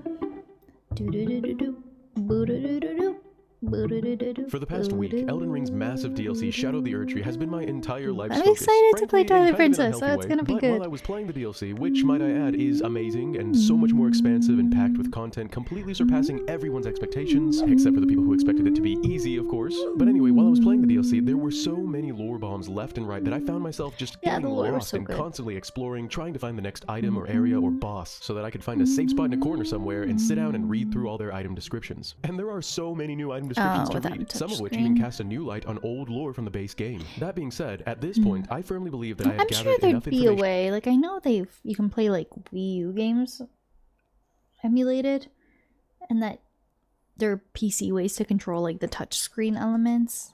I'm sure there would be a way, but they would probably have to be pretty heavily modded. And evidence from in-game item descriptions, dialogue, trailers, and even real-world interviews to piece together the story of the one demigod who led our adventure into the Land of Shadow. But before we get into it, I just wanted to go over something real quick. If you clicked on this video and thought to yourself, oh good, he's going to explain the story of Miquella that I've been really curious about, but god, I sure hope he doesn't spoil anything for me. That would make me so mad, I might just leave an angry comment. Allow me to suggest a book for you to read that I think you'll find quite helpful, because of course a video explaining the lore is going to spoil said lore. So consider this your one and only spoiler warning for this video, which may extend to any and or all characters present in Elden Ring as a whole. But with that out of the way, as we delve into both the base game lore and the new lore from Shadow of the Erdtree, let's finally piece together the full story of the motives and morals behind Miquella the Kind, ending and the his lore quest stream to make with the a bang. world a gentler place. The Miquella story is kind of the heart of the DLC. Where better to start Miquella's story off than at the start of his story, which we mostly already know given lore from the base game. He was born of his mother, Queen Marika the Eternal, and his father, King Consort Radagon, an unknown amount of time ago, and he shared the womb with another, his twin sister Malenia. I love Malenia. I can't believe I'm going to cosplay her. I'm so excited. One another. But more importantly, they were both born not just as demigod children of their god Mother Marika, but as Empyreans. And the only other demigod that could also claim an Empyrean nature was Ranni the Witch. For those who don't know or have forgotten over the years, an Empyrean is a very special kind of demigod. Sorry, I keep fidgeting. I'm like not comfy. That is able to ascend to godhood. Well, it's hard to sit for so long, and my back was already bugging me before stream. For those who don't know, I'm just so old and frail. Empyrean is a very special kind of demigod who is actually a candidate that is able to ascend to godhood, which, thanks to the DLC, we have a little more information on, albeit just a little. Previously, many fans assumed Empyreans were born of a single god, since the Remembrance of Malenia description appears to imply this is the requirement, stating Miquella and Malenia are both the children of a single god. As such, they are both Empyreans, but suffered afflictions from birth. And when you contrast their Empyrean status against their demigod siblings who are not Empyreans, it appears that the only difference is the whole Radagon and Marika being the same person and having kids together thing. Thanks, George Martin. But while we still don't know that this is 100% the case regarding what it takes to make an Empyrean, because after all, that bit of dialogue being born of a single god could be related to the fact that they're suffering afflictions, which could be related to, you know, incest. We do know that according to New Gideon, Ansbach's dialogue, who is easily the coolest new character in the Land of Shadow thanks to the sheer amount of lore he adds to the overall narrative, you'll be able to tell an Empyrean by their eyes, without a mic, which double really? as their birthright to godhood. And we'll get into more on what Miquella did with his birthright later on. Spoiler alert, he kind of sort of tore it out of his face. However, because... Yeah, I wonder if you'll talk about that. Because technically we go to all those like Miquella spots and it says here, I abandon my flesh, I abandon my worry, I abandon my doubt. But that means a lot of them are physical though. I abandon my eyes. And then it makes you think it's quite literal. So when he got to the Gate of Divinity, was he just kind of like a weird fucked up person. Because I do think we're intended to take it literally. The mic gimmick. Interesting. Oh, whoa, that's so interesting. I've never heard of that as a game mechanic. Blowing into the mic? Whoa, that's so interesting. On what Mikola did with his birthright later on. Spoiler alert, he kind of sort of tore it out of his face. However, because Mikola and his sister were Empyreans and therefore candidates for godhood, they were consequently immediately chosen by their own two fingers in preparation to serve the Greater Will as new gods to replace Queen Marika. But the Greater Will was not the only outside force that wanted a hand in these new powerful baby Empyreans. And so it was that the twins were also unfortunately afflicted by curses from other outer gods at the time of their birth. Melania was cursed with the scarlet rot festering and growing inside her own body, and Mikola was cursed with eternal childhood, both in his body and mind. Body and mind? Oh, why did I think it was only like physical? I thought he was basically in the body of a child, but like his mature thoughts. Oh, that changes things. That changes things. Oh, sorry, you go for it. Sorry, it's yours. If your 3DS mic is broken, I insist more. Just, you can take it. Physically, as we can see both in the art in the base game as well as now officially in the DLC, he inhabits the body of what appears to be almost a prepubescent young boy. And mentally, we find in the DLC that he's about that age as well, which becomes much more of a problem. But in the DLC, it looks like he's like in his god form, like he has aged up. Like here, he seems to look older than in a lot of the concept art and stuff. Like it seems... So he probably would have been stuck in this body in the Lands Between, and then in the DLC on his mission to achieve godhood, it looks like it did age him up, kind of. He was like free of his curse in the brief amount of time he had achieved his godhood. Young boy. The thing is, I think this is him aged up. I think he was basically like this probably when he was going through the DLC. I assume he was like that, like he looked like a little boy. That's my understanding of it, and then I think he aged up to his appropriate age in his godhood form. That's my understanding. I think he was probably like looking like a little boy when he was in the DLC. It's very interesting. It's up for speculation, Melania was I guess. cursed with the scarlet rot festering and growing inside her own Melania body. is so cool. I'm so excited to both in his cosplay body her. and mind. Physically, as we can see both in the art in the base game as well as now officially in the DLC, Yeah, he looks inhabits aged up the body here, I of what think. appears to be almost a prepubescent I don't young know. boy. And mentally, we find Maybe in the I'm DLC that goofy. he's about that age as well, which becomes much more of a problem when you take into account the fact that as Empyrean demigods, the twins were also blessed with supernatural abilities. Everyone already knows that Melania's scarlet rot also came with the ability to sap and steal the life out of others, which we've all enjoyed True. so much dealing with the past 2 years. But Mikola the Childlike just so happened to also have the hair ability in to my coerce people eye. into falling in love with or becoming otherwise captivated by him, which is referred to at several points in the DLC as him stealing their hearts. And Yeah, this power to captivate that's- people and impose his will over theirs is what caused his sister to refer to him as the most fearsome of all the Empyreans, and for Ansbach to say it's that not Mikola the great. Kind is a monster, pure and radiant. He wields love to shrive clean the hearts of men. There is nothing more terrifying.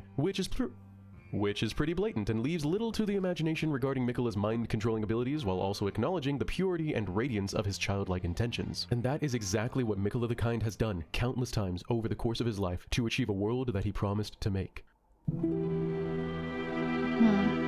If there's one thing that's true about Mikola though, regardless of his powers or afflictions or status as an Empyrean, it is that he earned his title of the Kind by being extremely kind-natured in general. And we have tons of evidence to Yeah, I prove his don't think actual he kind was nature, which inherently peaks in a the bad DLC. person. One of the new characters that we meet in the Land of Shadow is a lady named Freya, who I like actually used to Freya. be a Red Mane warrior who fought under Radahn. According to her backstory, at one point she was among Radahn's forces fighting in Caelid after the Scarlet Rot broke out, which means that it was most likely after Radahn and Melania's battle, which we'll circle back to later on in the video. One day, while Freya was fighting most likely against Melania's Clean Rot Knights in the Swamp of Aeonia, she was inflicted with a terrible wound right in the middle of her face, which then began almost immediately to Stolen. fester with a Scarlet Rot That is infection. crazy. She was immobilized, feverish, in great pain, and expecting entirely to die and also abandoned by the rest of the Redmanes, until Mikola found her. Now, it's not entirely clear what he was doing down here in Caelid after the Scarlet Rot broke out, which appears to contrast the previously assumed lore conclusion that he was inside the Halig Tree, being stolen away at this time by his other brother Moog, but we'll get to that a bit later. Regardless, he found Freya and kissed her wound, which healed it, draining the poison entirely. Freya Freya's armor even still depicts her facial scar to this day, and she claims that it has become her compass. Oh, wow. Meaning this show of extreme kindness from Miquella is why she decided to follow him after her previous leader Radahn went all rot crazy. Miquella is also responsible for the innovative creation of unalloyed gold as both a new order and technology. And his entire reasoning behind this was to find a way to cure his sister. Not himself, who was also afflicted in a different way, but his sister, who was rotting away day by day. He took her burden onto himself. And we can see evidence of his efforts in the unalloyed gold needle, which actually is successful in at least halting the progression of Scarlet Rot, which we can see from Millicent's questline, as well as Malenia's unalloyed golden armor that was clearly crafted for her by her own loving twin brother. We also have no records anywhere of anyone having a problem with Miquella at any time. Well, until Ansbach and St. Trina in recent times, that is, which means that he was on good terms with pretty much everyone, including his older brother Godwyn, who he and Malenia were depicted as being very close to. This statue seems to imply that Godwyn may have even comforted the twins in their afflictions. And clearly Miquella cared deeply for Godwyn because he crafted the golden epitaph sword in commemoration of Godwyn's unfortunate half-death at the hands of their other Empyrean sister, Ranni the Witch. But even more than his individual kind actions, which are prevalent pretty much everywhere and then even detailed in descriptions like the Sacred Crown Helm, which claims that Miquella would bless the low and the meek, his good nature is proven even more so by his lofty promise that he made to his sister and also to his brother Radahn to make the world a gentler place for everyone, which he determined in his heart to do out of a crushing feeling of guilt regarding the sins of his mother. You know, the whole sealing away the land of shadow in shadow, commanding her son Mesmer to crusade against the Hornset and impale and burn them alive mercilessly, then sealing him away, etc.,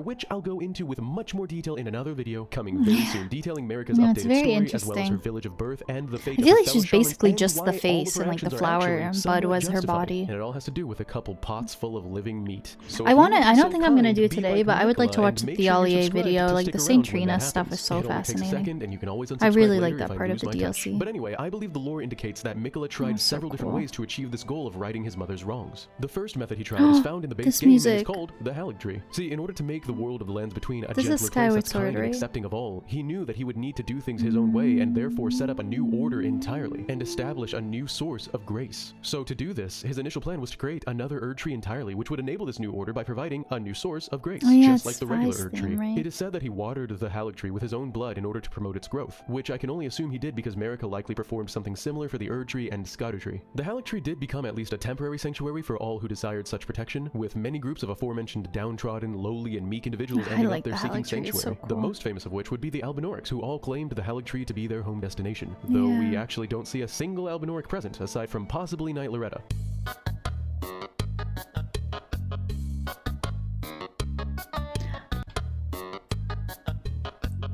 Of old Albinaurics? However, even though the Is he suggesting the eggs were hatching Albinaurics? It's way bigger than any plant I've ever tried growing, although I didn't try watering them with my blood, and, you know, maybe that's why. But it is also said that the Haligtree ultimately failed to grow into an Erd Tree, and eventually died. And when Malenia returned to the Haligtree's roots to be with her brother, who was no longer present, awaiting his return, she brought with her the Scarlet Rot, and even bloomed once again right at its roots, infecting the entire tree and many who resided there. We can debate and speculate over why the Haligtree was unsuccessful for days, but to me the most logical conclusion, especially given the new lore of the DLC, is that growing an Erd Tree is a divine action, so therefore one must be a god. The Hornsent character appears to claim that the Erd Tree is in fact divine in nature, the same way Marika herself is. And we know that the Erd Tree essentially acts as a superconductor for Marika's grace, splooging it all over the Lands Between, and I promise to never say splooge again, as well as providing several other divine benefits for its denizens, such as its due. So if this is true, then clearly even though Miquella was an Empyrean, he was never going to be able to create another Erd Tree unless he became a god, like his mother before him. And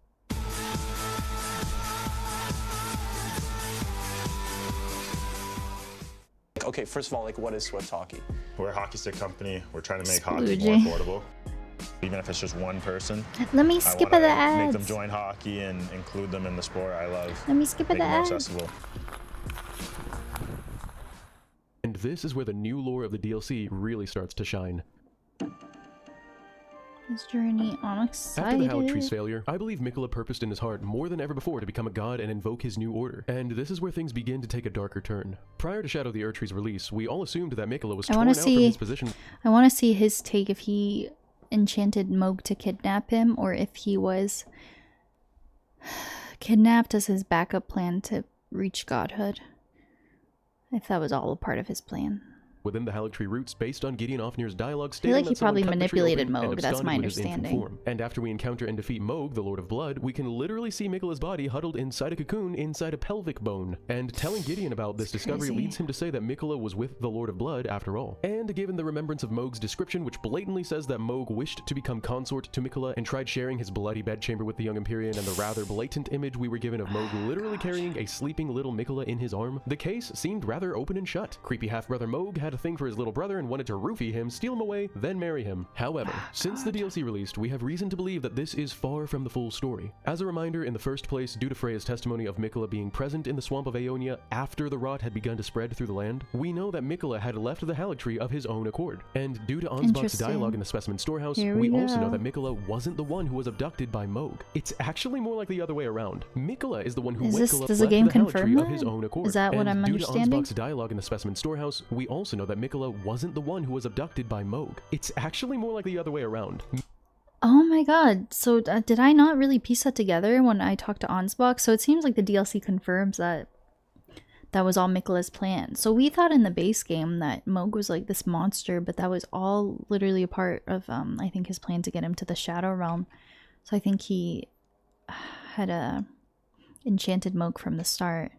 So even when we fight him and he's like under the enchantment. We know that Miquella had left the Haligtree of his own accord. And due to what does the Ansbach dialogue say? After Lord Moog slaying his dynastic palace, as if using Lord Moog to gain entrance to the Land of Shadow were not enough. To Ansbach's dialogue in the Specimen Storehouse, we also know that Miquella wasn't the one who was abducted by Moog. It's actually more like the other way around. Miquella is the one who went to Moog himself and enchanted Moog with his heart-stealing powers, forcing Moog to So he wasn't kidnapped at all, like he just went to the Blood Palace. Himself and enchanted Moog with his heart-stealing powers, forcing Moog to fall for his little brother and believe the lie that he would be consort to him, heralding in their new Godwin dynasty. Due to the fact that Miquella was freely moving about the world and not present in a cocoon when Moog was carrying him away, I also believe that the entire cocoon thing was something Moog created, possibly under the command of Miquella in order to encapsulate and fuse the two of them, merging their blood together in a bloody bedchamber, and granting Miquella access to Moog's omen blood, which I also believe clearly meant that Moog and by extension Morgoth had a connection to the Hornsent and therefore the Land of Shadow, and Miquella wanted access to the Land of Shadow by mingling his blood with his brothers. And in case you were wondering, couldn't beat the allegations until the DLC Land of Shadow redeemed is covered him. in omen symbology, which has ties to both the Hornsent and even the Fell God, but that is more than enough for another video entirely, which I'll cover in the America video coming up. Ansbach, who at one point was the captain of Moog's Pureblood Knights, also claims that he tried to stop this and challenge Miquella, but at that moment, Miquella also enchanted Ansbach's heart, wiping his memory and causing him to stand down and follow Miquella, albeit a bit hesitantly, since Ansbach asks the tarnished player to figure out what Miquella's real intentions are in the Land of Shadow. Ansbach remained enchanted all the way until the spell was broken once Miquella discarded his own great rune in the Land of Shadow, after which he began to remember all these details, also proving that Miquella was specifically blocking these memories from Ansbach's mind. He then goes on to mention that Moog's body has been stolen away and taken straight to Miquella. And as a really cool side note, I also realized while I was writing this that they were already giving us hints of this in the base game. Once we defeat the other Omen twin, Morgoth, for the second time, his body is shown to wither up and is then located at the foot of the Erd Tree, and is even discovered later by his father Godfrey. So I didn't notice this when we fought this guy, and then I watched back like parts of my VOD, and then I saw Tendi mention it. I didn't even realize in the cutscene that he was holding Morgoth's body. He said it's been a while, Morgoth, and I thought he was talking to me. I'm like, I'm not Morgoth, you bozo. But I didn't realize he's holding him. That's gotta be sad. He goes and sees his like shriveled up son who was there the whole time since we fought him. To withering us hints of this in the base game. Once we defeat the other Omen twin, Morgoth, for the second time, his body is shown to wither up and is then located at the foot of the Erd Tree. He deserved better. Morgoth was a good character. Build a website you I'm not building shit, man. No. For your words. But the same doesn't happen with Moog after his defeat. Of course, none of us really that's caught true. that, He since didn't all get the a other corpse. bosses in the game seem to also fade into nothingness, but the foreshadowing that the body of Omen twins is special in some way is very cool to see, in my opinion. Yeah, 2 years he's later. the only But one anyway, with like a Miquella's plan corpse for for the Moog's most body was part. to use it as a vessel for his promised Lord Consort, none other than the Lion himself, General Radahn. We also know that at some point, Miquella You think so? In what way? Because when you beat... Oh, are you talking about that guy, the final boss? Yeah, because when you beat him, he says, your strength befits a crown or something. And it feels like an even fight. It's like two tarnished fighting each other. Specialized knights known as the Lion. But anyway, Miquella's plan for I Mohg's like body that was fight. to I use it as keep a vessel forgetting for his name. promised Lord Consort, none other than the Lion himself, The first General Elden Lord. Radahn. We also know that at some point, Miquella appointed specialized knights known as the Needle Knights who possessed the abilities of Miquella's cleansing needles. Is this official art? Oh damn, is that what Letta looks like? That's Letta, right? Oh gosh, she's so pretty. We don't see her full Godfrey, yeah. She has the helmet on the whole game. Oh, she's like blonde and it's cool to see her like a faceless character.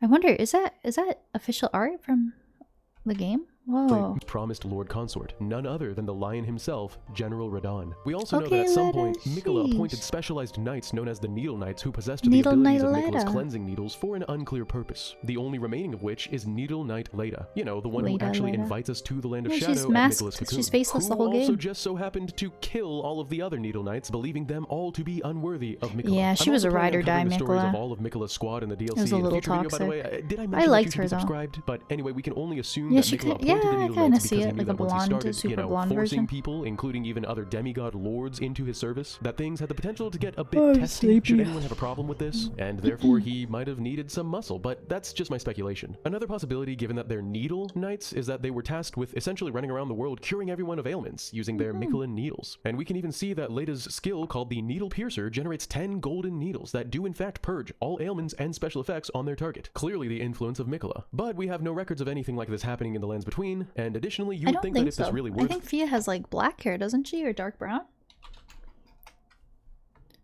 Fia Elden Ring. I guess she's always hooded. See? Oh, she is blonde. Oh my god, she's so blonde.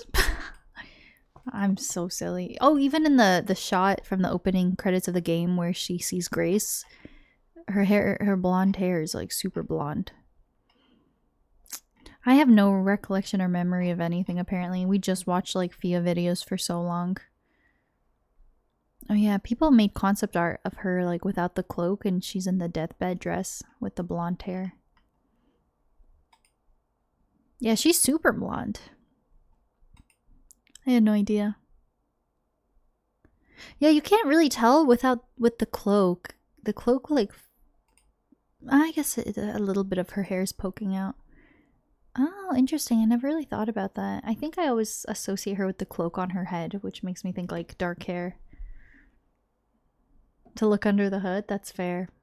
Case, they'd be Miquella's needle clerics, You or learn maybe his something needle new monks, every not day. knights, which implies that they would be in combat. For now, though, the lore behind the Needle Knights remains a mystery. But back to Miquella's journey through the Land of Shadow. Once his blood was fused with Mohg's, he was able to enter the Land of Shadow. And this is also a bit of a mystery because his physical really body is still understand present in that, the cocoon, while Land of he's Shadow. also physically present in the Land of Shadow. If we contrast this with how we enter the Land of Shadow, we do touch the withered arm and then physically get transported as well, which we know is a physical transportation because we can gain weapons and items and armor that we can then bring back with us. Yeah, into the there's Land like two Between. existing The thing is, versions of Leda him at the claims that same Miquella time. is already in the Land of Shadow at the time that you touch the withered arm. So either his body was physically duplicated into the Land of No, Shadow, I just figured or it was he's like not a actually physically spirit present in the Land of form. Shadow, and it's just kind of a metaphysical projection Yeah, that's of what I sorts. assumed. But regardless, that's neither here nor there. We do know that either way, he entered the Land of Shadow, and the first image we were given. Well, something interesting that I've noticed while watching people do randomizers of Elden Ring recently is that it will randomize the NPC outfits, and you can actually see, I think, like the way FromSoft develop the characters. You can like the ones who are normally faceless in the game, they'll be randomized in like helmets that you see their full face. And it's like fully how FromSoft developed them. So when I was watching like a little Eggy do the French challenge, and every time he would go talk to Selene, like her full face was out in the open, and Selene is so pretty. Like characters that you would just never know what they look like. Most of them have like full face models and stuff. 2 places at once. Also, I don't know if I've ever seen this art. Is that Miquella on Torrent? Does he talk about this? Official teaser image. Torrent knew Miquella? That's confusing. Of sorts. But regardless, that's neither here nor there. We do know that either way, he entered the Land of Shadow, and You need to see Selene's face. Selene, Elden Ring. Yeah, and it's like fully her face model. You can see when people do randomizers, I think. I'm pretty sure.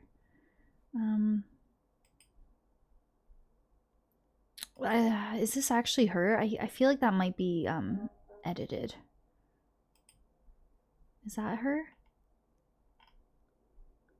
What if I search like no mask? Like a lot of this I think is fan art, but or like people recreating the character. But when people do Elden Ring modded stuff, you can see she doesn't have the face mask on.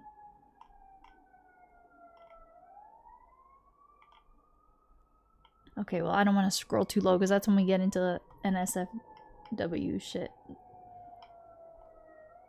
I mean, that's more or less what she looks like dark hair and blue eyes.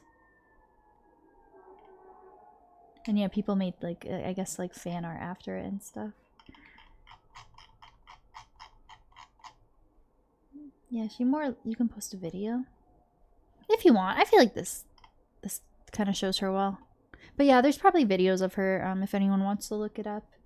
When you go talk to her after beating the pumpkin head. Posted a video on my extreme excitement. Elden Ring NPCs, Tori on YouTube. You want me to do it now? I don't really care about seeing like the rest though. I think I've seen like most of them, but Selen's like the only one who comes to mind because she was unmasked. I'll probably do it on my own time, but yeah, if anyone's interested, you could look it up. I can't think of anyone who I'd care to see like other than Selen, or anyone who's like hidden with a mask the whole time. But that would be interesting to see if someone like is free camera roam, and or changes the outfits or something. The first image we were given of the Land of Shadow was of Miquella riding through Spiritgrave grass on the back of Torrent. And I'll be honest, we still have no idea why Miquella is on Torrent here. I'm just going to be that guy and say that this is just a Torrent, or rather a spectral steed that simply looks like Torrent, since Miquella is literally running around the Land of Shadow at the same time that we are, just a bit ahead of us. So there's no way that it's our Torrent. This is proven by several things, like the fact that later writes in her notes that she left for us that Miquella is currently heading to the Gate of Divinity, and that he wasn't able to enter the Gate of Divinity within the floating city of Anir Ilum until we burned the sealing tree, or the fact that he wasn't even able to obtain the body of Mohg or the soul of Radahn until we, the player tarnished, killed them both. So in my opinion, Torrent is simply one kind of the spectral steed, another of which Miquella also possesses. Anyway, apparently either out of guilt of his bloodline or because it's necessary to obtain godhood, Miquella began literally disposing parts of his body all over the place. His Empyrean eye, his arm, his great rune, and even his other self, Saint Trina, who is referred to as his love. It's actually because Saint Trina was discarded and left for dead in the depths beneath the Cerulean coast that we know of Miquella's guilt that he feels. Saint Trina urges the player tarnished to actually kill Miquella and prevent him from becoming a god, claiming that godhood would be a prison, and asks us to grant him forgiveness, clearly signifying that Miquella feels like he needs to be forgiven, likely for the sins of his mother. This godhood being a prison bit that Saint Trina talks about can also be seen in Marika's story, since she is quite literally imprisoned within the Erdtree for acting out of line, and has even tasked Smithmaster Hugh with forging a weapon that can kill a god. In other words, herself, because like Trina says, a caged divinity is beyond saving. But this doesn't matter too much, because Miquella is ultimately successful in shedding his flesh, his strength, and his fate, and approaches the Gate of Divinity all the same. When you have a Pixel 10, you may get asked a few questions. I don't have like, a Pixel 10. Hey, can we use your camera instead? I have heard Galaxy and Google Pixel phones take such good photos. We all have a name. It will be called. Home it will Depot. be tested. And Let me it skip will the ad. live on by the people it inspires. And after the player tarnished overcomes Needle Knight Leda and her allies in a very climactic and emotional battle to the death, we're finally able to approach the Gate of Divinity ourselves. And the first person we see standing at the gate is none other than Radahn, almost fully resurrected in the omen-laden body of Mohg, even showcasing some omen horns sticking out from underneath his armor. Now that we're in the omen-laden body of Mohg, even showcasing some omen horns sticking out from underneath his armor. Yeah, because Radahn wouldn't have those. That's because it's Mohg's body. That's so cool. I never noticed that. Radahn, Whoa, almost fully resurrected in the omen-laden body of Mohg, that's even so showcasing cool. some omen horns sticking out from underneath his armor. So now that we've shed a new light on what Miquella did in the events leading up to and entering the Land of Shadow, let's focus now on what his history is with his other brother, Star Scourge Radahn. Yeah, this is interesting.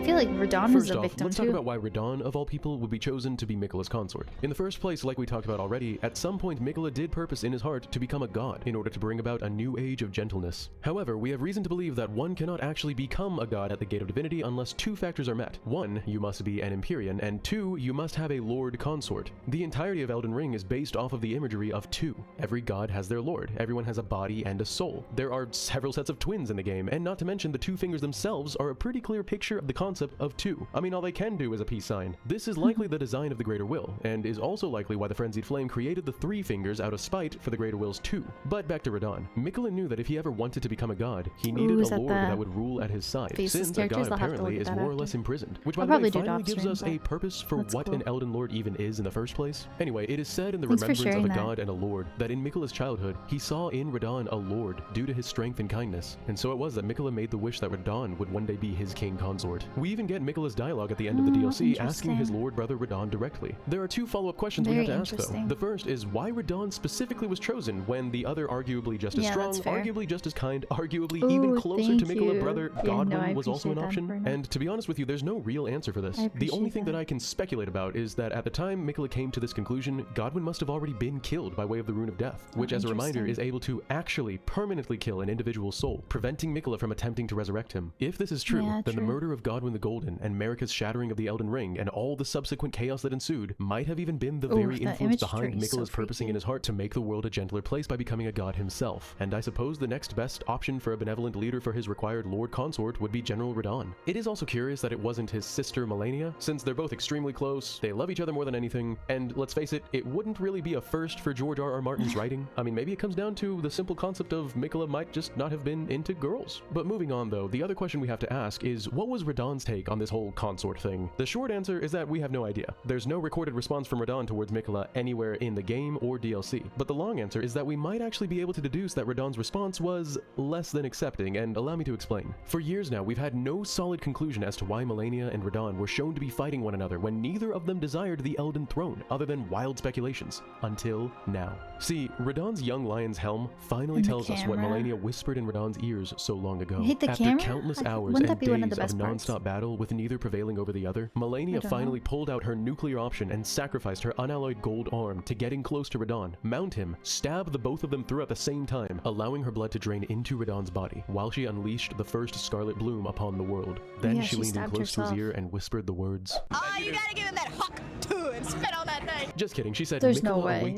I'm sick of that hawk too." Keep in mind that she tells him this knowing she has just killed him by infecting him with the rot, which was going to claim his life eventually, implying very strongly that this was her entire reason for trying to kill him in the first place. Because see, this wasn't just a little bout, a little duel. This was Malenia straight up trying to kill Radahn. I would say it's Radahn trying to kill Malenia, but I doubt that given the fact that he stands there and lets her put her arm back on before re-engaging. If he was trying to kill her, he would have taken that damage against her as means with which to take her life, but he didn't. The only way this makes sense to me is if Radahn declined to go along with Miquella's offer to become his consort. I mean, otherwise this fight wouldn't have happened and they would have both made the journey to the Gate of Divinity together. Furthermore, Radahn must have refused to even see Miquella after his request was made known to him. Given Miquella's tendency to, you know, mind control people, this then forced Miquella to send his sister, the Blade of Miquella, to meet Radahn in combat, which of course was a challenge that the war general could not refuse. And he did meet Malenia in combat, but would not kill her. However, Malenia's mission was to defeat and kill Radahn at any cost, so that Radahn could be forcibly resurrected into Mohg's body as Miquella's consort. And due to the player tarnished killing both Radahn and Mohg, Miquella is successful. So at long last, when we finally approach the Gate of Divinity in the Land of Shadow, the final encounter takes place between the Lord Consort and you. His plan to come to fruition.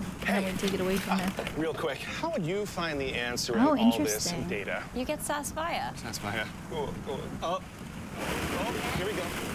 The quickest way from a billion points of data to a point of view. Sassfire. You all know how it goes. The moment we get out the door, I hear it. Mom, can I have a snack? Right on cue. Once again, we do not hear Radahn speak, but Miquella says the following. My loyal blade and champion of the festival. Both your deeds will ever be praised in song. Now, the vow will be honored, and my lord brother's soul will return, so that he may be my consort. He addresses his loyal blade and the champion of the festival, which I can only assume means his sister, the blade of Miquella, and the player Tarnished, who defeated Radahn in said festival, praising the two of us for our deeds, since really it was both of us who helped this moment happen. He then states that the vow will be honored and his lord brother's soul will return, which to me implies that his soul is not quite back just yet, although it does appear to be mostly back. I'm not sure. You fight against Radahn's resurrected body, and if Ansbach is summoned for this fight, you even get some additional dialogue from him addressing Radahn directly and claiming that the body is not his, and Mohg's honor must be returned. Once you whittle Radahn down enough though, Miquella himself, who has officially attained godhood at this time, approaches from the gate and hops on the back of Radahn, addressing the player directly once again as the aspiring lord of the Old Order, asking us to step aside so that he and Radahn can do their thing. At this point, we have three possible endings. The first is that we get our face smashed into the ground, which, let's be real, is going to happen at least 1,000 to 2,000 times, because holy hell is that second face something else. I mean, I couldn't even see what was going on half the time. But the second is that we successfully deny Miquella this new world and somehow manage to kill a literal god and his Elden Lord in combat, giving us access to the remembrance of a god and a lord, as well as the Light of Miquella incantation, which claims that Miquella sought to accept all that was and would be, but found one that refused to be embraced. That one being us, the player Tarnished. However, the third ending is a speculative one that I am convinced is in the game somewhere but has yet to be found, and it entails essentially allowing Miquella to win. See, there appears to be dialogue that I found in a text dump of the DLC that is from Miquella that is also yet to be found anywhere in the game where he says the following. Isn't that suggested when you get grabbed twice with the enchantment? I feel like that death suggests that you become a follower of him and he becomes the god with his consort.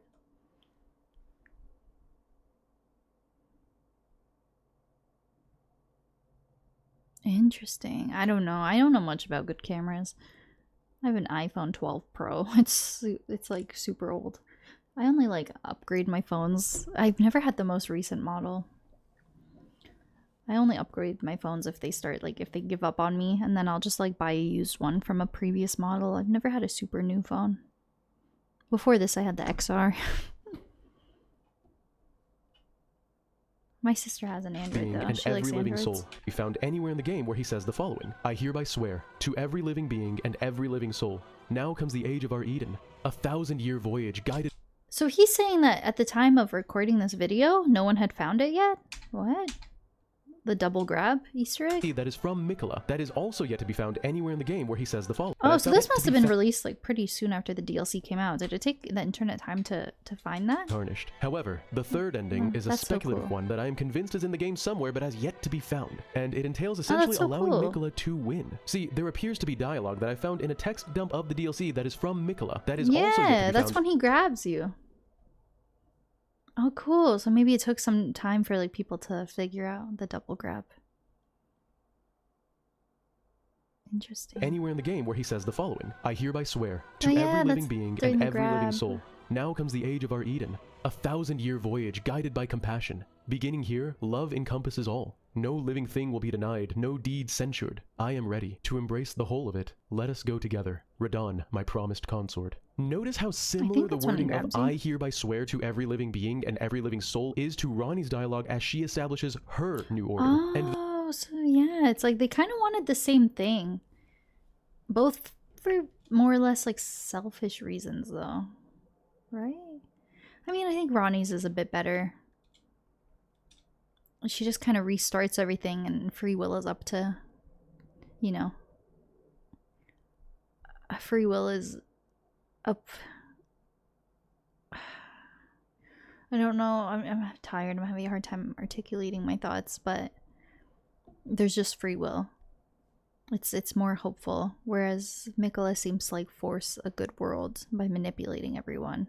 Every living being and every promised consort. Notice how similar the wording of I hereby swear to every living being and every living soul is to Ranni's dialogue as she establishes her new order. And this parallel very much so implies to me that it's going to be Miquella establishing his new order. There was also clearly an in-game cutscene that was teased to us that again, no one has been able to find just yet. And it's the one that we're shown for like 2 seconds at the end of the gameplay trailer, where Miquella, shining like a god, stretches his hand out towards the Skyder tree and appears to heal it, also dispelling the shadow drapes in the sky above, which is a one that we're shown for like 2 seconds at the end of the gameplay trailer, where Miquella, shining like a god, stretches his hand out towards the Skyder tree and appears to heal it, also dispelling the shadow drapes in the sky above, which Miyazaki himself had confirmed in an interview is the reason the Land of Shadow is obscured from the rest of the lands between. My theory is that the way to get this cutscene is to allow Miquella to become a god, something that, remember, he only does officially when you enter the second phase of their fight, and then you allow him to steal your heart, which he will do if he's able to grab you twice and enchant you, which is really cool to see firsthand, which also ends the fight, placing you outside the Gate of Divinity with... Okay, so yeah, he had seen this. So is there more stuff that's undiscovered? No, I assume by now everything that can be seen in the game has been seen. To heal it, also dispelling the shadow drapes in the sky above, which Miyazaki himself had confirmed in an interview is the reason the Land of Shadow is obscured from the rest of the lands between. Cool. My theory is that the way to get this cutscene is to allow Miquella to become a god, something that, remember, he So I'm assuming that there was no cutscene. It was probably just something that was made for the story trailer that's not actually in-game, but just implied. But yeah, I guess he knew about the double grab. Does officially when you enter the second phase of their fight, and then you allow him to steal your heart, which he will do if he's able to grab you twice and enchant you, which is really cool to see firsthand, which also ends the fight, placing you outside the Gate of Divinity without you dying necessarily. After this, I'm curious if that will then unlock a new ending to the base game, after returning to the Erd Tree and defeating the Elden Beast, that would allow us to choose to step aside while Miquella ascends to the status of God of the lands between, just like we would have done with Ranni, healing the Skyder Tree, and by extension the Land of Shadow, and entering a new age of compassion. I didn't see any kind of Miquella I already killed them in my playthrough, and at the moment I'm a bit too lazy to go through the entire game again just to test this one notion. But if someone out there wants to see if I'm right, try doing exactly what I just said, and then come back here and let me know what you found. We'll all be awaiting expectantly. No, that I did said, DLC, though, that officially wraps up the complete story of Miquella the Kind, from his birth to his childhood, to the Halig Tree, to the Land of Shadow, and his ascension into godhood, however brief that might have been. At the end of it all, given that Miquella will mind control those who choose to not live peacefully, such as Ansbach, or you, or Needle Knight Leda, who admits to not trusting anyone when she's not under Miquella's charm, stretches out his hands just like Ranni does. Is a peaceful world that's devoid of free will worth it? Or should we fight to end beat the allegations. Who would revoke our ability to make our own decisions, was no matter how much peace they might promise? This moral question is just one of the many reasons why Elden Ring's story is so...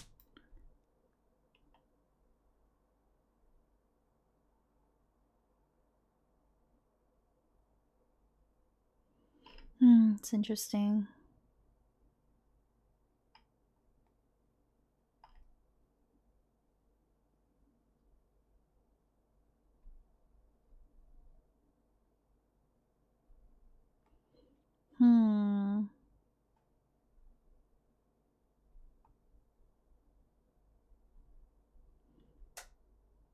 Yeah, no secret ending. Seems like, yeah, people tried it. That'd be crazy if they went back and they made another ending about Miquella's world. If Miquella's the Elden Lord or whatever. Miquella discarded his flesh. That's why his body is in the lands between and his spirit is in the Shadowlands. Interesting. Very interesting.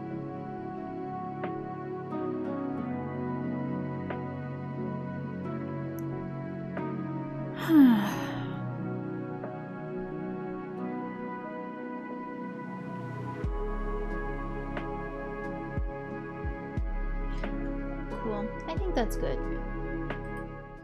That was a lot of lore for one day. I am sleepy. I want to get some stuff done before bedtime. Oh, that was fun and chill.